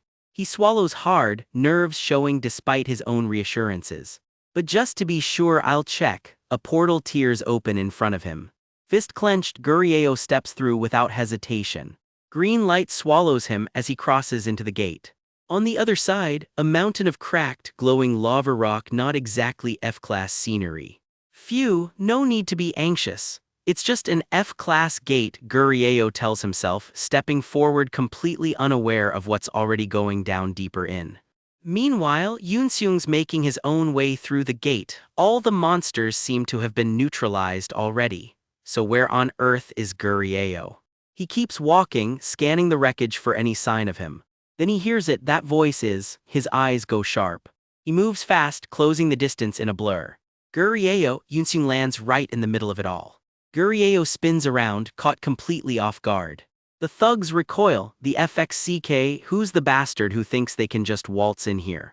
Gurieo turns his back on them, walking calmly toward the fight instead of away from it. Then one of them recognizes the face. On Yoonseung, the whole crew goes pale. Help, these guys are mugging me, Yihyun screams, pointing straight at his attackers. They were going to kill me for my item. Yoonseung just stares, stunned. Am I hallucinating? I've only ever seen Gurieo as overwhelmingly powerful and relaxed. How did he end up like this? Yoonseung shakes it off. No, let's worry about that later. What's more pressing right now is... Gurieo's eyes narrow on the gang. You guys are frogs, aren't you? He drops into a fighting stance, lightning crackling around him, and the frogs are about to learn exactly why that name should have scared them. A surge of icy blue energy wraps around his fist as he steps forward, calm and ready. Frogs like these hunt down fellow hunters for sport, and Yoonseung is not in a forgiving mood. One of the goons already knows he's screwed and curses under his breath. Another screams for his crew to run as the beatdown kicks off for real. Yoonseung grabs one clean by the collar before the guy can even swing. One punch and the ground practically caves in. He can't believe even low-ranked hunters have sunk low enough to run with the frogs. He doesn't need any fancy skills for trash like this, and it shows. The only real challenge here, he figures, is holding back enough not to kill them. Fist clenched, he wades back into the fight without breaking a sweat. One of the frogs freezes up, terrified, as dust and blood fly around him.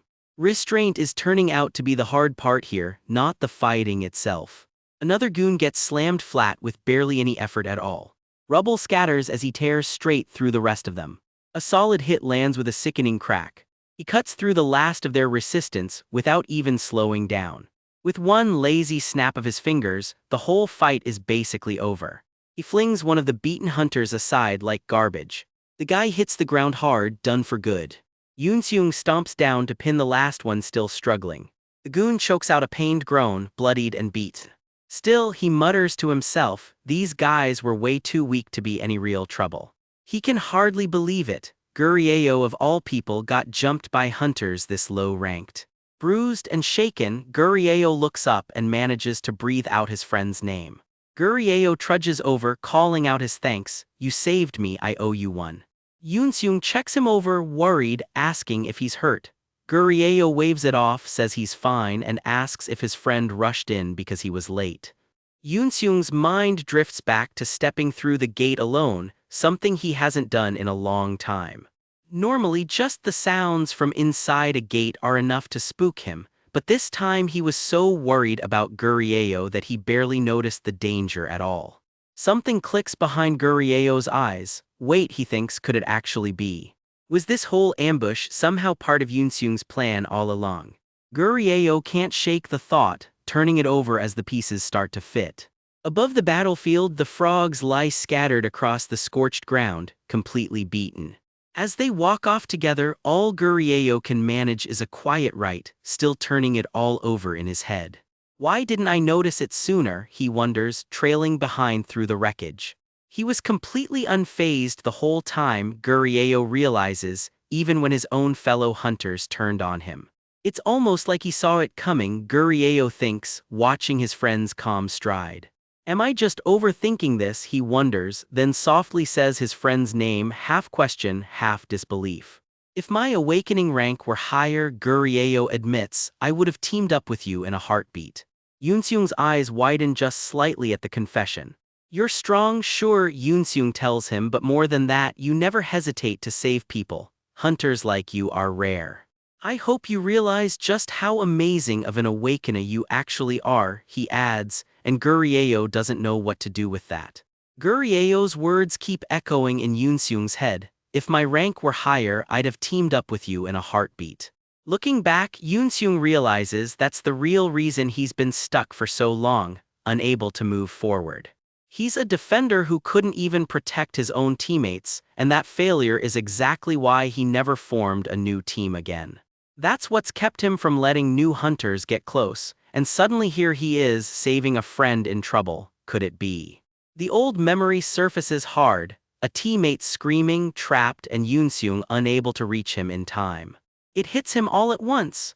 Gurieo must have staged something just like it so Yoonseung could finally replace that memory of failure with a win.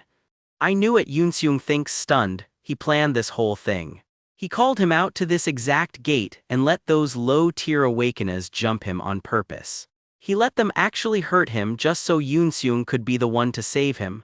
How can anyone be that selfless? Why are you always looking out for me? Gurieo finally asks. Yoonseung plays it off, look out for you, me. You've taught me so much, Gurieo says, you helped train me into who I am now. Well, Yoonseung shrugs, that's just because you're a good guy. And honestly, he adds, that's more than reason enough. Gurieo just lets out a soft, quiet sigh. Something about the moment clearly gets to Yoonseung more than he lets on. The gate glows and swallows them both as they step through together. That's my bro, Gurieo thinks, warmth beating out all the earlier suspicion. Finally back outside, Yoonseung asks Gurieo to handle reporting the frogs to the association for him. Sure thing, Gurieo agrees as they step out of the portal together. Oh, and mind if we start your training tomorrow? Yoonseung asks. I've gotta get home. Gurieo balks. What, you should be seeing a doctor. Wait, Gurieo, Yoonseung calls out, waving him off with a grin that hides just how much he's actually hurting. Left alone with his thoughts, Gurieo mutters to himself, how does an F rank even heal this fast on his own? Potions cost a fortune. Or he thinks, trailing off as he steps into the starry portal home, glancing back one more time. Is he finally going to drop that F rank act in front of me? Gurieo wonders. The second Gurieo's gone, Yoonseung's composure cracks and he groans in real pain. His little slime familiar pipes up beside him, whining that this hurts like hell, right in the ribs. A few days later, life moves on. We find Gurieo back home, holed up in his apartment. He taps gingerly at his own ribs, checking how the bruises are healing. God, what a terrible week, he groans, still shirtless and banged up. First, it was getting abducted by human traffickers. Then he was nearly killed by thieves, and now on top of it all, he's got to go to the association today. Couldn't they just get his statement right the first time? He grumbles. Why do they need to interview him about it again? Ugh, so annoying, he mutters, throwing on clothes for the trip. Complaining won't change anything, of course, so he grabs a small item, wondering if he should just tuck it under his sleeve. He'd later learn exactly what that little glowing item actually was. Worth 6 figures at auction, apparently. Still nowhere near enough to afford dragon lungs though, and honestly he can't bring himself to sell it just yet. Being a hopeless wizard scraping by is exactly the kind of week he's had, he jokes to himself, heading down the stairs. A car horn blares outside, cutting off his train of thought. Who's the lunatic honking their horn in broad daylight? He grumbles, spotting a flashy red sports car outside. The horn blares again, impatient, right outside his building. The window rolls down and Gurieo freezes, caught completely off guard. He stares stunned, trying to place the face behind the wheel. A grin spreads across the driver's face, long hair and all, clearly enjoying the moment. Changho, Gurieo blurts out, completely blindsided by who just pulled up. Someone on the sidewalk freezes dead when that car rolls up. Changho, oh no. It's Gurieo, and his brain short circuits. Never thought the scary one would actually show up in person. He tries the old didn't see you trick, but Changho already clocked him. Changho eases off the gas in no hurry at all. He's got Gurieo cornered and he knows it. "Where are you headed at this hour?" Chang-ho asks, all casual like he isn't blocking the whole sidewalk with a sports car. "Off for lunch." Gurieo scrambles for an excuse, phone glued to his ear. "I've got business at the association." Smooth, very convincing. Chang-ho isn't buying it. "Would you look at the time? I must have showered too long," he deadpans, then drops the smile. "Get in." That's not a request. That stare alone could flatten a building.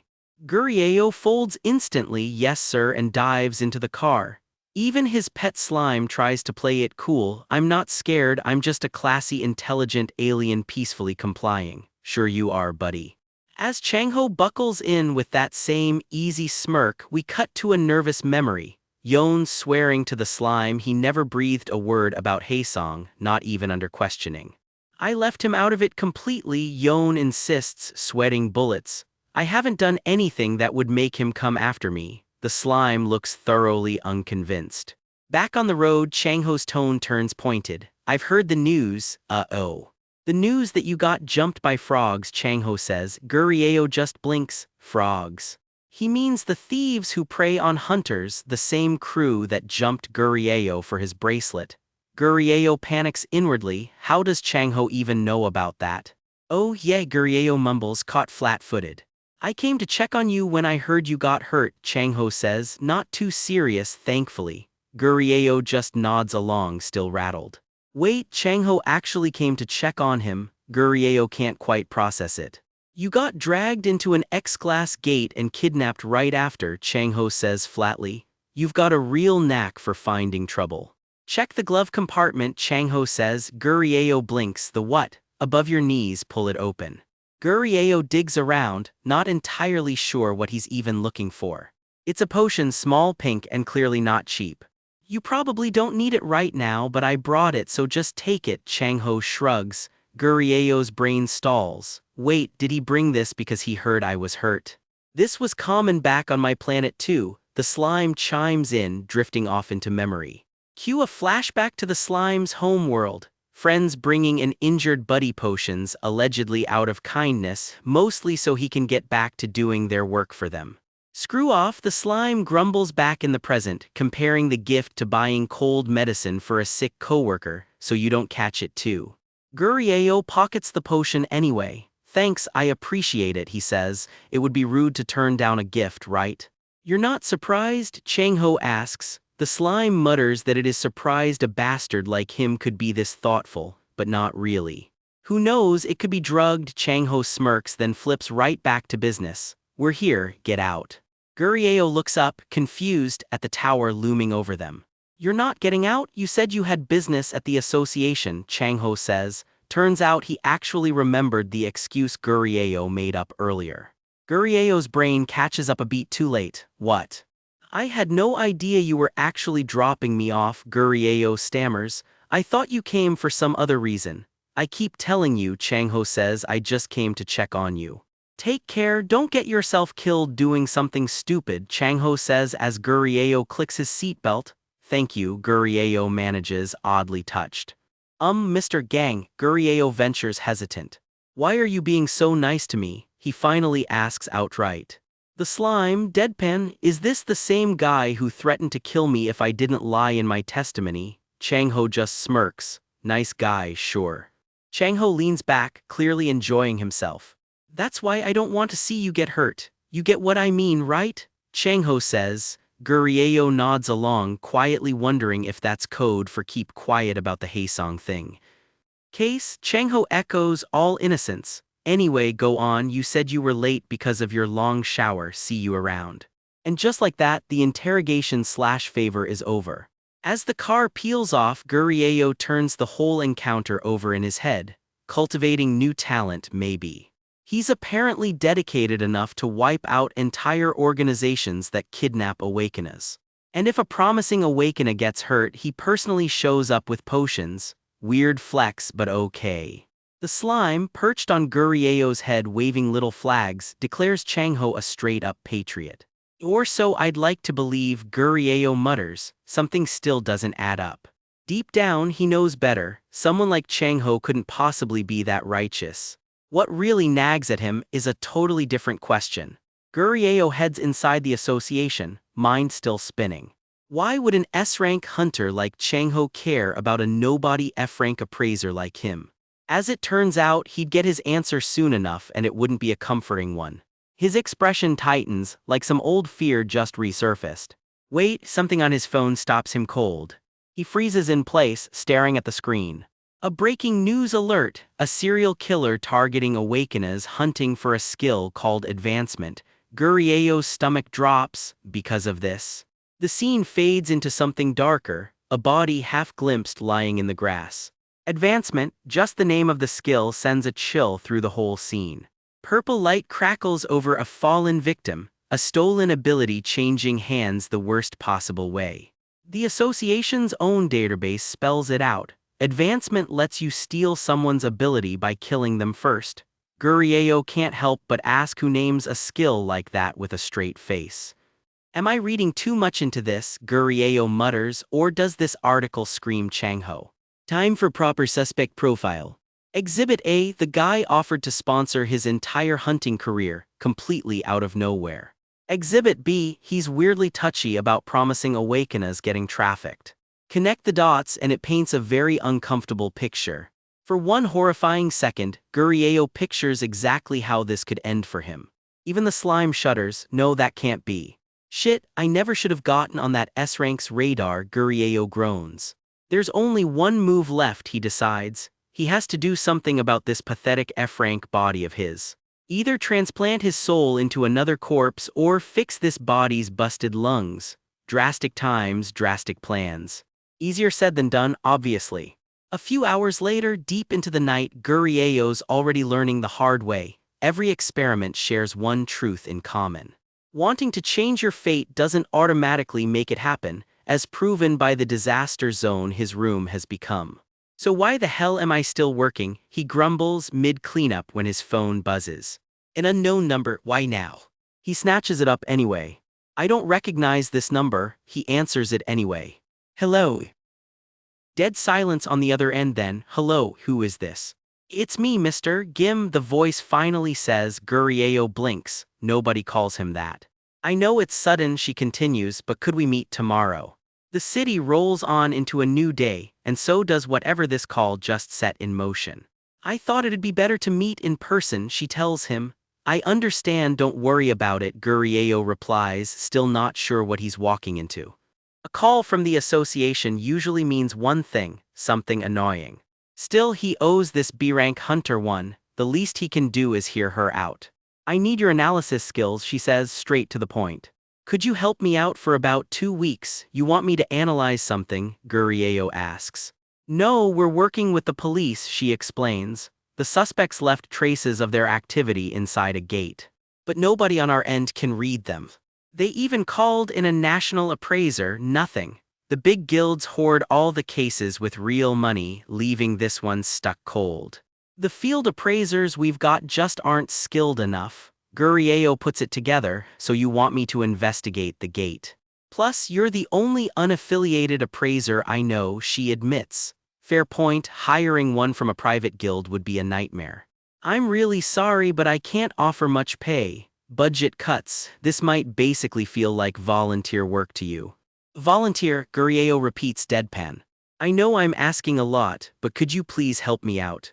Then she plays her trump card. Remember, I did help you out once too. Wait, no, she catches herself, immediately regretting it. I'm sorry, please forget I said that, she says, turning away. Gurieo just stares. What? Rescuing someone who got kidnapped was just the right thing to do, she says. It was wrong of me to use it as leverage against you. Forget it, I'll pay you out of my own pocket. Please, I'm asking for your cooperation. Gurieo thinks she could stand to be a bit more upfront, honestly. Also, isn't she literally from the association? He wonders, then asks outright if there's a bonus for catching the culprit. No, I don't get anything either, she admits. But I still have to try my best, right? Every case involves someone's life. What a genuinely good-hearted person, Gurieo thinks, half touched, half wondering if he's just been burned by too many terrible people lately. It makes him think a little better of humanity, but whether he actually takes the job, that's a whole different issue. Sionwu Gurieo says slowly, you did say you'd pay me out of your own pocket, right? Yeah hey, she says, sensing where this is going. Then I want you to start using that money, now.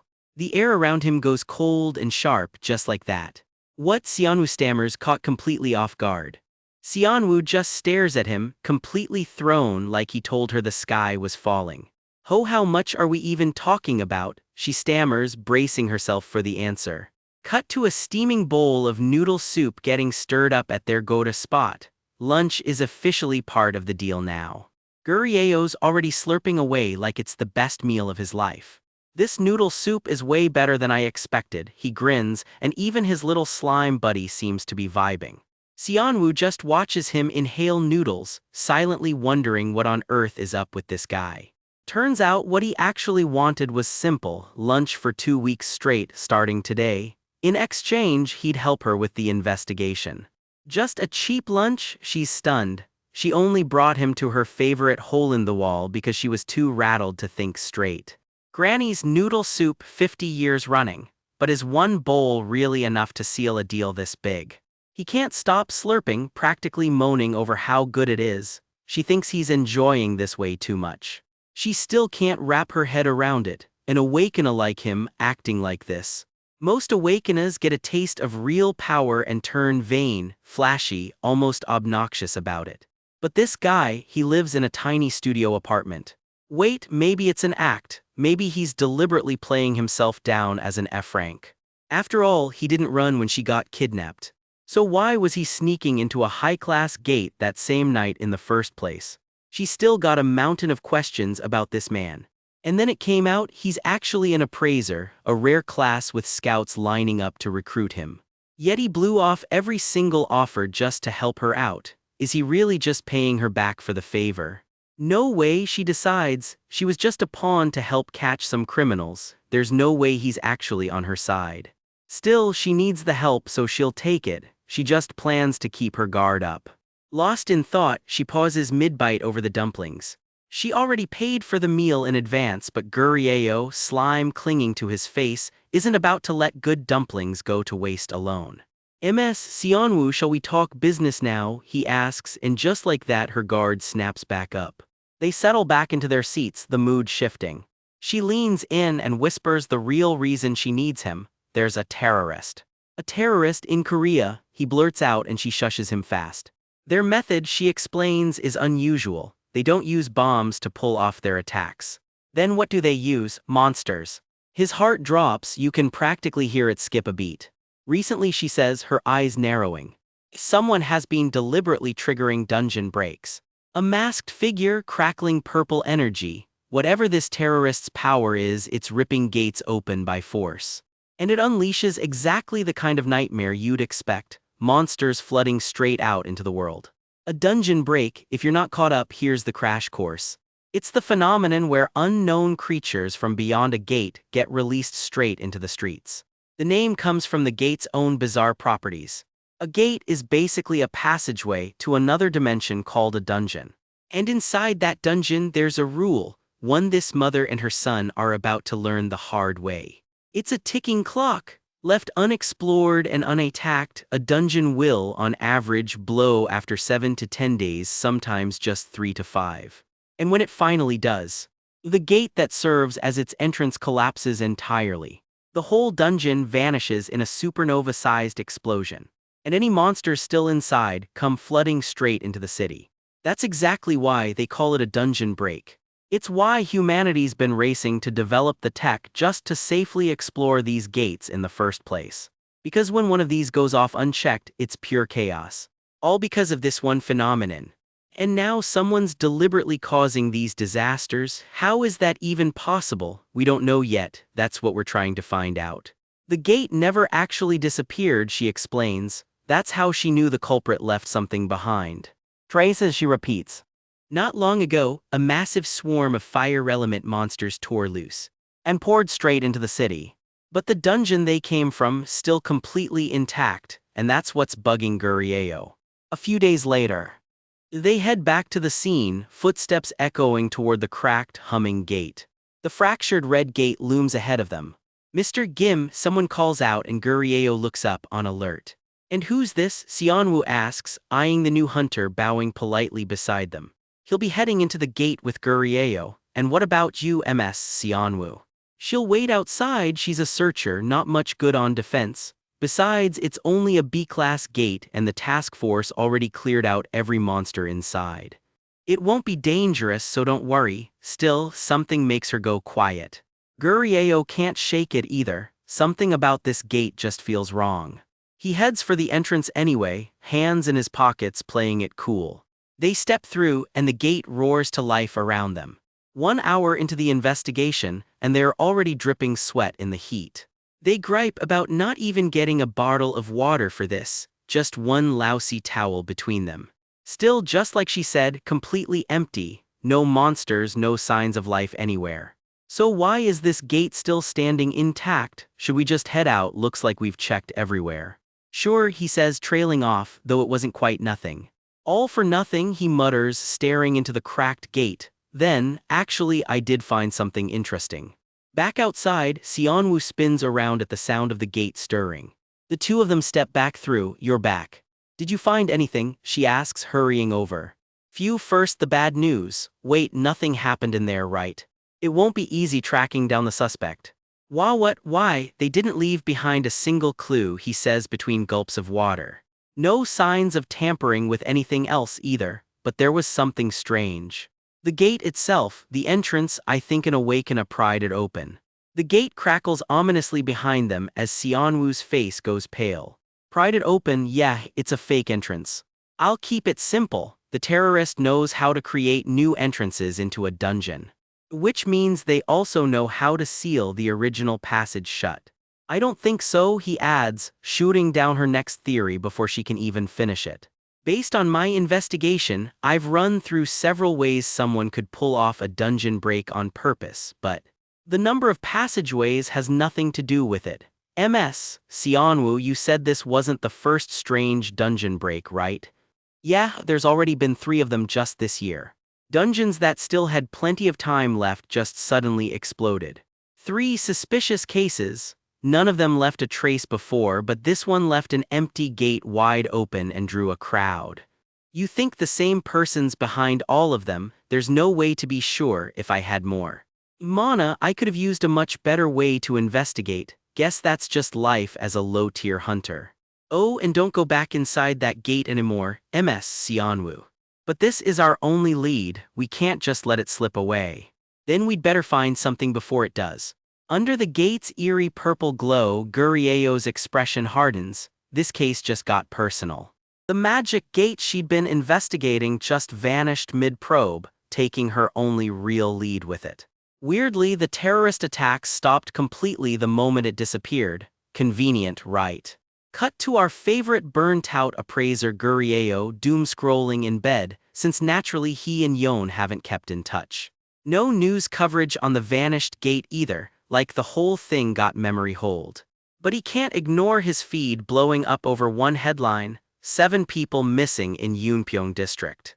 Victim number 7 and counting, 4 days into the case with no end in sight. Police finally stand up a special task force and the internet's already convinced somebody's snatching people on purpose. Here's the kicker, every victim is a non-awakener, ordinary folks with 0 mana, who'd even want them. Then his phone lights up, it's Yon. He nearly fumbles the phone, did not see that call coming. Turns out she wants him to drop everything and come out to Yunpyong district. So there he is, out on some fog-covered ridge at the edge of the district, wondering how his night got this weird. He admits it, half joking, that the only reason he actually showed up is because she bought him lunch. He pokes at the obvious question, isn't her own tracking skill enough to find these people without him? Privately, he's wondering if he's just free backup muscle, while Yon admits she already tried using her skill solo. Her power can track a target down even if they are dead, which is impressive, but it whiffed completely on the first 2 victims. It only worked on the most recent one, and even then something about the result felt off. The trail says the missing person is somehow underground, right where they're standing. Only 1 hit out of 7 missing people. Yon admits flat out this is not a normal case. Her skill can find the dead just fine, so whiffing twice in a row screams sabotage like somebody's covering their tracks. They head to the last known location anyway, though Gurieo's already smelling a setup. Which is exactly why she called him in, and his slime buddy perks right up at the mention. Penny drops for Gurieo. She wants his appraisal skills to sniff out hidden traps, not the combat muscle he barely has. Yon admits she really just wanted a second active hunter around, for safety. He mutters that he's basically retired at this point, more washed up than active, and Yon almost catches it. She asks if he said something. He backpedals fast. Nope, nothing at all. Yon shakes it off, all business again, and tells the team to keep searching. The group presses deeper into the dark, cliffside terrain, nerves creeping up with every step. Something rustles in the underbrush, and one of the team members freezes mid-sentence. Gurieo spins around just as Yon calls it. They've arrived. Wait, they're literally standing right on top of the missing person's last known spot. But Yon can't sense a shred of movement below them, nothing at all. She taps the ground, half hoping, half dreading what this lead actually means. Yon's voice cuts through the fog. Whatever they are chasing is closer than any of them realize. Sure enough, a shadowy figure is standing just beyond the tree line, watching the whole thing unfold. Gurieo tries to process it out loud. So you're saying somebody's been here the entire time. Back on the surface, police cordon off the area while the actual investigation crew rolls in. The lead officer double-checks that the missing person is really down there. Yon confirms it flat out. Good enough for him, he orders the crew to start digging right there. Team 1 gets sent to secure the perimeter while everyone braces for what they might dig up. Yon pulls Gurieo aside to scout with her personally, though he's still confused. Didn't they already find the spot? She reminds him again. Her gut says this whole thing reeks of a setup. Gurieo comes up empty on his sweep, while one skeptical officer wonders out loud if Yon's even supposed to be running point here.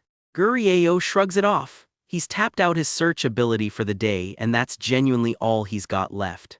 The plan set, Team 2, stacked with every Awakener on site, handles catching the culprit and rescuing the victims. Which stings a little since Gurieo's clearly not on that list. Still, Yon presses him for anything dangerous nearby. He comes up clean, no mana-based traps anywhere, at least as far as he can tell. Yon breathes out a relieved little laugh, a bit too relieved, honestly. Then Gurieo suddenly stops dead in his tracks. Something is very wrong. Yon asks if he sees it too. He has absolutely no idea what she's talking about. She points dead certain right there by that tree. Gurieo squints into the pitch-black tree line and sees nothing but shadows. His slime familiar helpfully points out that Gurieo's night vision just isn't built for this. Apparently deep-sea slimes see better in the dark. Something shifts fast through the fog, gone before anyone gets a good look. Yon insists someone's standing right there and the slime finally confirms it. Yep, that's an Awakener all right. Gurieo asks more than a little desperate if they're actually sure about that. The mana signature's faint, but his slime is not backing down. Both of them lock it in, they're sure, no doubt about it. Yon tells him to hang tight while she runs to pull in Team 2 as backup. The moment she's gone, Gurieo edges toward the exact tree she pointed at. The forest holds its breath around him, every shadow suddenly looking suspicious. And there he is, some guy in a hat just standing there chewing away like it's a totally normal night. The slime clocks his mana as barely E rank, but something about this feels very wrong. Even the slime gulps, that is never a good sign. Then the stranger's power spikes out of nowhere, mana exploding around him like a switch just flipped. Gurieo watches in horror as this supposed nobody's power rockets clean off the charts. His slime screams a warning mid-sentence, already too late. Gurieo realizes exactly what's coming as the man conjures a crackling orb in his palm. Someone screams Yon's name in warning from across the clearing. Gurieo lunges forward, screaming for everyone to get away from there right now. It's too late, the ground itself starts caving in as the attack rips loose. The blast catches all three of them, sending Gurieo, Yon, and the ground crew flying. The world spins into a churning blue vortex, swallowing them whole. They're falling, tumbling helplessly through the collapsing ground. Gurieo grabs Yon mid-fall, shouting for her to brace for impact. She barely manages a stunned Y before he answers, because he's not about to let her hit the ground alone. The portal below rips wide open, dragging all three of them down into the swirling blue abyss. Somebody screams that they are about to fall for real this time, right as a glowing orb flares to life beneath them. Gurieo tumbles through the dark, completely out of control. He barely manages to keep his eyes open as the impact finally hits, soaked and dazed in whatever this place is. One of them screams as the light drags him down, powerless to stop the fall. They're in freefall now, ripped through blinding light with zero idea where they are gonna land. The fall rips a scream out of every one of them, and down they go straight into ice-cold water. Two of them break the surface gasping, hearts pounding, no clue what just happened. Someone's flailing in the water screaming for MS, Xianwu she's nowhere in sight. One of them groans, half sure he just broke his own back but at least he's alive to complain about it. Whatever this place is, it sure isn't the world they left behind. Meanwhile Gurieo just calmly watches some little green blob drift by like he's window shopping, not panicking one bit. Then he spots her MS, Xianwu floating face down not moving. He drags her out and shakes her, begging her to wake up. She sputters back to life, coughing up water. Everyone breathes easier and Xianwu asks Mr. Gim flat out if they've fallen into another gate. Yeah, looks like it, he admits grimly. And just like that the way back seals shut behind them. Someone wonders out loud if this has anything to do with that mysterious awakener. Xianwu's face goes tight with dread, like she already knows this is bad. Only 3 adults made it through the fall: Yon Xianwu, a D-rank cop, and Gurieo himself. Their team leader must have bailed before the drop. Someone paces, trying to wrap his head around the situation before it spirals. Then they spot 2 more figures across the cave. Hunters, someone gasps, not quite believing it. Turns out these 2 are the missing high schoolers everyone's been searching for. The kids sprint over sobbing, sure they've finally been rescued. One of them clings on, begging for confirmation that they are really saved. But the adults have to admit it, they don't have answers either, they're just as lost. 6 kids fell into this gate originally, now only these 2 are left alive. A scan confirms it, this is a B-class gate, seriously dangerous ground for a group this small. Small mercy though, they've got an actual B-rank hunter with them, Xianwu herself. Not many monsters detected either. 1 B-ranker might just be enough to clear this whole thing. But the second they start moving to hunt, Xianwu starts shaking. Something is very wrong with her, and everyone can see it. Gurieo leans in, worried, calling her name. She suddenly begs to be let out, spiraling fast. She's hyperventilating now, insisting she can't stand being here another second. It's a full breakdown, she's begging them to get her out, and this is clearly not ordinary fear. Cut to years earlier, before any of this, Yon was just an ordinary kid growing up on a tea farm. Mornings meant school, afternoons meant home with her family. She'd pitch in on her parents' tea farm every day, even though they kept telling her to go have fun with friends instead. Young Yon just shrugs it off, picking tea leaves is more fun than hanging out, thank you very much. She genuinely loved those green fields, and any excuse to be out there with her family. Caught mid-laugh, tumbling backward through the leaves, just a perfectly ordinary, happy afternoon. And just like that, her peaceful life was about to end. Something monstrous crashes into her world, a beast with a skull-white face and claws like knives. Her hat goes flying, gone in a flash of claws and feathers. Everything she knew got torn apart in a single instant. The massive winged monster looms right over her, and there's nowhere left to run. Her family freezes in sheer terror, blood already in the air. Hands shake uncontrollably as the creature's wings beat overhead. It spreads its wings wide and dives straight at them. The monster swoops in for the kill. Her father shoves her clear just in time, taking the hit himself. Those jaws snap down on him, not her. The creature hurls him aside like nothing and turns back for more. Through the chaos, young Yon screams for her mother instead. She's not alone yet. Even now, years later, she remembers every awful detail of that day like it happened yesterday.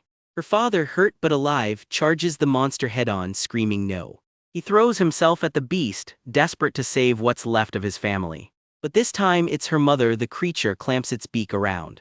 Yon's scream tears through the air as she watches her mother get carried off. She reaches up uselessly as the monster climbs higher and higher, her mother still in its grip. Then the sky itself rips open in a blinding flash of light. She just stands there frozen, staring up at it, utterly alone. That day 7 years ago was the day dungeon shocks erupted across the entire world. With both parents gone right in front of her, Yeon's entire world just crumbled. And out of that grief, something inside her cracked wide open. Power she never knew she had comes roaring to the surface. A vortex of light swallows her whole. That was the day her grief turned her into a B-rank hunter. Back in the present, Gurieo lays it out cold: if she doesn't fight, everyone here dies. She can barely choke out that she can't do it.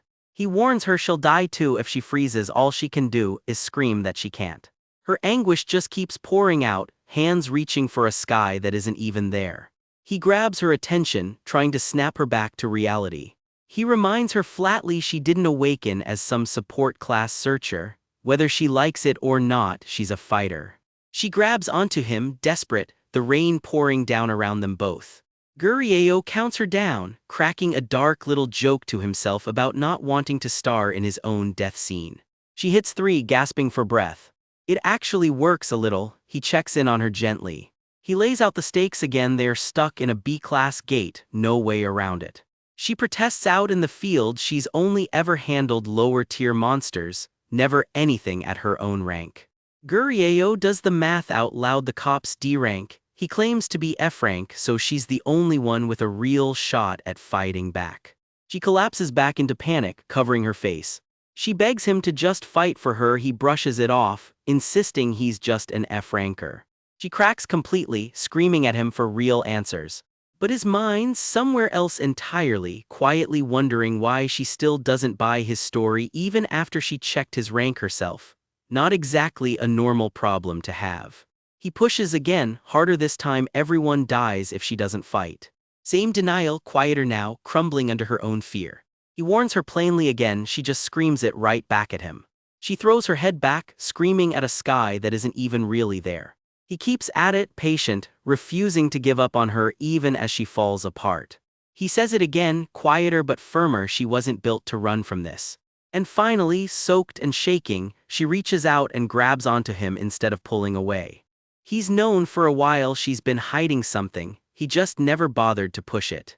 The two of them stand close, the air between them tight with everything left unsaid. Her awakening element is wind, he says. On a world with an atmosphere this thick, that's not a small thing. That, he tells her flatly, makes her the strongest of her entire peer group. Seonwoo stammers, stunned he could possibly know that much about her. She insists she wasn't lying. Whatever her element is, the skill just will not work for her. Because a monster that controlled the wind killed her parents. That's the reason, laid bare. Every single time she tries to use her skill, she gets dragged straight back to that moment. She wasn't lying about any of it. She genuinely can't use her own ability. Gurieo turns it over in his head, a psychological block locking out magic. He's never seen a case like it back home. Typical, he says, of a primitive wizard who's only just starting to understand what magic energy even is. Charming as ever. Seonwoo just listens, hanging on every word. Her past, he tells her, is the only thing standing between her and using that power at all. Break free of it, he says, reaching out a hand, and she could take down every monster in this gate herself. As far as he's concerned, there's nothing physically wrong with her at all. Trust me, he says, as the two of them push on with the rest of the group. Seonwoo can't shake the doubt. Will it actually be possible?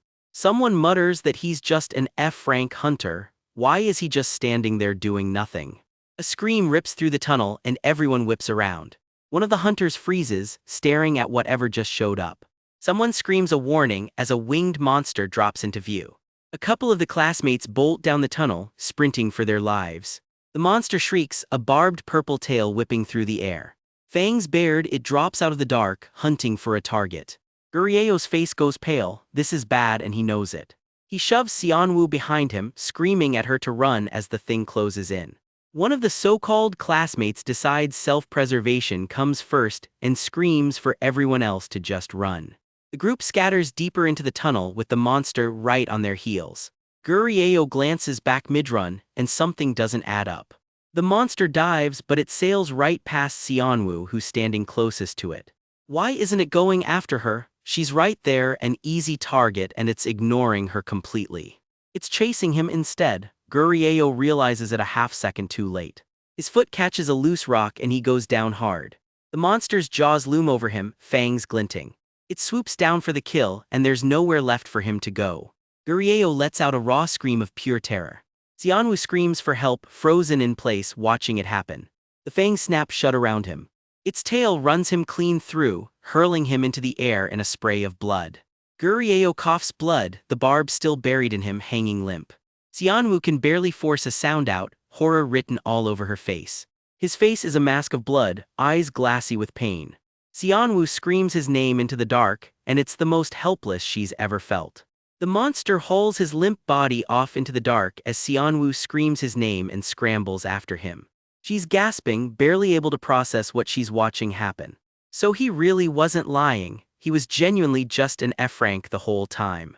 No, her mind is racing and coming up empty. What does she even do? If she doesn't do something right now, that's it. The monster is dragging him further away by the second. It's going to carry him off somewhere she'll never find him, and she knows it. The creature clutches its prey tight, and Xianwu's face crumples in horror. Her fist clenches, something in her is starting to give way. The monster banks over the cliffs, Gurieo dangling limp from its claws. He's barely conscious, falling through a shaft of pale light. Wind starts gathering around Xianwu's outstretched hand, crackling to life. "Let him go," she screams, and it finally breaks. Green wind energy explodes out of her all at once. A shockwave of power rips outward from her. Wind howls down toward the monster, sharp as a blade. Hair whipping around her, she's finally channeling everything she's kept locked away. Wind blades tear into the monster and it recoils, bleeding for the first time. Gurieo keeps falling, bloodied, one hand reaching out for anything. Teeth gritted, Xianwu cuts the monster down without slowing. She screams his name as blood scatters through the air between them. He's plummeting now, completely limp. Both of them are falling through the tunnel now, and she's straining every muscle to close the gap. Someone below sprints in to help catch them. She stretches out and catches him mid-fall, arms locking around him. She's got him, his bloodied face is inches from hers. They hit the ground hard, Xianwu just tries to catch her breath. Still panting, she calls out his name in a panic. She fusses over him, asking if he's okay, having no idea what to do next. She realizes with a jolt she doesn't have a single healing potion on her. Weak as he is, he notices anyway. She used her skill, it actually worked. "I told you you could do it," he says quietly, and for a second neither of them says anything else. Pain and pride are both fighting for space on his face. "You saved me," he tells her, plain and simple, as they sit together on the ground. Tears in her eyes, Xianwu admits she never once imagined she could save somebody like that. Other hunters come running at last, calling out for him. They gather around, apologizing for not getting there sooner. Gurieo sways on his feet from the blood loss and someone grabs him, telling him not to move. Someone asks if anybody has a first aid kit on them. He waves them off, insisting he's fine, and asks everyone to clear out for a second. Bold move for a guy who just got skewered. Xianwu asks if he's really got a potion, and if he'll actually be okay alone. He just needs a minute, he says, and sends her and the others to quietly round up any survivors since there could be more monsters lurking. He was gored clean through the shoulder, and the others can't believe he's still thinking straight. Xianwu grips his jacket, worried he's gone into shock from the pain, as a thin curl of dark smoke drifts off him unnoticed. Deep in a cave, a huddled group tries to calm down a kid who is losing it, the classic hey don't cry routine kicking in fast. The kid just wants to go home, bawling his eyes out while somebody tries to hold him steady. Rough start to what's about to get a lot worse. Cut to Gim, drenched in blood and shaking like a leaf. Turns out he just barely avoided a second trip through reincarnation. No pressure or anything. First things first, he mutters through gritted teeth. There's a monster's tail lodged in him that needs to come out right now. His grip tightens around the hilt, not exactly a fun way to spend an afternoon. He yanks it free in one brutal motion, blood everywhere, the sound effects doing their best to sell how much that hurt. Good thing he prepped a magic energy amplifier in advance, he says, grabbing a small vial, planning ahead, still cool even while bleeding out. He rips open his own wrist and starts gulping down his own blood. Yeah, you read that right. Whatever twisted magic he's running, it works. A blue glow wraps around him as his body starts pulling itself back together. The crystal in his palm keeps pulsing, feeding him magic energy in surges. Slow, steady, and clearly not his first time doing this. Somewhere close by, a voice whispers the question everyone's thinking: is he actually going to be okay? Xianwu stares at the ground, gutted. Even with a potion poured into him, that wound looked like it should have been the end. She blames herself for dragging him somewhere this dangerous in the first place. Then quietly, she adds that she's already finished healing herself. A worried voice crackles in, checking if he's really okay. Yeah, Gim answers, walking it off like it's nothing. Xianwu can't wrap her head around it. That wound was deep enough to kill somebody, and it's already closing up like it was never there. That potion alone had to cost tens of millions of won. So why exactly is a supposed F-rank hunter carrying something that pricey around like pocket change? Gim calls her name, snapping her out of her spiraling suspicions. Yes, she stammers back, caught red-handed thinking too hard about him. Now that she's finally gotten her skill working, he wants to strike while it's hot. Head for the boss chamber before she forgets how she pulled it off. She's not even sure she can replicate it. Don't worry, he says, with the kind of confidence that's either reassuring or completely unearned. Whatever happens, she promises to back him up with everything she's got. Gim straightens up, blood still staining his shirt, and steels himself for round 2. The fight kicks back into gear in a blur of motion. A blade of green energy rips clean through the monster in front of them. You're doing great, Gim shouts over the noise. That ability, it's your weapon now, use it. Don't let it control you, he reminds her. You control it. Words to live by when your own power is trying to run the show. Then panic hits. Xianwu above you, because of course something's already diving down at her. She whips around and lashes out with a crackling arc of green energy. The strike lands with a screaming slash that lights up the whole cavern.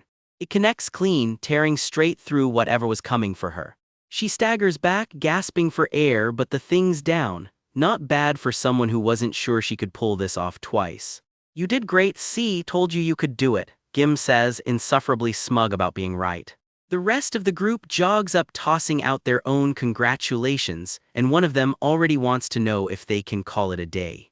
Xianwu's face drops. That's not going to be an option. We can go home now, right? Someone asks hopefully. Let's just take a break first, comes the deflection instead. But the boss monster's right there, one kid yelps. Gim's already made up his mind though, they get ready before they take it on. One of the greenhorns spirals quietly in his own head. He's never cleared a gate in his life, he's spent this whole time buried in paperwork, not hunting. How the hell is somebody like him supposed to be any use here, he wonders, staring down a set of doors that look like bad news.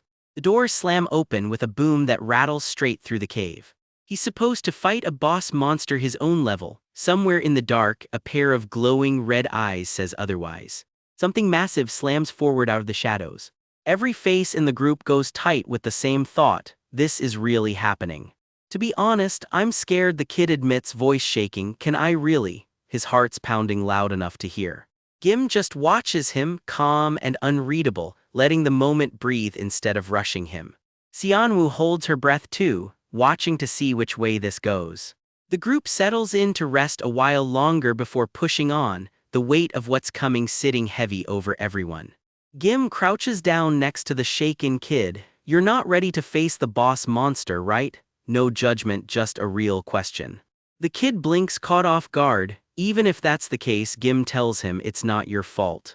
I was wrong to try and force you to face your trauma, Gim admits, crouching down further. I'm sorry for how I handled it earlier. I know I was harsh, but it was life or death, he says.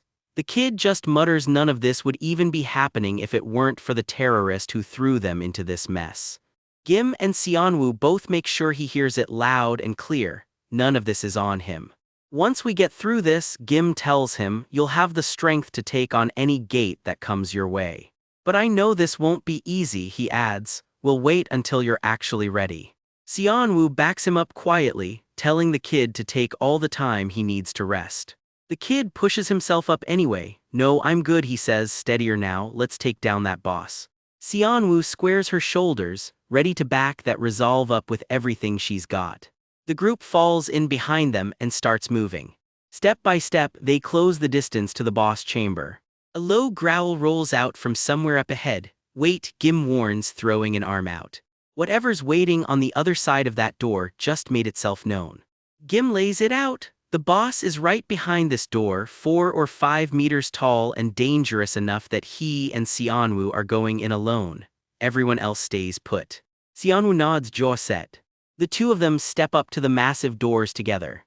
The doors open onto a frozen chamber, cold enough to bite through their clothes instantly. Something huge is waiting inside the storm, and it's already baring its teeth.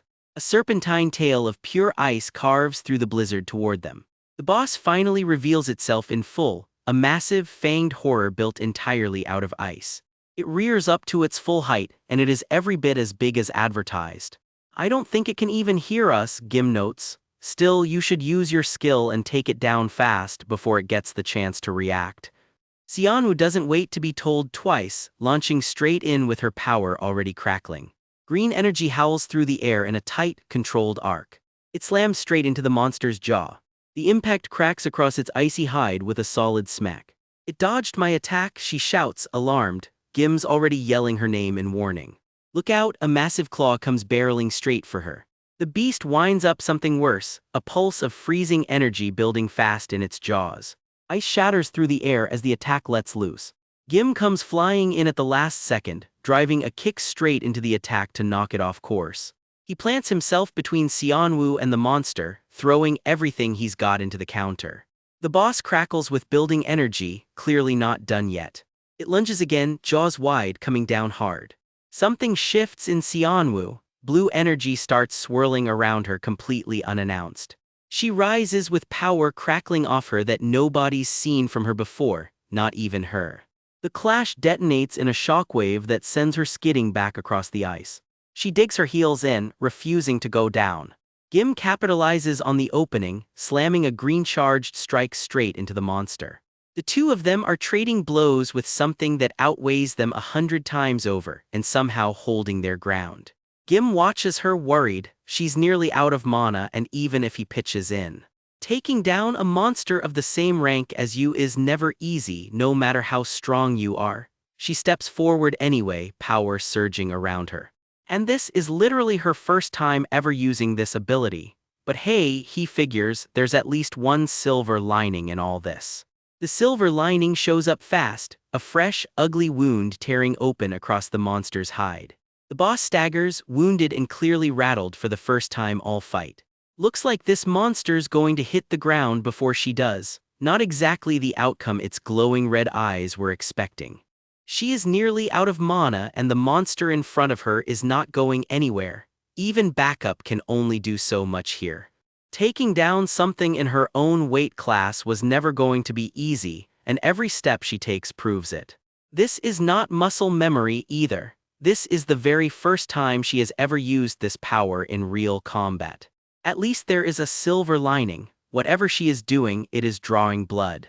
The beast answers with a full-throated snarl, and it does not sound like it is backing down. Still, Yoonseung likes her odds. Looks like the monster is going down before she is.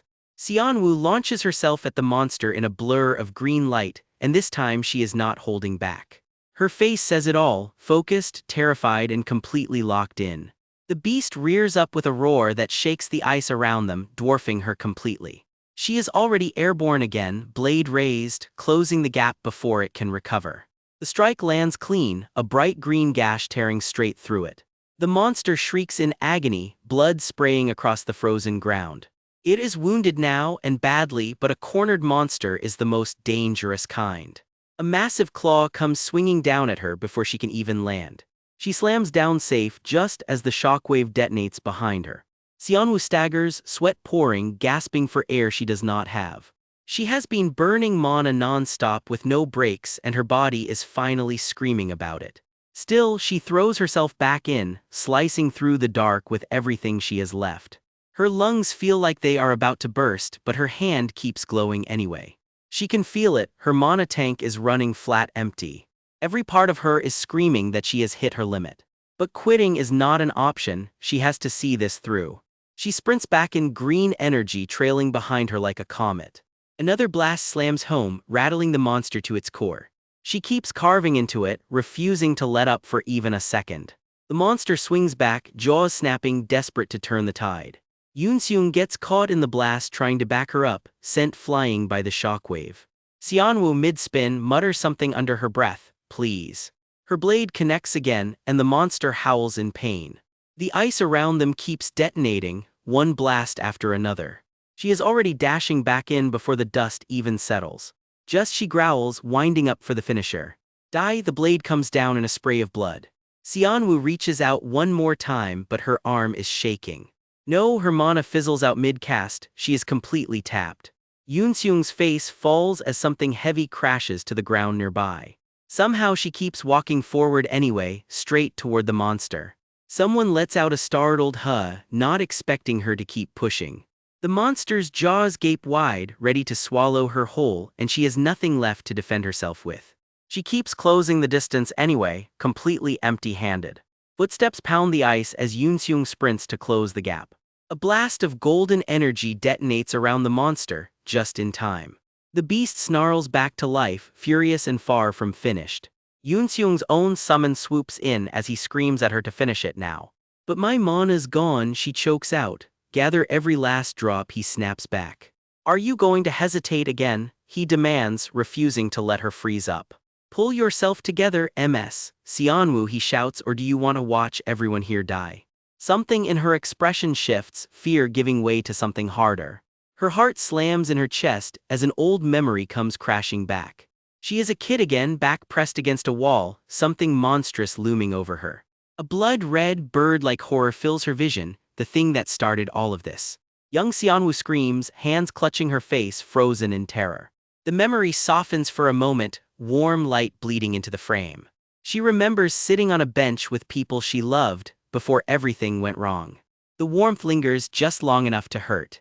Then present-day Seonwoo screams too, her eyes flaring bright blue, and this time she does not flinch away from it. Whatever just broke loose inside her, it is massive. Green energy explodes outward, spiraling around her like a living storm. The whirlwind keeps building, tearing through everything in its path. It slams into the monster with a deafening roar of power. The beast takes the full hit, staggering under the force of it. It shatters apart into scattering shards of ice, done for good. Dust and debris settle slowly over the battlefield. Seonwoo collapses to her knees, gasping, completely spent. For a moment, nobody says a word. She glances up, almost afraid to believe it is actually over. But what was that just now? Yoon-seung wonders aloud, then immediately starts eyeing the corpse for spare parts.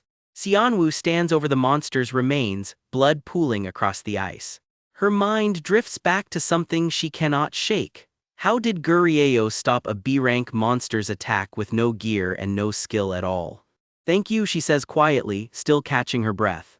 The boss monster's dead, she announces, and the relief in her voice is unmistakable. MS Seonwoo, you're the best. The others cheer, sprinting over, that was incredible. You were amazing. The whole group crowds around her, buzzing with relief. Thank you so much, someone shouts, then oh look. The gate, it's open, it's the exit, someone shouts as the ice cracks open. A burst of brilliant blue light floods the chamber. We did it, we can go home, let's get moving, Yoon-seung says. Right, Seonwoo answers, still a little dazed. Could it be? Seonwoo wonders as they step toward the glowing portal together. Yoon-seung's jacket is shredded, blood soaking through the fabric. The wound underneath is worse than he is letting on. Even a B-rank monster couldn't so much as scratch him, Seonwoo murmurs, still thinking about someone else entirely. It came down to raw magic energy density, Yoon-seung thinks, an overwhelming difference. In other words, that guy is walking around with an absurd amount of magic power. Why are you just standing there? Let's go, Yoon-seung says, snapping her out of it. Mr. Gim, she murmurs to herself, unable to shake the thought. You really are insane, aren't you? Yoon-seung mutters under his breath, still rattled. Then something catches his eye and he freezes. What? He says, staring ahead. Cop cars swarm in the distance while a shaky hand closes around a glowing bracelet, like it just saved a life. Good thing I kept this thing on me, he mutters, blood on his shirt and a smug little smirk on his face. Turns out that bracelet blocks a killing blow twice over, and he really wanted to save it for later. If that attack had landed on her head-on, there'd be no coming back from it. He explodes with raw golden power to intercept it. She'd be dead for sure, and he knows it. I don't need more thieves coming after this, he mutters, buttoning his ruined jacket right over the evidence. Mr. Gim, Yon yells, and he practically jumps out of his skin. He can't figure out why she looks so ready to murder him right now. She stalks toward him, one slow, deliberate step at a time. In her head, she's this close to wringing his neck, the guy who supposedly can't even scratch a boss monster. And yet he let himself get hurt just to keep the weakling act alive, all to force her to face her trauma and finally use her own skill. I think I get why you did it, she says, arms folded tight.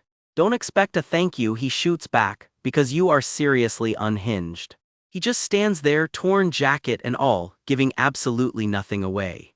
Why would you go this far to she starts? What are you even talking about? He cuts in, playing dumb. I'm the one who should thank you, he says. Why would you thank me? Smooth, real smooth. Nearby, one of the rescued hunters tells her flat out, Ms. Sionwu, you saved us. Thank you, truly, she tells him, and for once she means it. He just sits there on the rock, bleeding, looking way too pleased with himself for a guy who's supposedly F-rank. She goes quiet, studying him like she's trying to crack a puzzle. More survivors come rushing over, calling her name. A whole crowd of grateful bystanders hurries in to meet the woman who pulled them out alive. A mother and her daughter practically glow with relief. I almost didn't get the chance to thank you so much, the mother gushes. You saved my daughter's life, I can't thank you enough. Honestly, you saved our whole family, the mother says as they walk off. No, it was nothing, Yon mumbles, red-faced. She waves them off with a small smile. I was just doing my job. Alone again, she lets out a long sigh as the sky turns gold behind her. Her mind drifts back inside that gate, replaying everything that just happened. Why did Gurieo do all that for me? She wonders, watching him from a distance. What does he even get out of it? He even thanked me, she murmurs, sneaking a glance his way. What on earth is he planning? Whatever it is, she's not letting it go. Gurieo stands there looking every bit like the powerhouse he keeps pretending not to be. Something catches her eye, she's not done watching him yet. His little green slime sidekick clocks her staring and panics right along with him. The rescue leader wraps things up with the cops. We got everyone out safe, nothing more for me to do here. The cops can handle it from here, Gurieo adds. Besides, my 2-week deal with Yon is up tomorrow anyway. He thinks back on it, he actually gave her a small smile earlier just to seem grateful. To show my gratitude, he finishes, turning away while his slime nearly has a meltdown. Did it land right? I really want to know what she thought, the slime frets. Gurieo just stares off, and even his own slime looks stunned by whatever crossed his face. He and Yon walk back together through the golden trees, the awkward tension thick enough to cut. Ooh, Yon's face says it all, whatever he just did with his face was not it. He turns back around, huh, she blurts, caught staring. Why does she look so shocked? Was my expression really that weird? His slime panics. I have been practicing at home for 10 days straight, the slime whines, damn it, one day. One day I will master a smile that fools every last earthling, Gurieo vows, sweating bullets. Yon strides on ahead, a cluster of fellow hunters waiting up the trail. A few days go by before things pick back up. Yon sits alone in a cafe, quietly nursing her coffee. Ms. Sionwu, a voice calls out and her eyes snap up. In struts Mr. An, all sunshine and small talk about the weather. Hello Mr. An, she says, bracing herself. Iced coffee okay, she asks. Of course thank you, he beams, practically glowing. So what's this about, she asks, you never make weekend plans. Mr. An just slurps his drink, blissfully unaware of what's coming. Then she drops Gurieo's name and he sprays coffee everywhere. That's quite the reaction, she says. No, you just caught me off guard, he coughs. I wasn't expecting to hear Gurieo's name. I've always known you two were close, she says coolly, sipping her tea like she isn't fishing for anything at all. Honestly, I didn't think much of it at the time, he says. But seeing an A rank and an F rank walk out of a gate together, I couldn't help but wonder what was really going on, he admits, remembering that night.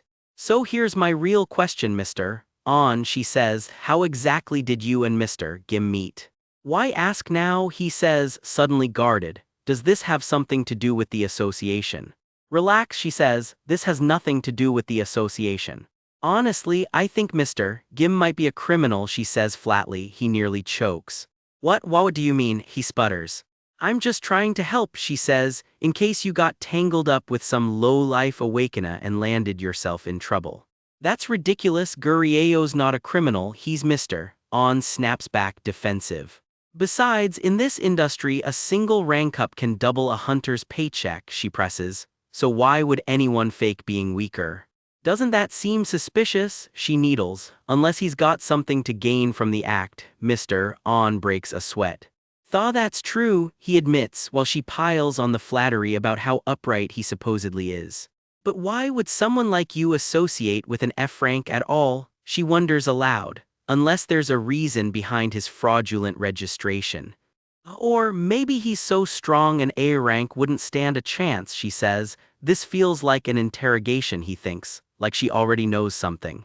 Does that mean Gurieo showed you his real awakening tier? She presses and his fist clenches.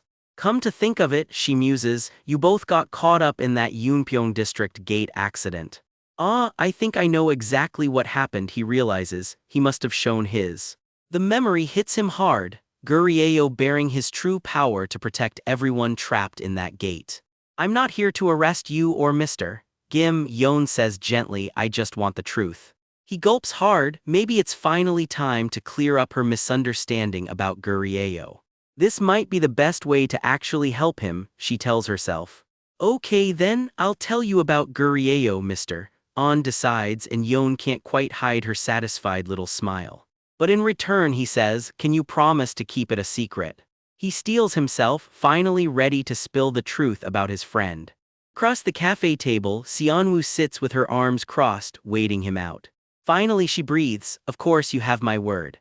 An wipes the sweat off his brow. He's about to break every rule his guild gave him. It all goes back to one summer, he says, when he and Gurieo first crossed paths.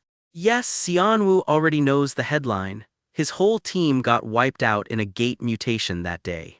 His guild told him never to talk about it, but the truth is simple. He only made it out alive because of Gurieo. Xianwu's jaw drops. That is not the story she was expecting. She slams the table. She still remembers that day like it just happened. For An, that memory never really faded either.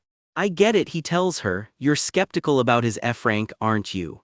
I'm sure he has his reasons, An pleads. Can't you just let it slide? Reasons like what? Xianwu isn't letting him off that easy. He hasn't asked outright, but he thinks it might be tied to Mr. Jiang's case. Remember that interview? An goes quiet for a second. This clearly still gets to him. Every civilian in that room passed out cold the moment his S-rank magic energy hit the air. Maybe it wasn't quite that extreme, An admits, but maybe Gurieo has been holding back his power for everyone else's safety. Bottom line, An insists Gurieo isn't the type to break the law. If he faked his rank, it was for a reason. He's the least materialistic guy alive, Xianwu fires back. The man eats the exact same cheap pork soup every single meal. An presses harder. She's really going out of her way to defend a guy she's barely known long. Why trust him this much? You just met him, he mutters, eyeing her sideways. Xianwu pauses, picking her words carefully. He was genuinely worried about her, she says, about how she kept dwelling on her own past failure. That's why he pushed her to get her confidence back. He even put himself in danger to pull that off. In danger how? An asks, caught off guard. He let a bunch of worthless thugs rough him up on purpose, she says, just for her sake. So tell me, she says, holding him bleeding in her memory, how could I ever doubt someone like that? Still, An isn't fully sold. I still can't trust him, he thinks to himself. But what if there's a side of him you don't know about? He asks her. What would you do then? Xianwu waits, unshaken but genuinely curious now. A side of him I don't know about, she repeats. There was a time, An starts, that Gurieo attacked another hunter inside a gate and worse, jumped him from behind. Xianwu cuts him off, alarmed. Are you talking about the white maze, she asks, that thing with Mr. Jiang? As far as On's concerned, that's the only time Gurieo has ever attacked a fellow hunter. She's not letting him leave it that vague though. Don't get the wrong idea, On stammers, hands fidgeting, I know exactly what happened. They all went out to eat after Jiang got out of the maze, and that's when it came out Gurieo never actually fought him. An overheard him on a phone call that day, and the words stuck with him.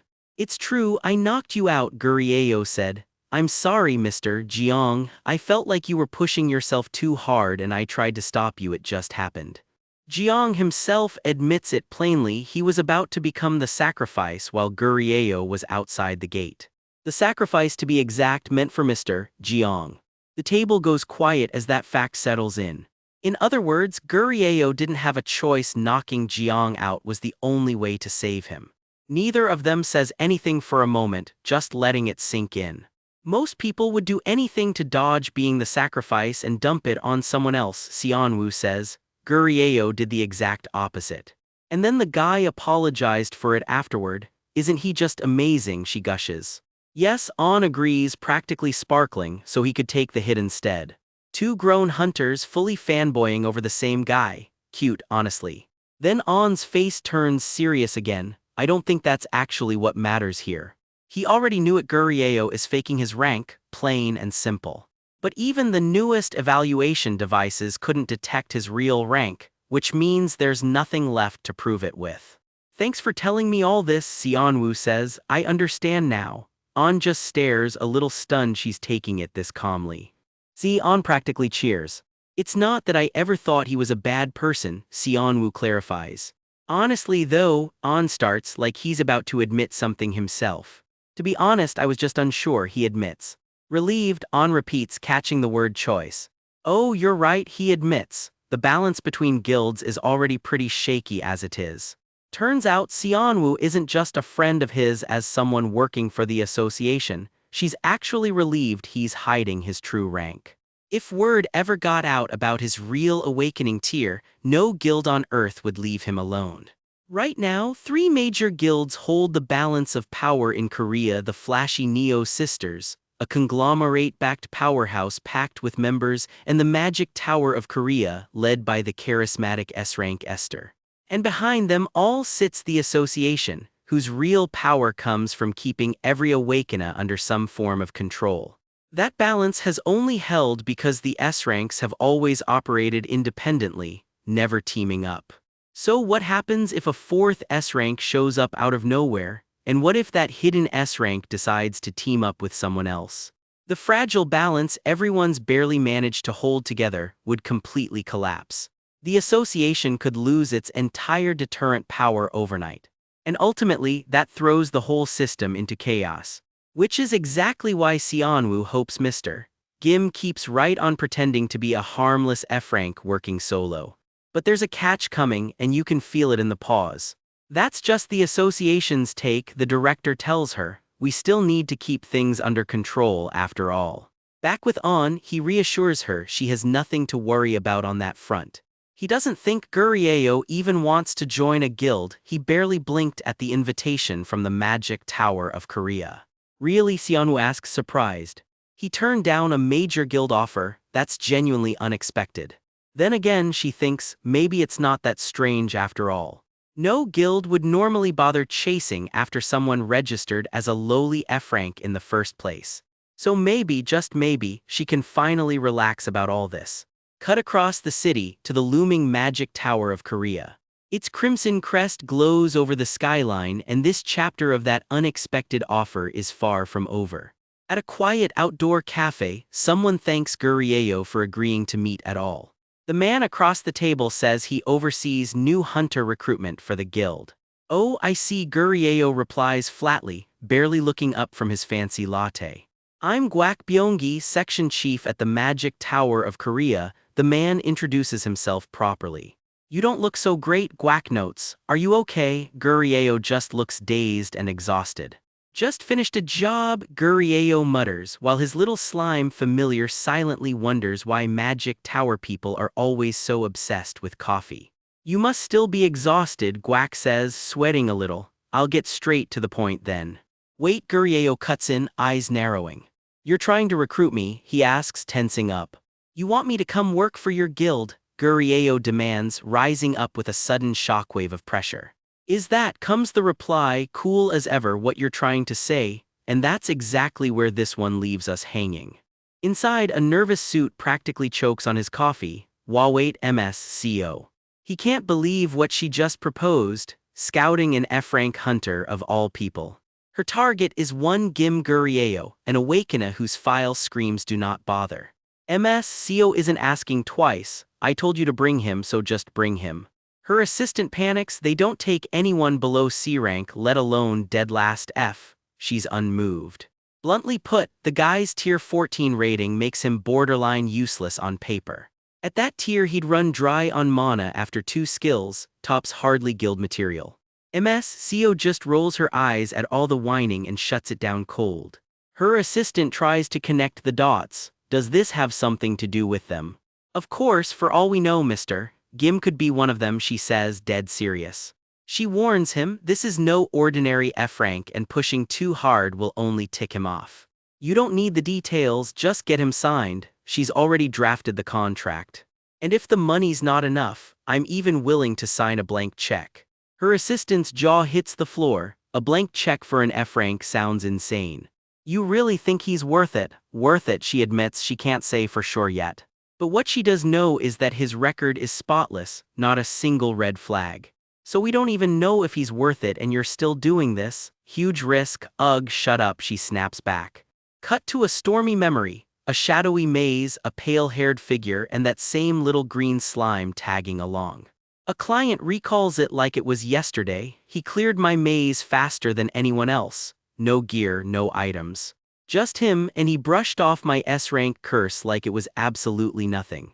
Sipping his tea, the client admits he still doesn't know who this guy really is, but he's definitely not ordinary.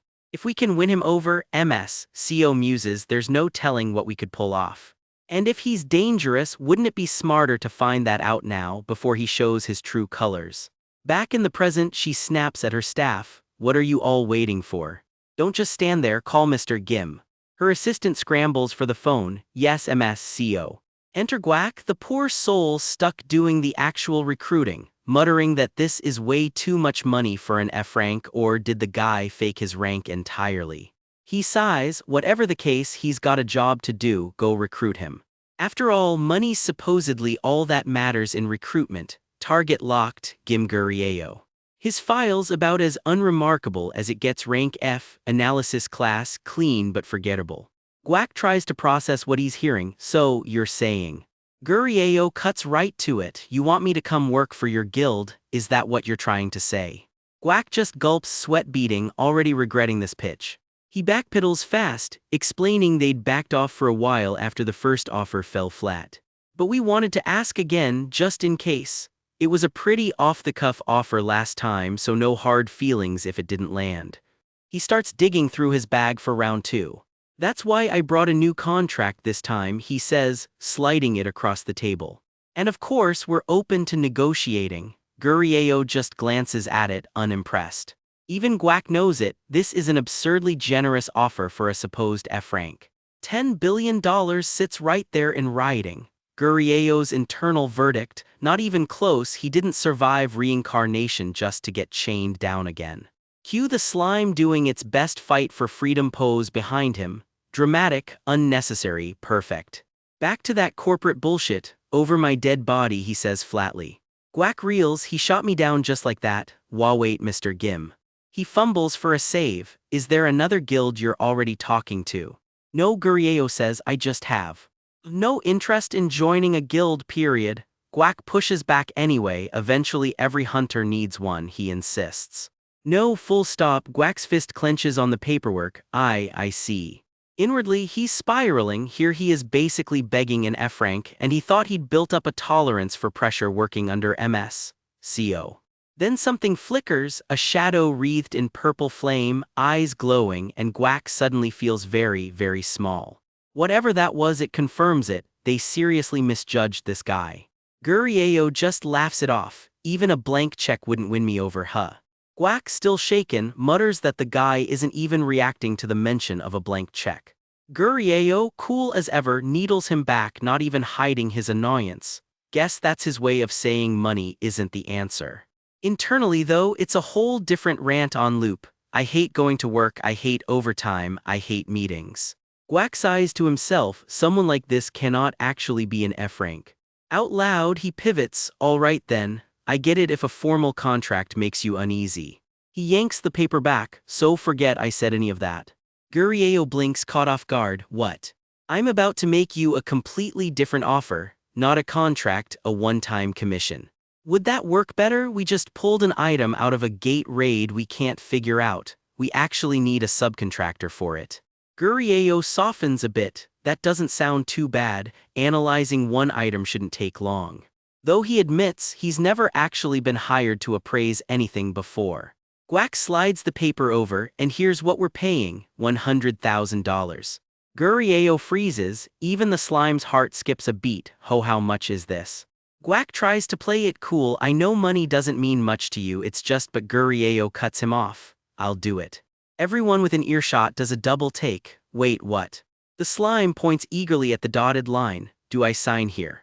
Oh yes, here's a pen. Guac fumbles, wondering if the guy felt bad about turning him down so hard earlier. Honestly, Guac thinks maybe he's nicer than he let on. And just like that, Gurieo signs on the dotted line. 2 days later, the magic tower gleams against the morning sky, business as usual. Guac strides in with his badge on, ready for round 2 of this bizarre arrangement. A coworker spots him. Hello, Mr. Guac. Good morning, comes the reply, casual as ever. Somewhere nearby, another exchange wraps up fast. Already got it. Guac admits to himself, failing to land Gurieo as a full recruit still stings a little. But he's genuinely curious to see what this guy is actually capable of. At the elevators, Gurieo shows up right on schedule. Mr. Gim, let's head inside. The items in here, Guac says, badge beeping against the scanner. The doors slide open and the two step in together. This is the second analysis center, Guac announces as the tech-line chamber hums to life.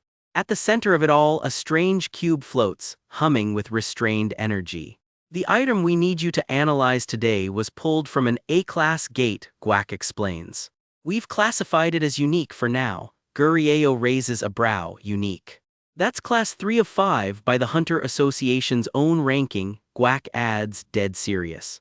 And stuff like that, he finishes, then gesturing forward, this is it.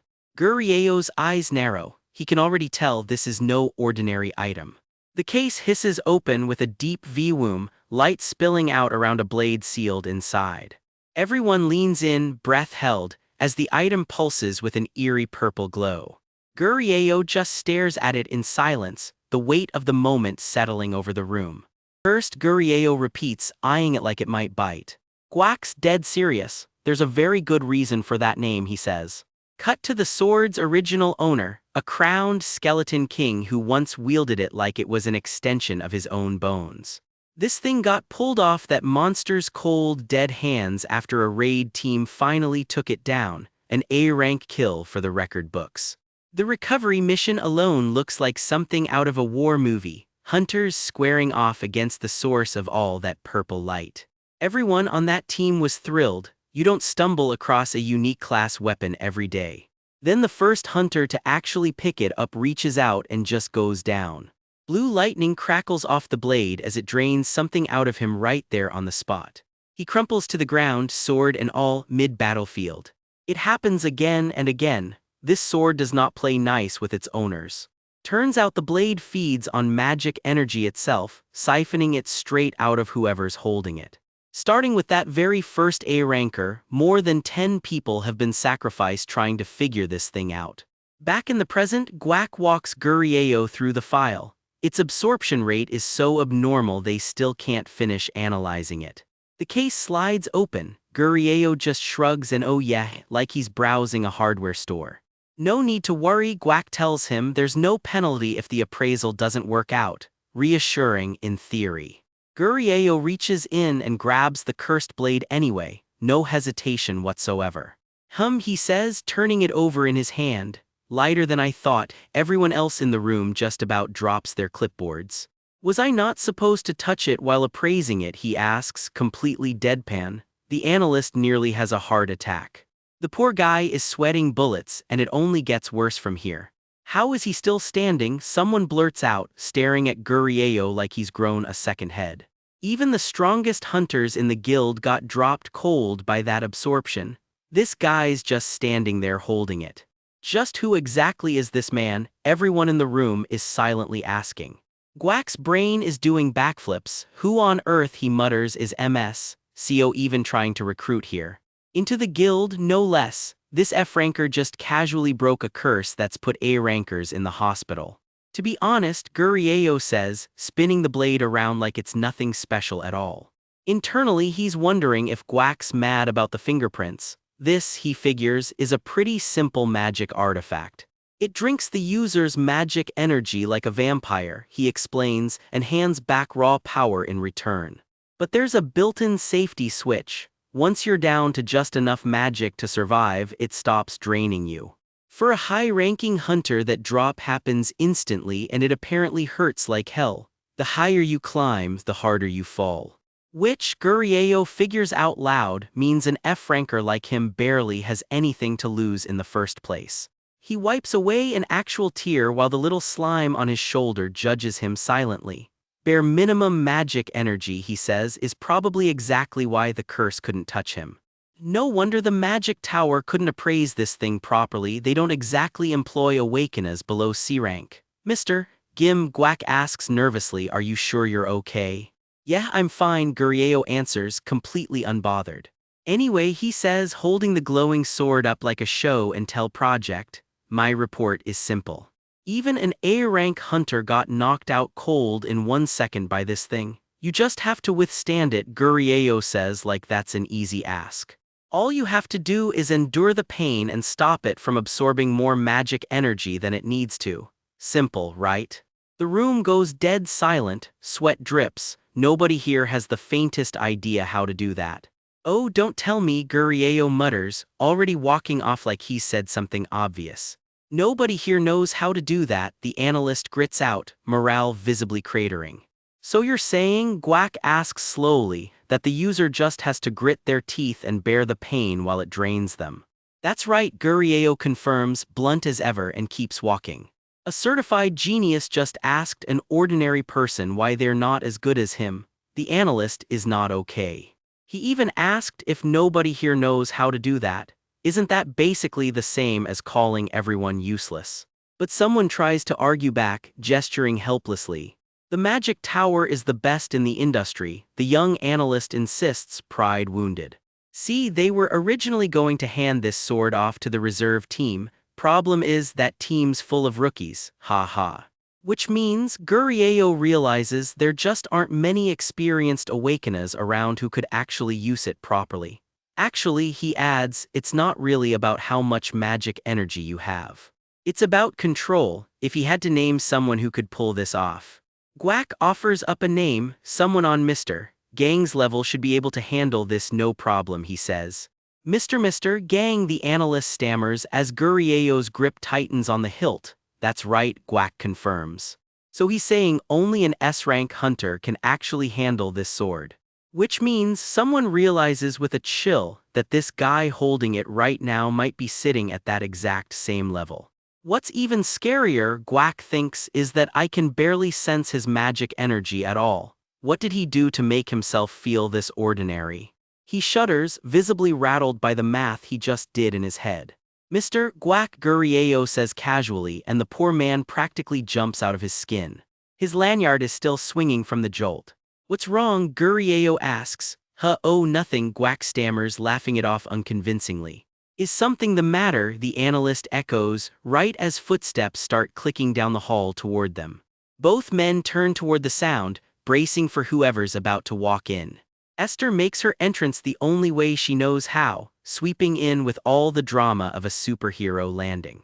Hi, she calls out, red hair flying, completely unbothered by the tension in the room. MSCO, the analyst yelps, and Esther struts in like she owns the place. Technically, she does. She heard Mr. Gim was in the building and figured she'd swing by. So, how's the appraisal going, she asks. Just finished, actually, Gurieo says, while his little slime familiar peeks out from behind him. And the result, Esther presses, while Gurieo silently wonders why she's even here. He shoves the slime off his shoulder, muttering at himself to pull it together as Esther leans in a little too close.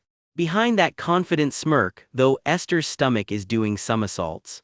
If I screw this up, she thinks, I am completely done for. Out loud, all Gurieo offers is that there's nothing particularly dangerous about it. So you're saying there's no hidden danger to it at all, Esther clarifies, watching him closely. She smirks, and here she thought this sword had some big secret behind it the whole time. Then she just grabs the thing herself and starts swinging it around like a toy, completely unbothered by a curse that's floored A rankers. Guac nearly has a stroke watching her mess around with it, terrified she's about to become victim number 11.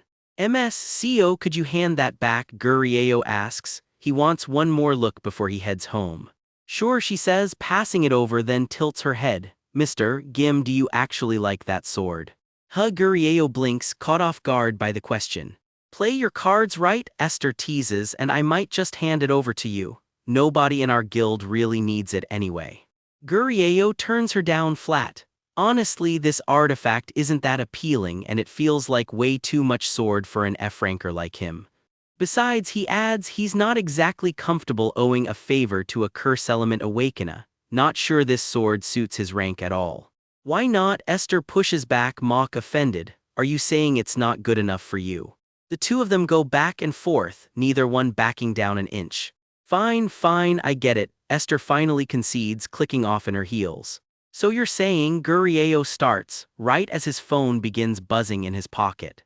The beeping doesn't stop. Whatever this is, it's not a normal notification. It's Gurieo mutters, staring down at the screen with a look that says this can't be good. An emergency alert, he realizes, as the beeping keeps blaring. The message flashes up plain and simple. Esther's phone buzzes with the exact same warning seconds later. Esther speaking, she answers, all business now, and whatever she hears wipes the smirk clean off her face. An A-rank red gate just opened and you. The rest of that sentence hangs in the air as the chapter cuts out, leaving everyone and the audience hanging. His handler jogs to keep up, asking if the CEO herself got called about in a class gate. Esther catches up behind them with the real reason: 2 gates just popped up at once. 2 class gates. Gurieo can't hide his shock. Esther confirms it, dead serious, 2 separate emergency alerts the exact same moment. Gurieo glances at the alert buzzing on his phone. So much for a quiet afternoon. Turns out their coffee date is cancelled. Esther just laughs while Gurieo sulks like a kicked puppy. Her fine very much does not mean fine, but she's already moving on, calling in the analysis team. 2 gates means double the loot. The crew falls in behind her, someone yelping a startled wait as the group heads out. Gurieo offers to tag along and help sort magic stones, ever the eager little helper. Esther doesn't mind, but she's suspicious. Why would he actually want to come? Because, he says, he's always wanted to see just how nasty an S-rank's curse magic really is. Esther's tone alone could freeze a lake. His slime flops on his head as he privately admits he's never actually seen curse magic on Earth. Out loud, he's all flattery about her impressive magic. In his head, he's just buttering up the boss while he can. Killjoy, her assistant, tries to talk her out of it, but Esther just waves him off and lets Gurieo come along. Let's take my car, she says, and something about the way she says it makes the assistant squirm. She strides off wrapped in a glow of pink magic, radiating way too much confidence for comfort. The slime just shrugs on Gurieo's head, unbothered as always. Gurieo tells himself he'd better keep the charm up if he wants to stay on this S-ranker's good side. Staying friendly with a sorcerer this powerful seems like the smart move, he figures. Gim Gurieo, she murmurs to herself, replaying what he said. You dare mock me? Esther is not amused by his little dig. So he wants to know exactly how powerful an S-rank's curse is. Fine, she'll show him. She's not letting this slide, not after he deflected her curse once already. She wants to see if the skills that didn't work on him last time still won't work now. The association cleared the roads, so step on it, someone shouts as the cars peel out toward the gate. Even Killjoy is stunned that this guy just mocked an S-ranker to her face. He must be awfully confident in his own skills. F rank, yeah right, he mutters, clearly not buying Gurieo's cover story. The van tears through the city streets, closing in on the chaos. Esther stares out the window, quietly turning something over in her head. Would he really provoke her like that out of nowhere?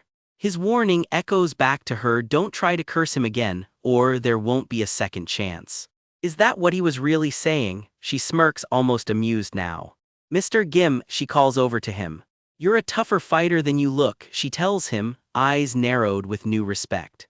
A furious red glow tears across the sky, the gate is already flaring out of control. Up on a rooftop, a kid stares at the distant blaze, completely unaware how bad this is about to get. Hunters scramble to seal off the roads, shouting at anyone getting close to turn back. More hunters sprint toward the scene, whistles shrieking through the street. We're here, CO, someone announces as Esther steps out of the car. Everyone stares up at the sheer size of the gate. Yeah, hey, someone breathes, it's big. Esther strolls forward like she's out for a walk, not heading into a monster storm. The scene darkens for a beat, tension hanging thick in the air. Then the gate flares violently, blasting out a wave of raw red energy. Yes, CO, the team confirms, bracing for whatever's coming. Esther checks the device on her wrist, prepping for what's ahead. Violet magic crackles to life around her raised hand. Good, she says simply, satisfied with the readout. Shall we go in? She asks with an unsettling smile, like this is just another Tuesday. Gurieo eyes the gate warily. Even he looks a little rattled by the size of this thing. This one's a red gate, the nasty kind. Blue gates take a while to cause trouble, but a red gate dumps out monsters within minutes before vanishing without a trace. Gurieo watches the portal rumble, bracing for the first wave. What are those noises, he mutters. Are those the monsters already? Esther strolls toward the gate alone, sighing that she'd really rather just go home early. The team calls out their support from a very safe, very far distance. Something startles Gurieo, his head snaps up. Wait, what? Bystanders mutter that the team is way too far back to actually back her up. Gurieo and the staffer stand together, watching nervously. Come with me, someone tells Gurieo, pulling him further back. Mr. Gim. He can't shake the thought everyone seems way too confident in her. Is she actually going to be fine alone out there? The rumbling grows louder as Esther keeps walking, closer to the gate. Magic sparks around her fingers as she strides straight toward the danger. A clawed hand rips out of the portal first. Esther just smirks, not remotely worried. The gate erupts, screeching bat-like demons pouring out by the dozen. More of them flood out, shrieking and diving. One shoves its fanged face right into view, all teeth and fury. The whole swarm banks and dives straight for her. She keeps walking, not one step of hesitation. Magic sparks and gathers in her palm as the horde closes in. The swarm converges on her position, screeching louder than ever. First contact, and one massive monster just gets flattened outright. It's sent flying clean across the battlefield. It slams down in a fireball of an explosion. A clean blinding slash cuts straight through another attacker. More monsters get pounded into the rubble. But a fresh wave skitters in, spindly clawed things scrabbling over the wreckage. Their claws creep closer through the smoke. The bat swarm circles back too, blood already streaking their wings. Red energy pulses inside every one of them, like they're barely holding together. The horde keeps closing in from every side. Esther answers with a piercing beam of energy that carves clean through the pack. It detonates in a massive blast, monsters simply gone. Another burst of light sends the rest scattering. From a distance, Gurieo and the staffer just stare. What a mess, one mutters. How is she supposed to handle that many monsters completely on her own, Gurieo wonders. A hulking golem-type monster comes barreling in, roaring. Right behind it, another winged horror surges into the fight. Esther just rolls her shoulders. Let's see, since I'm left-handed, maybe I'll start with. Monsters practically part around her as she walks calmly through the chaos. Dark magic bursts to life around her raised hand. A wave of violet energy explodes outward, tearing through the battlefield. She's fully wrapped in swirling curse energy now, eyes glowing with power. A monster gets caught and hurled bodily through the air by the surge. The rest of the horde gets swallowed up in the same violet wave. Her boots never even slow down, stepping straight through the wreckage she's making. The curse energy keeps coiling and lashing around her as she advances. She cuts an almost eerily calm figure, dark power trailing behind her like a cape. A monster's claw gets seized, curse energy locking around it. Its whole body starts cracking apart under the pressure. Its skull crumbles next, the creature completely undone.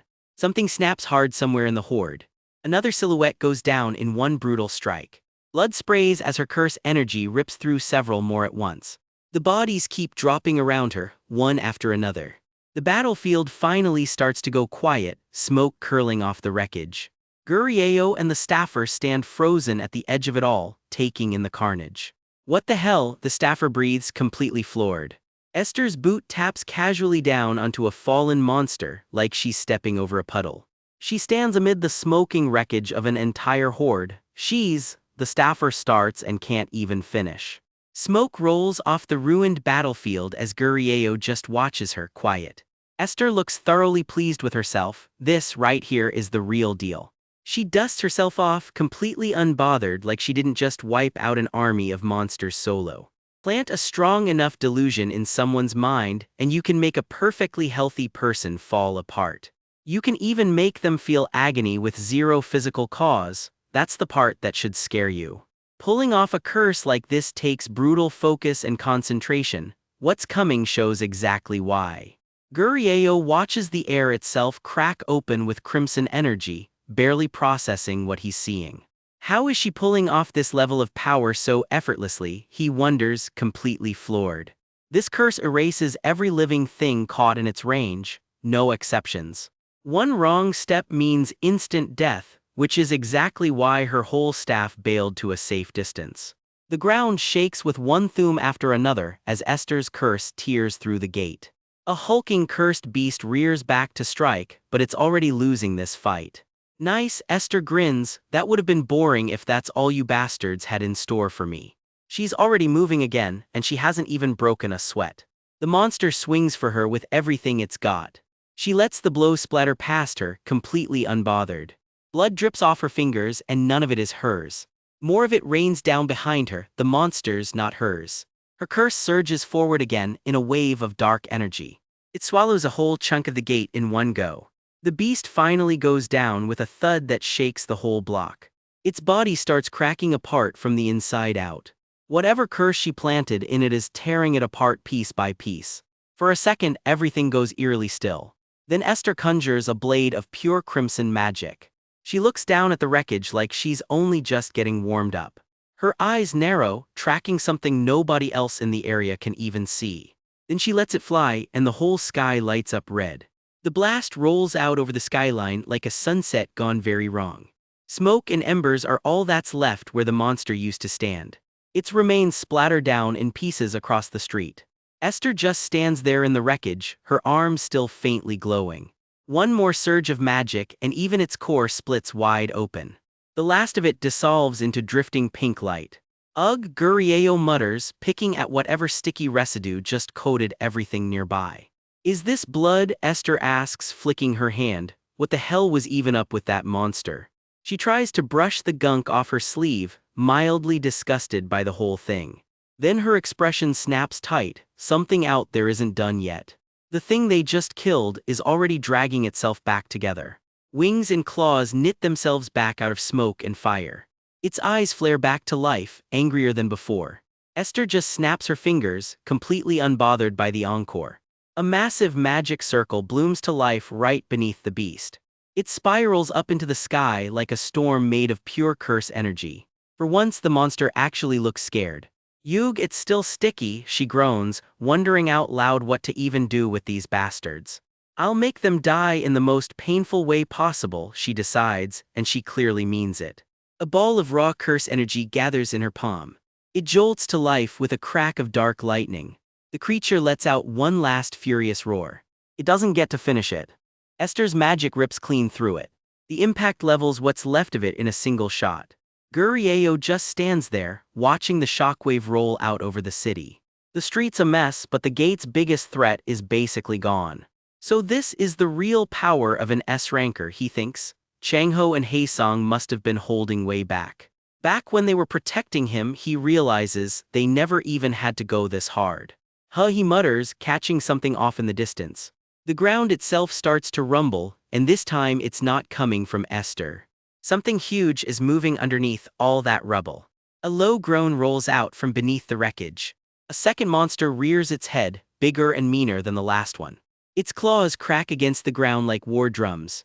This one clearly isn't going down as easy as the first. Esther just squares up, completely unfazed by the size difference. She's already read the room, and honestly she likes her odds. "Oh, I see," she says. "You're the actual boss of this gate, huh? No wonder you were hiding." "You sure are big," she adds, sizing it up like it's mildly inconvenient rather than terrifying. Her curse magic surges out to meet it head-on. The beast doesn't even get a chance to strike first. Gurieo braces as the whole street starts shaking under the fight. The boss staggers, its glowing eyes flickering out one by one. It crashes down hard enough to shake the entire block. And just like that, the gate's real boss is done. One last blast sends its body flying clear across the ruins. The dust takes a second to even settle. "Wait," Gurieo says slowly, as Blob scratches at his shoulder like it sensed something else entirely. Something's still out there and Blob knows it. Esther, meanwhile, isn't the least bit worried. She just kicks the corpse aside with a shrug. "Boring," Blob mutters right along with her. "That's all you've got," she says to the smoking rubble. "That was so underwhelming." Honestly, she finishes, clearly unimpressed. That's exactly when the ground splits open and something much bigger claws its way out. Esther's already airborne before it's even fully out of the ground. She sprints straight at it without missing a single beat. She launches herself into the fight at full speed. A cold mechanical eye locks straight onto her. This thing isn't flesh and blood, it's built out of steel and pure malice. Gurieo watches from a rooftop, already dreading what comes next. Esther swings in with a strike that would flatten a building. The mech barely staggers and neither does she. Sparks fly as her kick connects dead center. She lands light on a ledge, already lining up her next move. Then she's off again, closing the distance in a blink. She vaults straight through a wall of flame after it. The mech's claw swipes for her, red light flaring off it. Its core pulses brighter, powering up for something bigger. From a distance, it barely even looks like a fair fight anymore. Esther weaves through its attacks like they're standing still. She doesn't even look winded. One more leap and she's right back on top of it. Its claw locks onto her, but it's already too slow. She hits it with absolutely everything she's got. The impact tears clean through its armor plating. Metal groans and twists like wet paper. Esther rides the momentum straight down without missing a beat. Its core cracks wide open as she drops past it. One last arm swings out, desperate and slow. It's nowhere near fast enough to matter. Esther just walks off through the wreckage like it's a Tuesday. That's MSCO for you, the hunters cheer, clearing 2 A-class gates like it's nothing. Gurieo just stands off to the side, looking a little worn out by comparison. So when her magic doesn't work, she just switches to fists, he thinks. S-rankers really are built different, damn, he's jealous.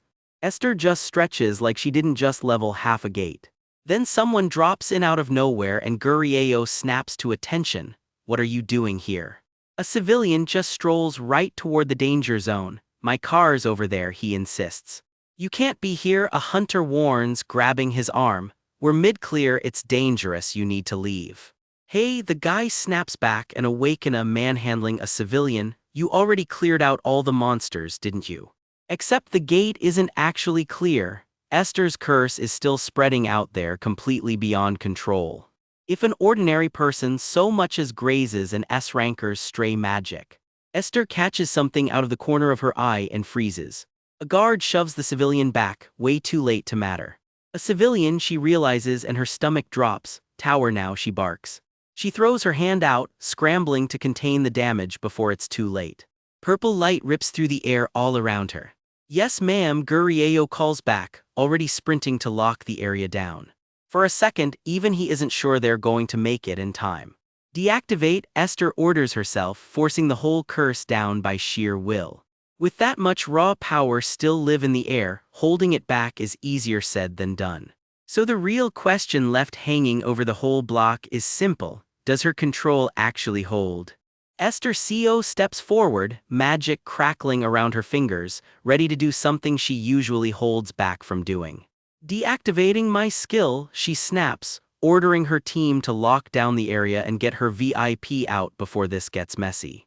Her team scrambles, but the man she's protecting, Yoon-seung, freezes for a second like he can't quite believe what he just heard. Deactivate her skill in the middle of this. Everyone around her knows exactly what that skill has been holding back. And there it is, the monster she's been suppressing this whole time, finally let off the leash. Its eyes flare red, furious, like it's been waiting for this moment too. The shockwave nearly knocks Yoon-seung clean off his feet. He shouts her name, but Esther's already gone straight into the fight. Watch out, someone screams as the monster's counterattack comes roaring in. Its claws tear through the air fast enough to level a building. But Esther's already standing in the wreckage, completely unbothered, like she was expecting exactly this. She goes on the offensive, and the monster barely gets a moment to recover before the next hit lands. One clean strike and its arm just about explodes.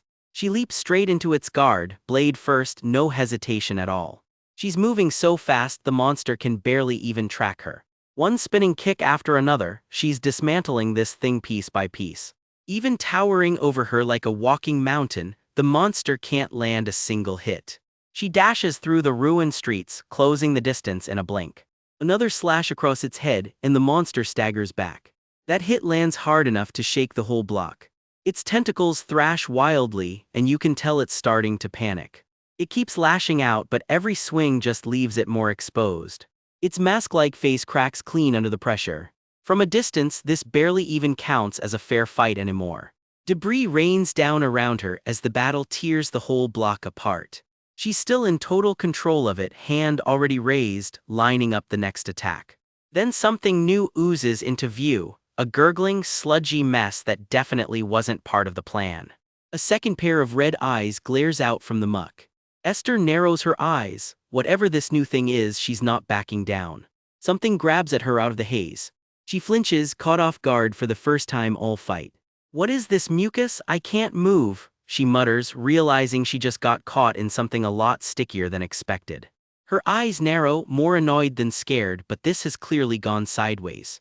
The mucus monster rears up right behind her, ready to capitalize. She's boxed in, surrounded by spikes of toxic sludge on every side. Back at the perimeter, one of her people radios in good news. The civilian's safe, the area's secure. Oh yeah, Esther smirks. Mission accomplished, now she can actually cut loose. She winds up a full power blast, no more holding anything back. The monster looms over her, but you can tell it already knows it's in trouble. Chains of raw magic wrap around it from every direction, courtesy of Esther. Even from a distance, Yoon-seung can feel the ground shaking under the weight of it. Turns out when an S-ranker finally lets loose, you can't even really call it a fight, it's just a one-sided beatdown. The monster thrashes against its magical chains, but there's nowhere left to run. Piece by piece, it just melts away under the pressure. One final blast and it's over. The last of the creature sizzles into nothing right in front of her. She dusts herself off, half joking to no one in particular that she wonders if any monster out there could actually survive her going all out. Of an S-ranker that is, spoiler, this one clearly could not. It goes out in one last blinding burst. Her staff can't help but cheer. She took down the monster, that's our CEO for you. 2 A-class gates opened that day and somehow not a single casualty, just another day for Esther. As the dust settles, Yoon-seung catches up with the team, admitting even he got rattled by that one. One of the staffers points out there's still a problem left over from the fight. He can barely get the words out. Sweat's already dripping down his face. Then it clicks for everyone at once, where exactly did their boss end up? And there she is, sunk waist deep in a swamp of glowing toxic sludge. What do we even do here? I mean, we do have a rope in the trunk, someone offers, not exactly brimming with confidence. I'm pretty sure CO can get herself out, another one adds, already backing away. Except Esther's barely moving, sinking slower and slower, and someone finally figures out why. She's holding still on purpose so the poison doesn't spread. This swamp came straight from an A-rank monster. Turns out this exact poison made headlines 3 years back, and not in a good way. Everyone here knows exactly how dangerous it is, which explains why nobody's exactly rushing in to help. The staff just kind of stand there looking at each other, hoping somebody else volunteers first. Someone tries to reason it out. She's an S-ranker in poison-resistant gear, she'll probably be fine, right? Yeah, waiting around for the cleanup crew sounds like a great plan to absolutely nobody who actually likes their boss. That's when Yoonseung casually asks to borrow their gear. What? The staffer blinks. Yoonseung just wants to know if that rope's still in the trunk. A rope? Wait, are you seriously planning to go rescue her yourself? Yeah, he says flatly, like it's the most obvious thing in the world. He grabs the rope without a second thought. Here, about 15 meters, the staffer says, handing it over with a quiet thank you. Behind his back, the staff whisper among themselves, "Isn't this guy just some freelance appraiser? What's he even doing?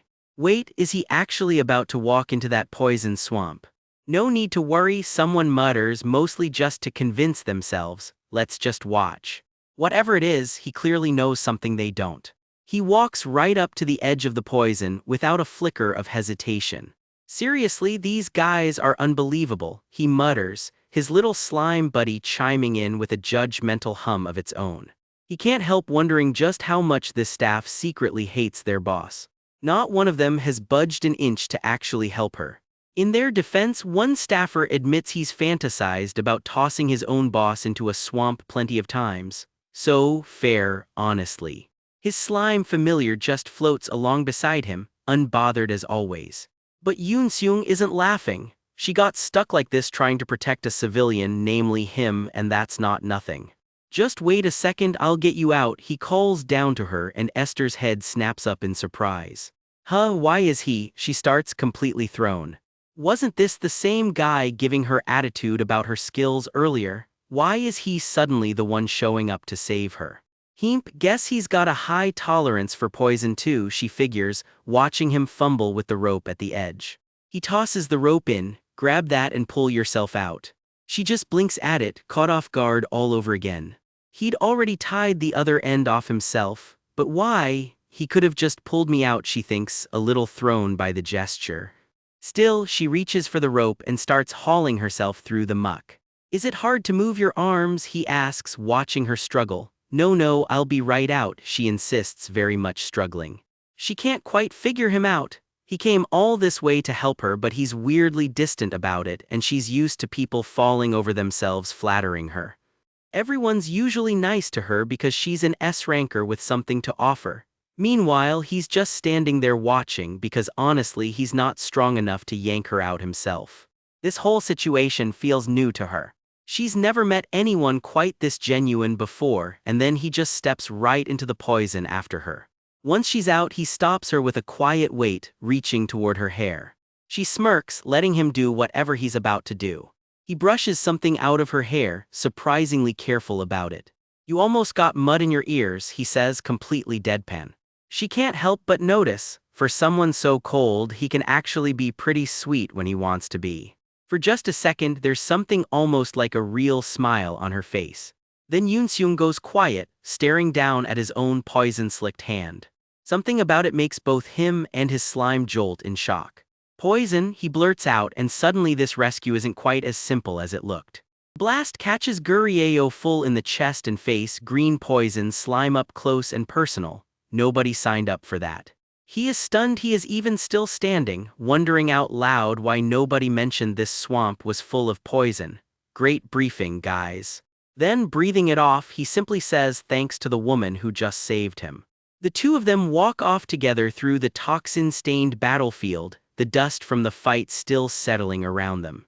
She grumbles to herself that as much as this guy annoys her, she still owes him one for the save. Gratitude through gritted teeth. She still cannot quite believe it, an S-rank hunter and a guild CEO in his own right, out here getting his hands dirty on a job this messy. He tells her plainly that she went above and beyond out here today. A staffer comes jogging up with an armful of towels for MS. CO and Gurieo, ever the opportunist, immediately asks if he can grab one too. The flustered staffer hands one over without hesitation. Esther cannot resist needling him though. If that civilian had not wandered in and complicated things, he could have wrapped this up a lot faster. Shame, really. Still patching himself up, he gets a grin and a pointed question from her. "Tell me, what would you have done?" "What would he have done," she presses, "if some random civilian had wandered straight into the middle of a fight like that?" Because the way he is talking, it almost sounds like he would blame the civilian for stumbling into danger in the first place. Gurieo just listens quietly, actually weighing the question instead of brushing it off. She tells him he has been confusing her this whole time about who he really is. And she warns him straight up, if he even thinks about agreeing that the civilian was at fault, this friendship ends right here, right now. He takes a beat before answering, choosing his words carefully. Turns out he has been through something eerily similar himself. A civilian once wandered straight into an alley while he was mid-skill. That catches her completely off guard. He canceled the cast just in time to keep them safe, he tells her. Flashing back to the fight itself, that poison blob catches him square in the face all over again, the memory still raw and painful. Her arm, wait, what? A hazmat crew rushes in as she realizes just how close this whole thing came to going very wrong. Still, he says he believes they are doing the right thing, frustrating as it is, because nothing is more precious than a single life. Honestly, she admits, she was relieved to see him protect that civilian instead of just plowing through. He gets bashful about it, insisting people like her belong at the top. For just a flicker though, his expression goes cold and unreadable, a side of him she has not seen before. Then just as fast, he is all apologies, telling her he suddenly remembered something urgent he has to go take care of. Before she can even respond, he is bolting off, tossing a quick sorry and a see you next time over his shoulder. She is left standing there, totally blindsided, calling after him, wait Mr. Gim. That same conviction sticks with her that they are doing the right thing, as the memory folds into the next part of her story.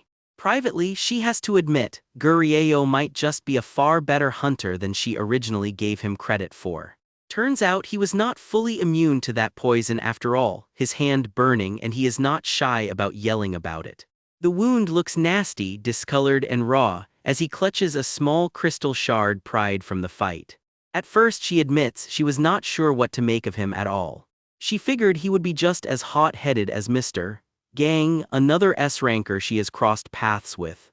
Then someone calls out, wait, who? Mr. Gim, comes the answer, and it turns out she has been telling this whole story to a colleague after the fact. Once she actually talked to him, she says, he turned out to be nothing like she expected. Surprisingly well-mannered, she adds, which is rare, since most high-rank awakeners are unhinged in one way or another. He is different though, she explains, one of the rare few who still feels human, even while dragging a chained, bloodied prisoner behind him. The captive twitches on the ground, dragged along without a shred of dignity, the price of crossing the wrong hunter. Isn't that great, she says, almost cheerfully, as the crackle of raw power flares up beside her. After all, there is no reason for the so-called apostle of justice, Esther herself, to step in unless there is a villain to answer for. Together they haul the groaning prisoner toward a glowing blue portal, business as usual for these two. The captive keeps groaning with every step, chains dragging bloody streaks across the ground behind them. What a drag, right? She jokes, literally hauling their prisoner out of the portal and into the open air. They have to step outside every single time just to record video evidence. Apparently the paperwork on this job never ends. She gripes about it too, seriously. How hard can it possibly be to build a body cam that actually works inside gates? Her colleague just snaps a photo on her phone instead, an old-school fix for a very modern problem. Let's just get this over with, Esther says, power crackling to life around her chained fist. 1, 2, and smile, her colleague chirps, angling the camera like this is a group photo and not, an execution. The scream that follows is not subtle. Flames and light erupt as justice, such as it is, gets carried out on the spot. Afterward, they simply walk away, leaving nothing behind but blood, chain links, and a scorched patch of ground. Done, Esther announces breezily, like she just finished a chore instead of closing out a death sentence. Scrolling through her phone, Esther cannot help gushing that Gurieo told her people like her should be at the top. He shares the exact same mindset she does, she says, amazed he can be that strong and still that confident chatting with an S-ranker. She honestly cannot tell if it is raw self-esteem or just natural class, but either way, she admits it, she really does like him. So now she is scheming, what exactly does it take to get a guy like that to join her side? Her colleague teases that she sounds ready to grab his hand any minute now, and Esther, completely unbothered, admits yeah, she seriously wants that. There is a fresh report in 2. Apparently he handled the so-called cursed sword without breaking a sweat. Really, her colleague asks, clearly impressed despite herself. Gurieo, for his part, is out there bragging he can beat those jerks Mr. Jiang and Mr. Gang and take down the world's top rankers while he is at it. Her colleague is not so sure it will be that easy though, and when Esther asks what she means, she does not get a straight answer. Esther jokes she could just buy a strategy guide to boost her affinity with him, which earns her an eye roll about being a total game addict. She swears she quit gaming ages ago, does not even have the free time anymore. To log into anything, she finishes, what with how many death row convicts keep piling up on her desk. It is pathetic, honestly. Years since the so-called dungeon shock, and there is still no prison built that can hold a high-rank awakener. To tell you the truth, she starts working up to something. Her colleague leans in, waiting to hear what is really on her mind. She just wishes, flat out, that anyone who preys on the weak would simply drop dead. Security cameras, forensic tech, DNA testing, all the tools of modern justice, and none of it was ever built for people who can punch through walls. Long before any of this, it all started with an ordinary guy walking home, and a couple of very confused cops. Gates appeared in this world, simple as that, and nothing was ever the same again. The rumble hits first, raw and violent, tearing through the sky like the world itself is cracking open. It keeps rolling, relentless, while people scramble just to make sense of what is happening. And that, simply put, changed everything. Out of nowhere, ordinary people started awakening, glowing with power humanity had never seen before, all because monsters had crossed over. A force beyond science, plain and simple, walking around in human bodies. And it tore straight through every safeguard society had spent centuries building. With it came a brand new breed of crime, the kind only a high-rank awakener is even capable of committing. Investigations stalled out completely, agencies crippled by how few awakeners they actually had on staff. And even on the rare occasion criminals actually got caught, they would just smirk right through it because everyone knew there was nowhere that could actually hold them.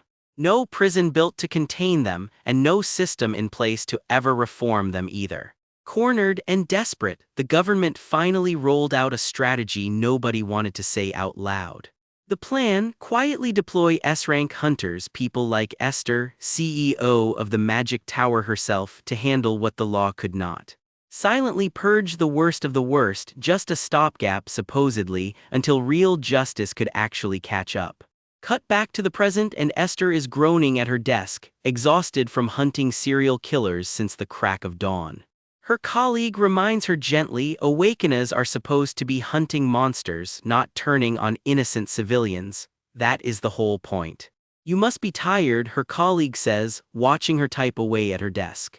Esther insists she cannot just sit back and let awakeners get an even worse reputation, or her endorsement deals would dry up overnight.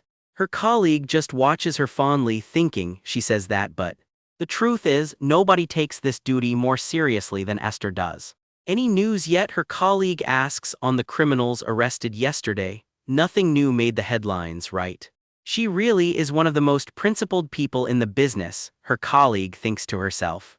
Actually, her colleague mentions there was one curious little article, nothing serious, just a petty offender. Yeah, Esther says, curiosity piqued, let me take a look at that. The Invisible Man, she reads aloud, brow furrowed at the strange headline. Meanwhile, out on the street, a hooded figure slips through the crowd without a single second glance, exactly the kind of person this story is about to catch up with. The store he hit is slapping magic energy detectors on every door now, closing the barn door long after the horse and the loot are gone. Smaller shops can't afford that kind of security, so they're sitting ducks. Meanwhile, our guy is just slurping noodles like none of this concerns him. The station rolls out its resident expert, Professor Gim, to explain just how this thief keeps slipping away. The anchor cuts right to it. What does he make of this so-called invisible man? Our hero just keeps eating, half watching like it's background noise. The professor lays it out plain, no DNA, no prints, not even a whiff of magic energy left behind. So how exactly do you catch a ghost? Everyone's banking on analysis class awakeners to crack the case wide open. Turns out appraisers are useless if they don't already know who they're chasing, and just like that our guy switches off the broadcast, patting his stomach like the world's biggest mystery is somebody else's problem. A text buzzes in and yanks him right out of his food coma. It's Yoon-seung already outside and waiting. One glance at the clock and it hits him, he is very late. No time to panic gracefully, he just bolts, tidying himself up on the move. See, last night he'd cashed in on a job, appraising that so-called cursed sword everyone else was too spooked to touch. The payout was a cool 10 million won for looking at one creepy blade. Even his little slime buddy can't stop giggling about it. Naturally, burning a smug hole in his pocket, he decides that cash isn't going to spend itself. He already had the plan set, treat his friend to a shopping spree. Yoon-seung, meanwhile, is spiraling into an apology meltdown for making him wait, even though he's the one who showed up early. Gurieo waves it off, ready to head out, and as it turns out their destination is basically around the corner. That corner happens to be a massive tower stocked floor after floor with hunter gear, from the basement all the way up to the 5th level. Welcome to the Hunter's Market, the mall where every broke awakener comes to window shop dreams they can't afford. The place looks like a golden pyramid dropped in the middle of the city, and it's exactly as flashy as it sounds. Right across the street sits the auction house too, just in case shopping alone wasn't tempting enough. They stroll in together, Gurieo playing it cool like he does this every week. Behind that calm face, though, his mind drifts back to the chaos he barely survived not long ago. Getting kidnapped and dragged into a gate terrorist attack has a way of rearranging your priorities. His big takeaway, even a supposedly washed-up F-rank hunter like him needs something to actually protect himself with. Lucky for him, Yoon-seung volunteered to play tour guide, though he can't hide his shock that Gurieo has never once set foot in this place. Gurieo just shrugs it off with a convenient excuse, jet lag apparently from a trip he can barely remember taking. The mall floor buzzes around them, packed with hunters chasing the next big upgrade. Yoon-seung can't quite believe it, the actual Gurieo, never once browsing this legendary market. Gurieo just deflects, admitting flatly he can't recall a thing about it, which for a guy piloting somebody else's life is more true than anyone realizes. Whatever the reason, Gurieo notices something else. Yoon-seung keeps getting warmer and friendlier every single time they hang out. He half expected Yoon-seung to blow off playing tour guide, but instead the guy spots a lemonade stand and sprints off to treat him. Gurieo's left blinking in confusion while his buddy just beams and points at the drinks like a kid at a fair. A little bewildered but not complaining, Gurieo figures he should just be grateful for the free lemonade. He shoots his friend a sideways glance as they head for the escalator, still not quite used to this much kindness.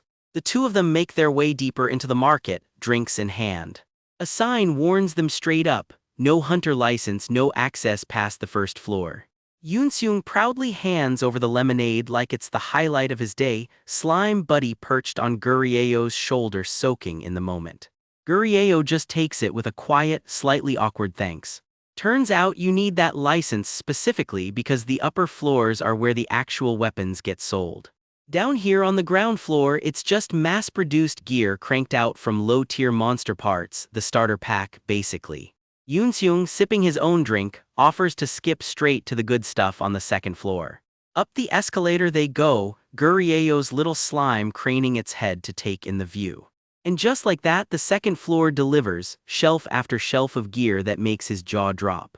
A dwarf potion here, an everlasting lantern there, he can't even guess how half this stuff gets made. Something in him, some old sorcerer instinct, is absolutely lighting up at all these magic items. If money were no object, he'd be buying one of everything just to pick it apart. He can't resist reaching out to test one of the displays himself.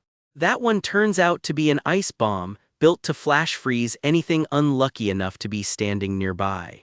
Since buying the whole store isn't an option, he narrows his focus to whatever will actually keep him alive out there.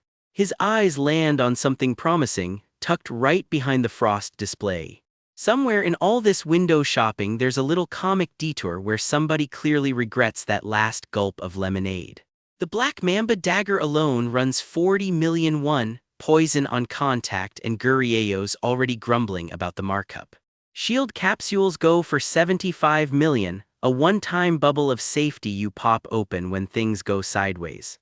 Then there's the Sun's Eye Ring, 80 million won for a flash of light that blinds and locks down anyone unlucky enough to be facing it. One look at those price tags and Gurieyo has to face facts. He can't afford a single thing in this place. Yoon-seung, not missing a beat, offers to take him up to the VIP floor instead. Turns out his buddy's carrying a VIP pass like it's nothing. Apparently that floor keeps the real reserved goods locked away for members only. They step onto plush red carpet, the whole VIP wing dripping with quiet money. It's a different world up here, hushed and exclusive, exactly the kind of place that makes an F-ranker feel out of his depth. Gurieyo lets out a long sigh, already bracing for more price tags he can't touch.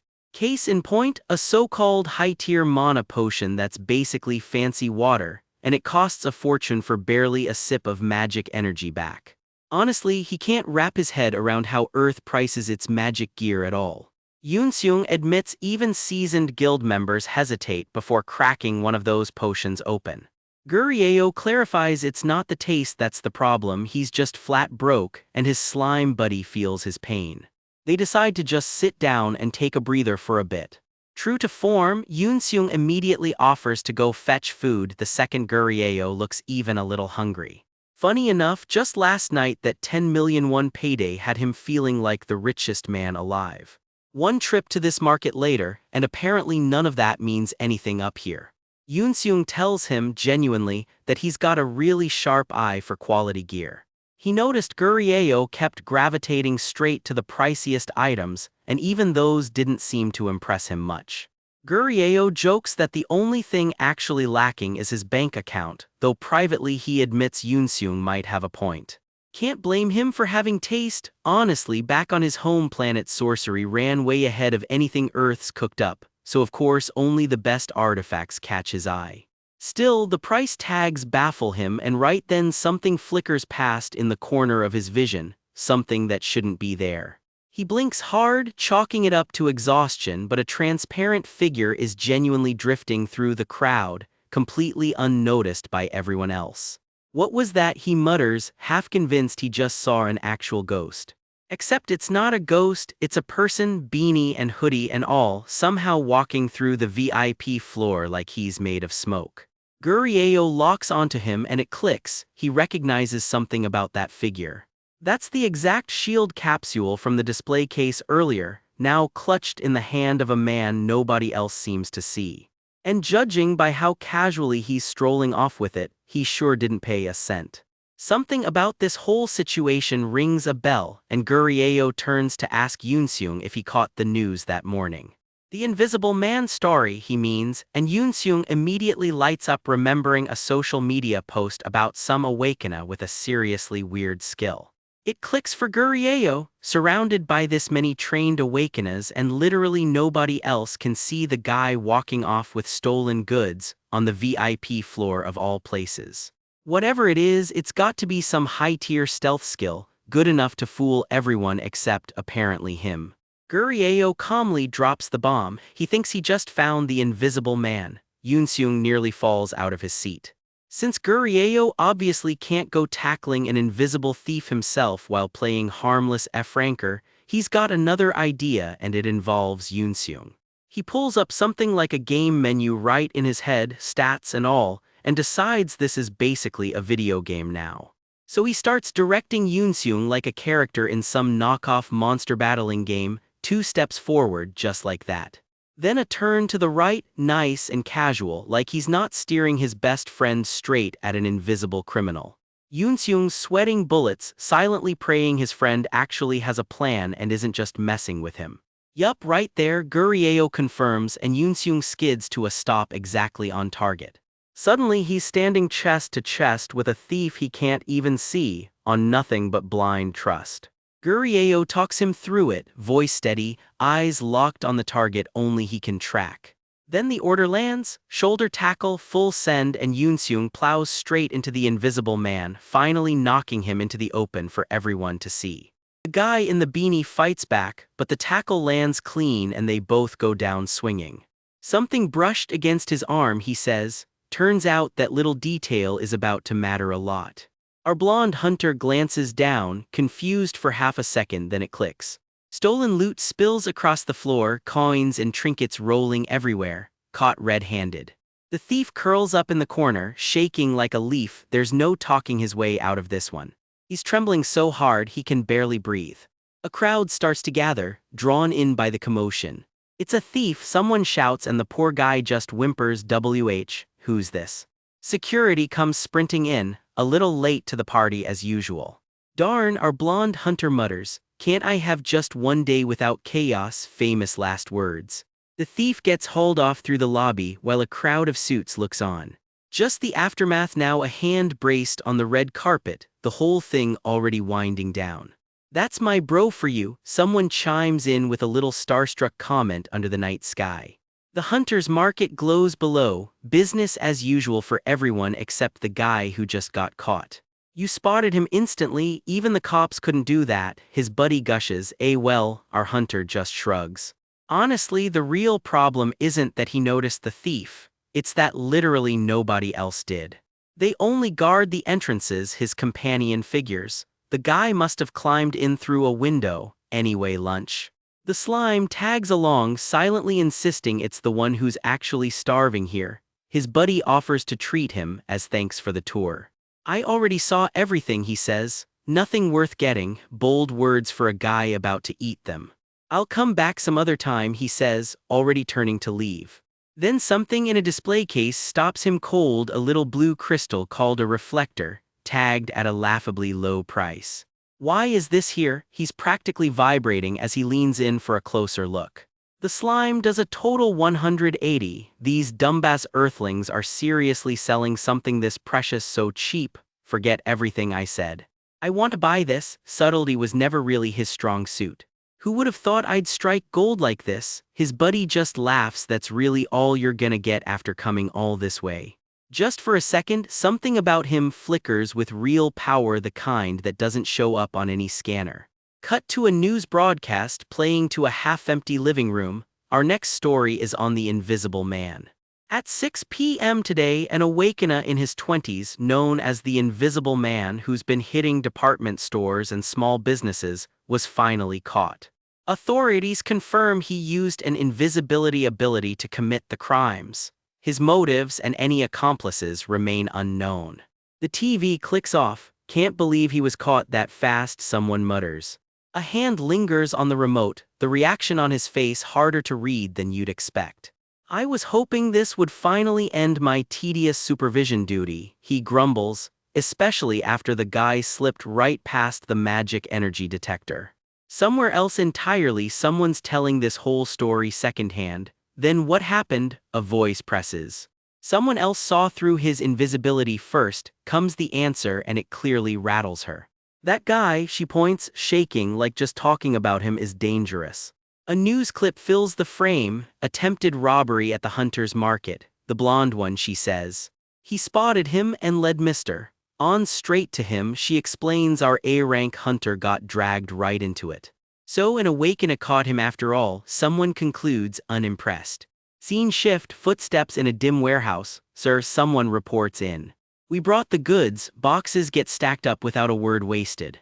"And unseal those boxes while you're at it," comes the order from someone clearly in charge here.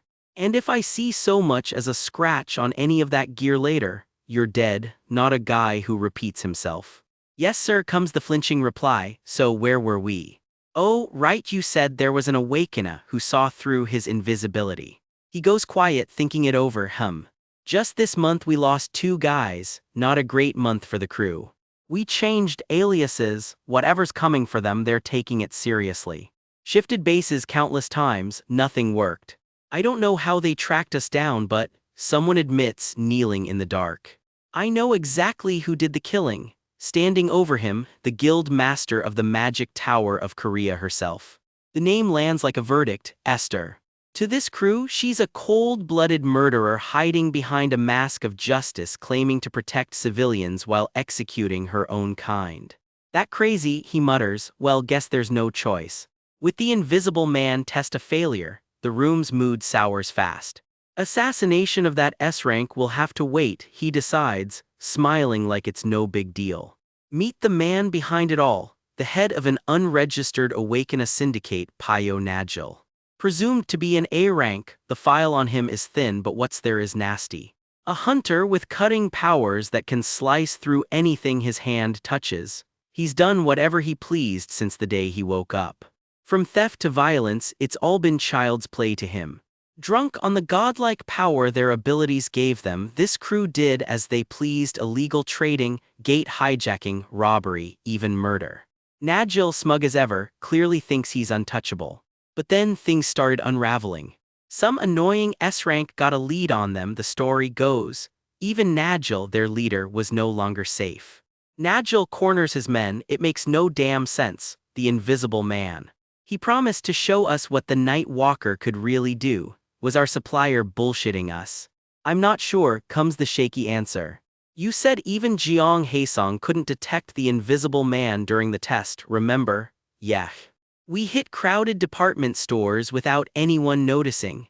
The hunter's market was supposed to be the final trial.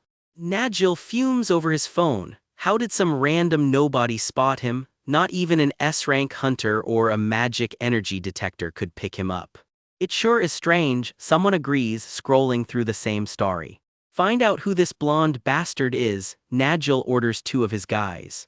But he's probably just a small fry, Najil says, staring at a photo he really shouldn't have. But we should find out how he saw through the Night Walker, someone adds, and our blonde hunter is standing right there, completely oblivious. Meanwhile, blissfully unaware he's now a topic of criminal interest, our hunter treats himself to a meal and his slime is having the time of its life. Yummy. The next day at the Hunter Association, wait a minute, what is this? Connected to A-rank Hunter An Yoonseung solved the Magic Tower's maze. Someone's building a file and it's a strange one. This reeks of a fraudulent registration. The associations tested him twice in 2 years. Clearly they know something's off. Is this guy one of us? I'm not sure, we've asked around but no one seemed to recognize him. This one document is all we've got on him. There's not even an item record for this guy. He's definitely moving through the black market. Who is this guy? How's he so good at hiding himself? The more I dig, the more he gets under my skin. As for the invisible man, Najil starts explaining his own angle on the mess. I used a contract item on him so he won't rat us out. He doesn't even know enough to expose us anyway. His name, she says, shaking. This guy, I've heard it before. That name, how do I know it? He presses her. But I'm not completely sure, she admits, stepping forward into the dark. She's trembling head to toe, clearly terrified of getting this wrong. That human trafficking broker we made a deal with right before he got busted, he mentioned an appraiser he'd been watching. He even went to a private detective in our territory asking for someone's address, and the last person they kidnapped. A montage of grim faces the crew putting the pieces together in real time. Wasn't his name also Kim Gurieo? And there it is, the name finally lands. Someone reacts hard to that name, jaw tight, eyes sharp. Now that I think about it, wasn't there, the memory starts clicking into place. Wasn't there a rumor? Someone smirks, clearly enjoying where this is going. That Changho slaughtered their mule and took out their boss. Yeah, that rumor. A dry, humorless laugh cuts through the room. How did I forget that until now? Najil mutters, rubbing his head. He's damn lucky. One wrong move and he would have been sold off. Looks like he survived because of Gang Changho. A glance says the wheels are turning. I'm not so sure about that. The way I see it, he's one of us. Just look at that darkness in his eyes. No doubt he's killed someone before. Actually, this could work in our favor. One nervous guy in the room clearly did not sign up for whatever's being planned. I'm sorry. The only hunter who could catch the invisible man isn't with the Magic Tower yet, Najil says, already scheming. That gives me a chance to make my move before that FXC King maniac Esther does. Nagel steps forward and you already know this isn't going to end well. Now tell me, a hand shoots out and grabs hold hard. Something cracks, golden lightning-like energy tears through the room. The power surges, raw and violent. Whoever's on the receiving end isn't walking away unscathed. The family home looms under a stormy sky, which honestly sets the mood perfectly. Stop, seriously, someone snaps at him, while Gurieo's makeshift lab of beakers and potions sits abandoned in the bathroom sink. Someone corners him with a backhanded jab. Just how much more amazing can you possibly get, they sneer. Becoming a high wizard at 20 wasn't good enough for you, they needle, twisting a compliment into an insult. How are you even great at working hard, they snap, like effort itself is a personal insult to them. Gurieo just shrugs it off, muttering that he nailed another mid-tier spell from his home planet. Truly, he deadpans, a certified genius, while a very unimpressed hamster squeaks up at him from the sink. Stand up, he commands, and the little hamster actually springs to attention. Not bad for a home experiment. Good, Gurieo grins as his tiny recruit holds a perfect salute. Mind control works great on rodents, apparently. He's not done testing though. He's still got plenty to try, starting with bigger mammals next. He also needs to verify it works on birds and insects too.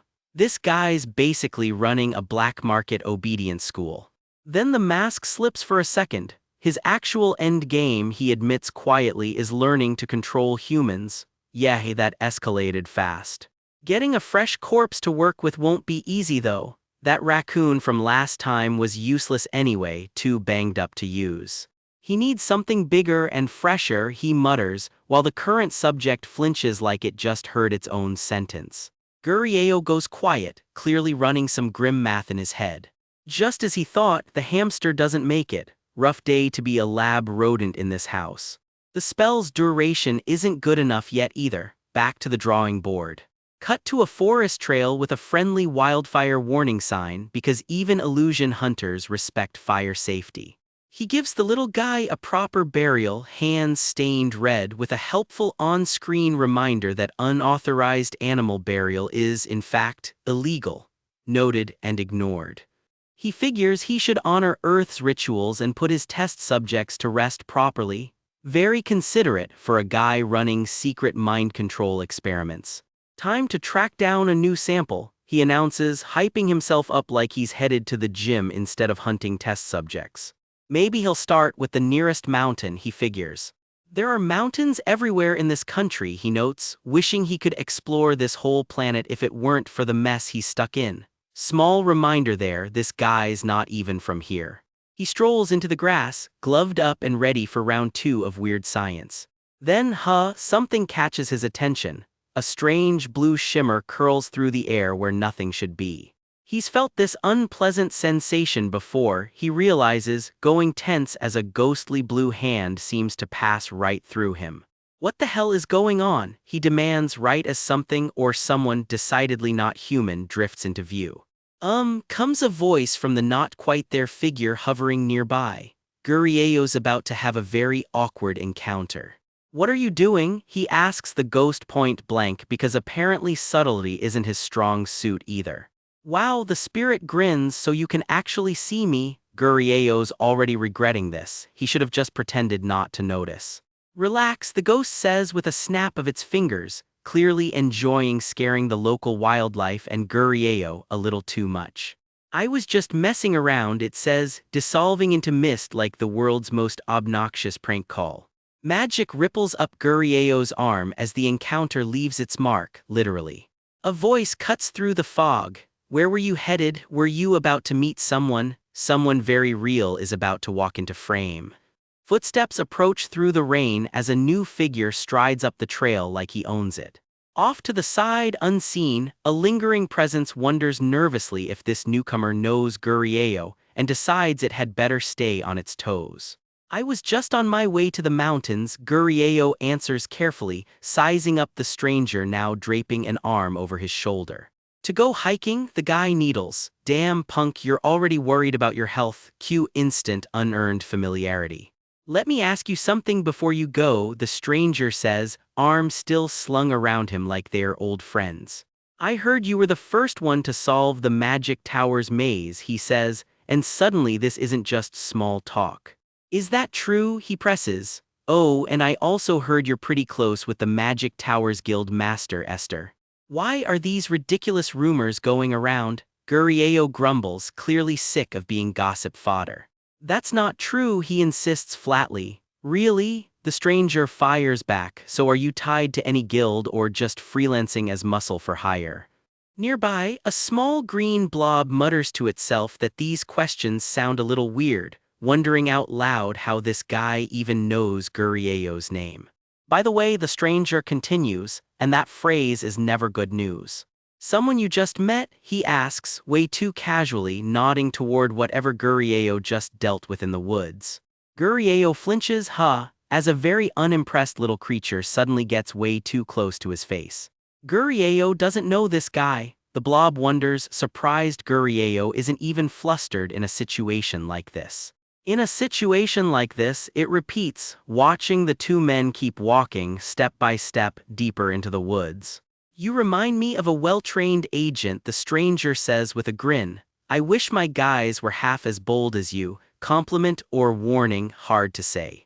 Let me ask you one more thing, he says, and the temperature somehow drops another few degrees.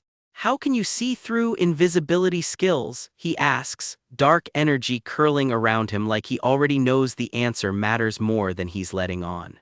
Or is there something about you that people don't know? Gurieo's brain short-circuits trying to dodge that one.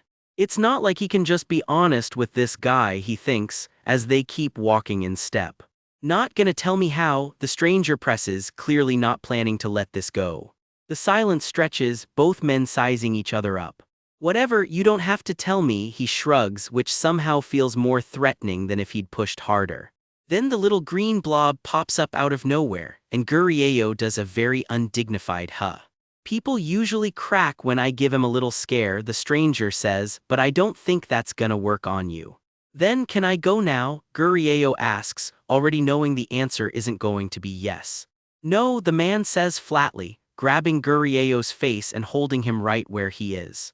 We're close or something? The blob snaps indignantly, what a rude punk, while Gurieo demands to know how this guy even knows his name. That's what you want to know, the stranger smirks, clearly enjoying being the only one with answers. Fine, he says, extending a hand. I'll tell you my name so we're even, it's Park Junti. He reaches out for a handshake like they're closing a business deal, not standing in the woods at night. Gurieo hesitates, dead silent, staring at the offered hand like it might bite. No way, you can see this too. Junti's grin sharpens, delighted by whatever Gurieo just noticed. Strange markings ripple across his tattooed hand, and they're definitely not just for show. Wait, Gurieo realizes this guy wasn't a light element wizard at all, so what exactly is he? That light on his hand, he starts to say, and before he can finish the thought, flames burst to life across Junti's palm. Junti launches into the air, fire trailing behind him like he's been waiting all day for an excuse to show off. In the blink of an eye, it's over and Gurieo's left staring, jaw clenched, processing what just happened. Makes sense, Junti smirks. You did make it through the Magic Tower's maze after all, of course you'd catch on that fast. He snaps his fingers with a grin. Hey, lighten up, it was just a little joke, he finishes. You're giving me the creeps just standing there like that. I'm just here to make a casual proposal, Junti says. A proposal? Gurieo repeats, already bracing for the catch. To be honest with you, Junti says, your ability is interfering with my business. Not exactly a warm business pitch. He grabs Gurieo's hand, tightening his grip. I could just kill you, but that would be a waste, he finishes, with a smile that somehow makes it worse. So what do you say? Junti asks, and Gurieo already knows there's only one answer this guy actually wants. And since they are in such a secluded place, Gurieo thinks, eyeing the quiet forest around them, the kind of spot nobody would hear a scream from. He's pretty sure this bastard will kill him if he doesn't take the deal, Gurieo thinks grimly. You don't wanna? Junti asks, all smiles. Gurieo shoots him a wary glance, weighing every option he doesn't actually have. Worse, Gurieo realizes this guy clearly isn't going to wait long for an answer, as fire flickers back to life across his tattooed hand. Damn it, Gurieo mutters, as dark energy roars around them both. Junti just watches him squirm, purple magic curling off him like he's got all the time in the world. Gurieo can only wonder, hand pinned beneath Junti's, how exactly he's supposed to get himself out of this mess. And that's where the chapter leaves him. You'll double my pay, right? Junti grins, flame crackling to life in his palm like a receipt for a deal Gurieo never actually wanted. Gurieo, sweating bullets, asks for his word on the payment. Never let it be said this guy doesn't have his priorities straight. So you'll accept my offer, good, Junti purrs, looking way too pleased with himself for a guy basically extorting someone. Don't worry, he adds, magic crackling off his fingers, I never lie about payment. Everything else apparently is negotiable. You've made the right choice, Junti beams, work's gonna be way more fun with you around, my guys are all stand-up fellas. Gurieo is visibly not convinced. All right then, how about we head to my hideout to talk about the rest, Junti offers. Gurieo's face says everything his mouth doesn't. That's a hideout invitation dressed up as small talk, and Gurieo is not thrilled about the RSVP. We've got a lot more questions for each other, don't we? Junti says, purple energy curling off him as Gurieo's jaw clenches tight. Gurieo's brain is already 3 steps ahead. Going with this guy is only going to make things messier. If Junti locks him away somewhere, his cover as a pathetic F-rank won't get him out of it. So Gurieo does the sensible thing and smacks his hand away. Junti blinks, genuinely offended. What was that for? He asks. You're not turning me down, are you? Just so you know, he warns, nobody's coming to help you out here. A cozy little threat wrapped in a smile. Oh, and I already torched every security camera on the way in, Junti adds, casual as ordering coffee. Sparks fly off a fried street lamp as proof. This guy planned for witnesses and made sure there wouldn't be any. Gurieo shoots him a wary side-eye. This whole setup is starting to smell like a trap wrapped in a job offer. Junti tilts his head, doing some quiet math of his own. You were never actually going to join my crew, were you? He says flatly. That's not true, Gurieo lies badly. Junti digs around in his jacket for something. Gurieo's stomach drops a little. Stay calm, Gurieo tells himself, gulping. Famous last words before doing something incredibly reckless. I've got a magic amplifier on me, he thinks. I always carry one. Drinking it would work, but he figures skin contact will do just fine, letting the glowing liquid soak straight into his bloodstream instead. Sneaky. Too bad nobody in my organization knows brainwashing, Junti smirks. Funny, since he's talking to the one guy on Earth who'd actually know how. Junti rolls up his sleeve, tattoos rippling with magic, gearing up to make his point the hard way. Drag you there or not, you're useless to me, Junti shrugs. Gurieo's eyes flash electric blue. Bad read, buddy. I'd rather kill you than let you run to a rival, Junti snarls, winding up for the kill. Then he freezes, something's coming and it's not backup he called for. A single crow caws out of nowhere, its eyes glowing an unnatural blue in the storm light. More of them answer the call, wings flaring out of the shadows like they've been waiting for this exact moment. The whole flock breaks cover at once, a wall of black wings barreling down through the trees. Gurieo watches from below, dead calm, as his little army blots out the sky above Junti. The swarm slams down like a curtain falling, and for a second there's nothing but noise and feathers. Hell, Junti screams, getting buried under a hurricane of crows while Gurieo just stands there watching his handiwork. Wawat, the Junti stammers, clawing his way through beaks and talons that came out of absolutely nowhere. He growls, bloodied and furious, glaring at the guy he was just trying to recruit 5 minutes ago. What exactly are you scheming? He demands. Gurieo doesn't look like a guy in the mood to answer. The crows keep coming in waves, an entire flock thrown at one very unlucky recruiter. From a distance, it almost looks like a nature documentary gone horribly wrong. What's going on? Junti shouts, completely losing his composure under the assault. This is all I can do for now, Gurieo says mildly, like he's apologizing for a mediocre party trick. A necromancy spell, it turns out. The F-rank has a hobby nobody saw coming. Thank God I gathered up all the dead crows around here a while back, Gurieo thinks, prepping corpses for a rainy day as one does. The reanimated flock keeps swarming, feathers and fury filling the air around Junti. You little bastard, Junti roars, finally figuring out exactly who set this up. But here's the catch, Gurieo thinks, this spell has a serious weakness. Cut to two random hikers in the distance, pointing up at the chaos like it's the weirdest weather they've ever seen. Looks pretty overwhelming from way out here, one of them says, blissfully unaware how little bite it actually has. The crows keep cawing and circling, putting on a genuinely terrifying show. Problem is they're already dead, which means they physically can't attack. All bark, zero bite. And here's the biggest problem of all, Gurieo realizes, sweat breaking out across his face. Junti, unfazed once he clocks the bluff, grabs a wooden board and starts swinging back. One solid hit sends feathers and blood flying. Turns out you can absolutely fight off a fake threat with a plank. More crows drop out of the sky as Junti methodically smashes his way through Gurieo's undead bluff. Junti grits his teeth and keeps swinging, realizing this fight is way more winnable than it looked 10 seconds ago.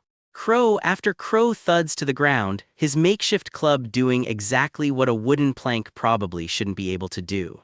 He starts grinning through the chaos, clearly enjoying beating up zombie birds way more than is strictly normal. The thuds keep piling up as the flock thins out fast. Junti howls through the pain, taking scratches but refusing to go down. Arg, he yells, getting clawed up but clearly winning this round. The last of the reanimated crows finally hit the dirt. Nearby, Gurieo's slime familiar, Blob, winces. My mana can't sustain this spell much longer, it sighs, my poor little heart. Buying time was the whole point anyway, Gurieo mutters, cracking open another vial. Junti checks his phone mid-fight, baffled, sneaking a confused glance at whatever Gurieo's doing now. Then things get weird, stop, someone chokes out, and it's definitely not the tone you'd expect from the guy who was winning. Spare me, Junti begs, dropping to his knees while Gurieo just stands there holding his phone like nothing's happening. Please just stop, he pleads again. Gurieo's expression doesn't move an inch. What's wrong with this guy? Gurieo wonders out loud, sounding almost too innocent. Junti's sobbing now, huffing for air, completely unraveled by something nobody else can see. As far as I know, Gurieo thinks, there's only one type of hunter who can kill something without lifting a finger or making a sound.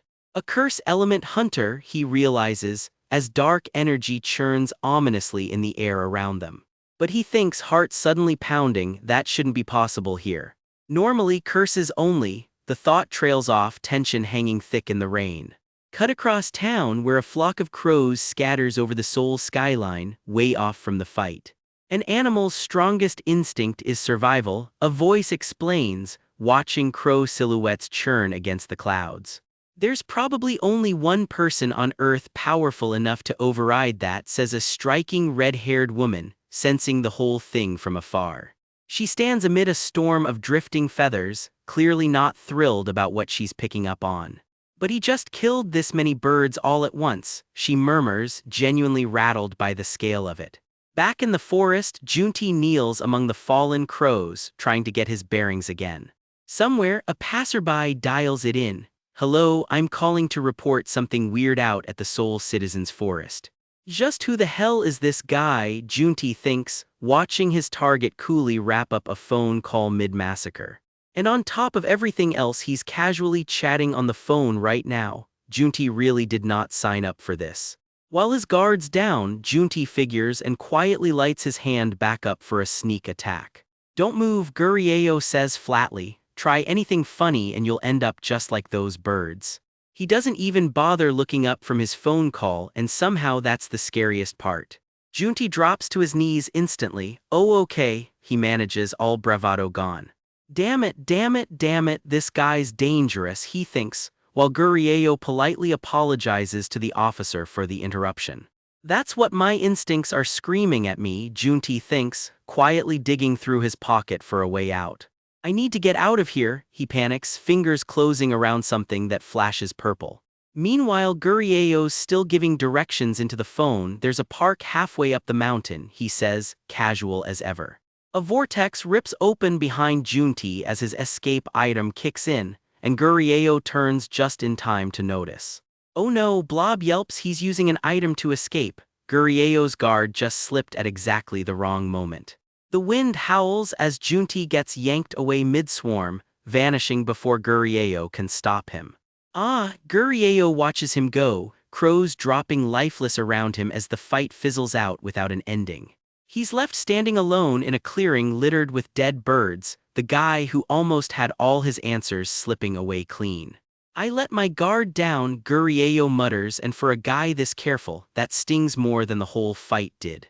Crows, dozens of them, torn apart and scattered across the hillside like something just wiped out an entire flock in seconds.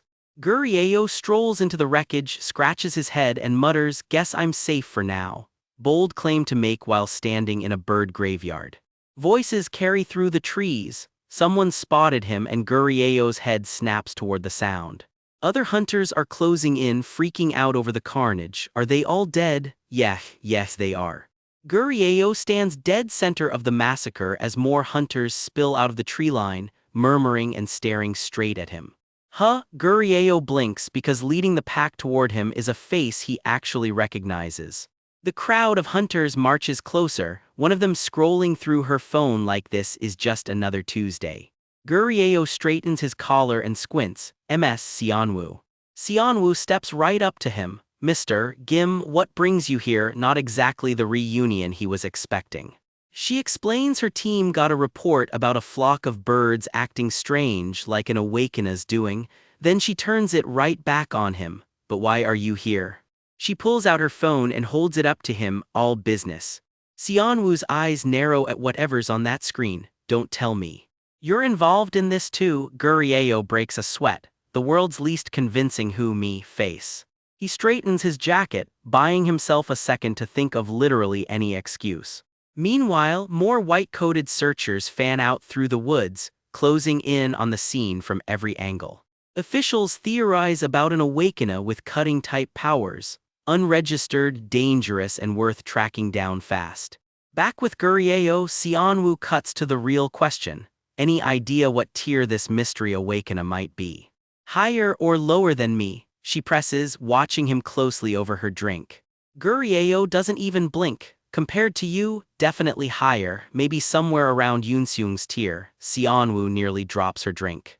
"What?" She's stunned. If this thing is that strong, how is Gurieo just standing here sipping his coffee like nothing happened? He shrugs it off, says the guy got spooked by something and bolted before he could do any real damage. Handy how that works out. Xianwu just stares at him over her cup. Something isn't adding up and she knows it.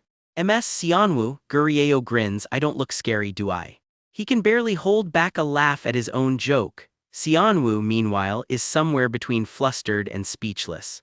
She coughs, cheeks going pink. Well. "No, not really," she finally admits, which, considering his track record, is a pretty generous answer. In her head, though, she's thinking the opposite.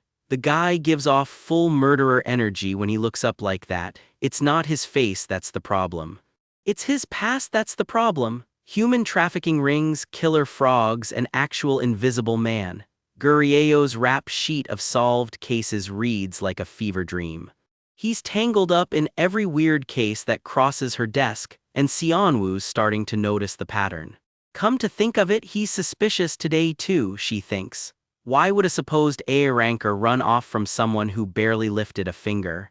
Oblivious to all this internal interrogation, Gurieo's just vibing, slurping down some green goo he swears is delicious tea. Xianwu's train of thought keeps rolling. Every single criminal unlucky enough to cross his path ends up meeting a very bad end. Something about this guy just doesn't sit right with her. Is it all really just a coincidence? Xianwu's starting to think not. Cut to a rain-soaked hideout across town, because of course there's a rain-soaked hideout. The news is running a story. A mysterious flock of crows just appeared out of nowhere over a mountain in Seoul. Sounds familiar. Authorities say they're investigating. Meanwhile, a man sits alone in the dark, head in his hands, looking like he already knows exactly what caused it. You're going to need a really good explanation for this, a voice warns him. Tattoos snake up his arm as he grits his teeth. I seriously almost died this time.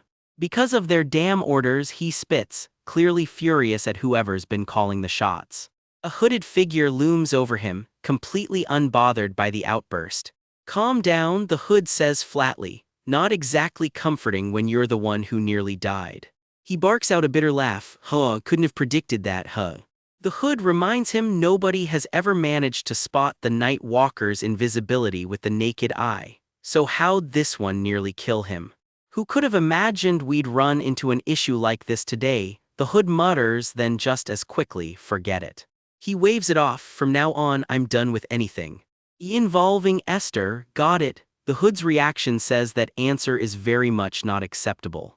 Someone chimes in with fresh intel, tapping through a stack of files. I got some new information. The files about the guy who caught the invisible man case. Fingers flick through the details on a tablet. Turns out that Hunter has some seriously deep ties to the Magic Tower. Interesting. And why is that an issue? He scoffs. It's not like he's always glued to Esther's side. Or the hood suddenly grabs him by the collar. Fingers snap right in his face. A not-so-subtle reminder of who's really in charge here. Why don't you just deal with him first? The hood suggests, flashing a photo of the Hunter standing right next to Esther. I can't, he snaps back. He's the same class as Esther. He might even be the same rank, he adds, dead serious. I checked for myself yesterday, he mutters, rain dripping down his face. He grips his head, crows swirling in the memory. Clearly that checking is exactly what nearly got him killed. Oh, the hood replies, just, oh, cold comfort.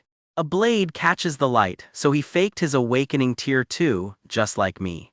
He walks off into the rain, recalling the cult's original pitch. We, the Rakshasa vassals, supply the items and money you need to do that. That was the deal, wasn't it? The hood reminds him, unwilling to let him forget who's footing the bill. He just stands there in the downpour, soaked and stewing. So here's the deal with the Rakshasa vassals. A pseudo-religious cult running on mountains of cash extorted from its own followers. Robes, symbols, and altar buried in cash, the whole unsettling package. They use funding as an excuse to stay cozy with criminals, basically laundering faith into favors. And our tattooed friend, he's been all too happy to cash in on that arrangement. Because these particular cultists have always been laser-focused on one goal. Assassinating S-rank hunters, simple as that. Enter their pale, silver-haired handler. He smirks. You said you could easily kill someone like Esther if we handed you an invisibility skill. The tattooed man's jaw clenches. He rounds on the handler. You people should have given me a proper skill stone from the start. You psycho-cultist, he snarls, done pretending to be polite. They lean in nose to nose, neither one backing down. Cut me up all you want, the handler smirks. It won't change anything. Fail to kill an S-rank and our support ends here. The tattooed man barks out a hollow laugh. If it weren't for the money, he growls, I would have already turned this freak into mincemeat. If Esther's too much for you, the handler shrugs, any other S-ranker will do. Just get it done.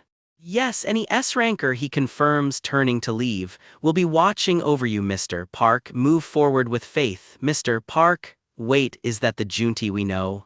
Mr. Park just clicks his tongue, unimpressed by the pep talk. But this is your final chance, the handler warns. Fail again and our divine leader pulls the plug on our support.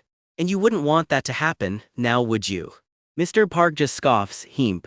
Of course not, he mutters to himself. These cultist freaks are forking over fortunes. And I'm not about to let that slip away. On that note, I've got a bit of info you might find useful. He and the hood stand together in the dim light, something sharp glinting between them. As we speak, the handler smirks into the darkness, leaving us hanging on exactly what Mr. Park's about to hand over. Elsewhere, someone else is already on the move. Jiang Haesong is heading back to Seoul, and something tells us this reunion isn't going to be quiet.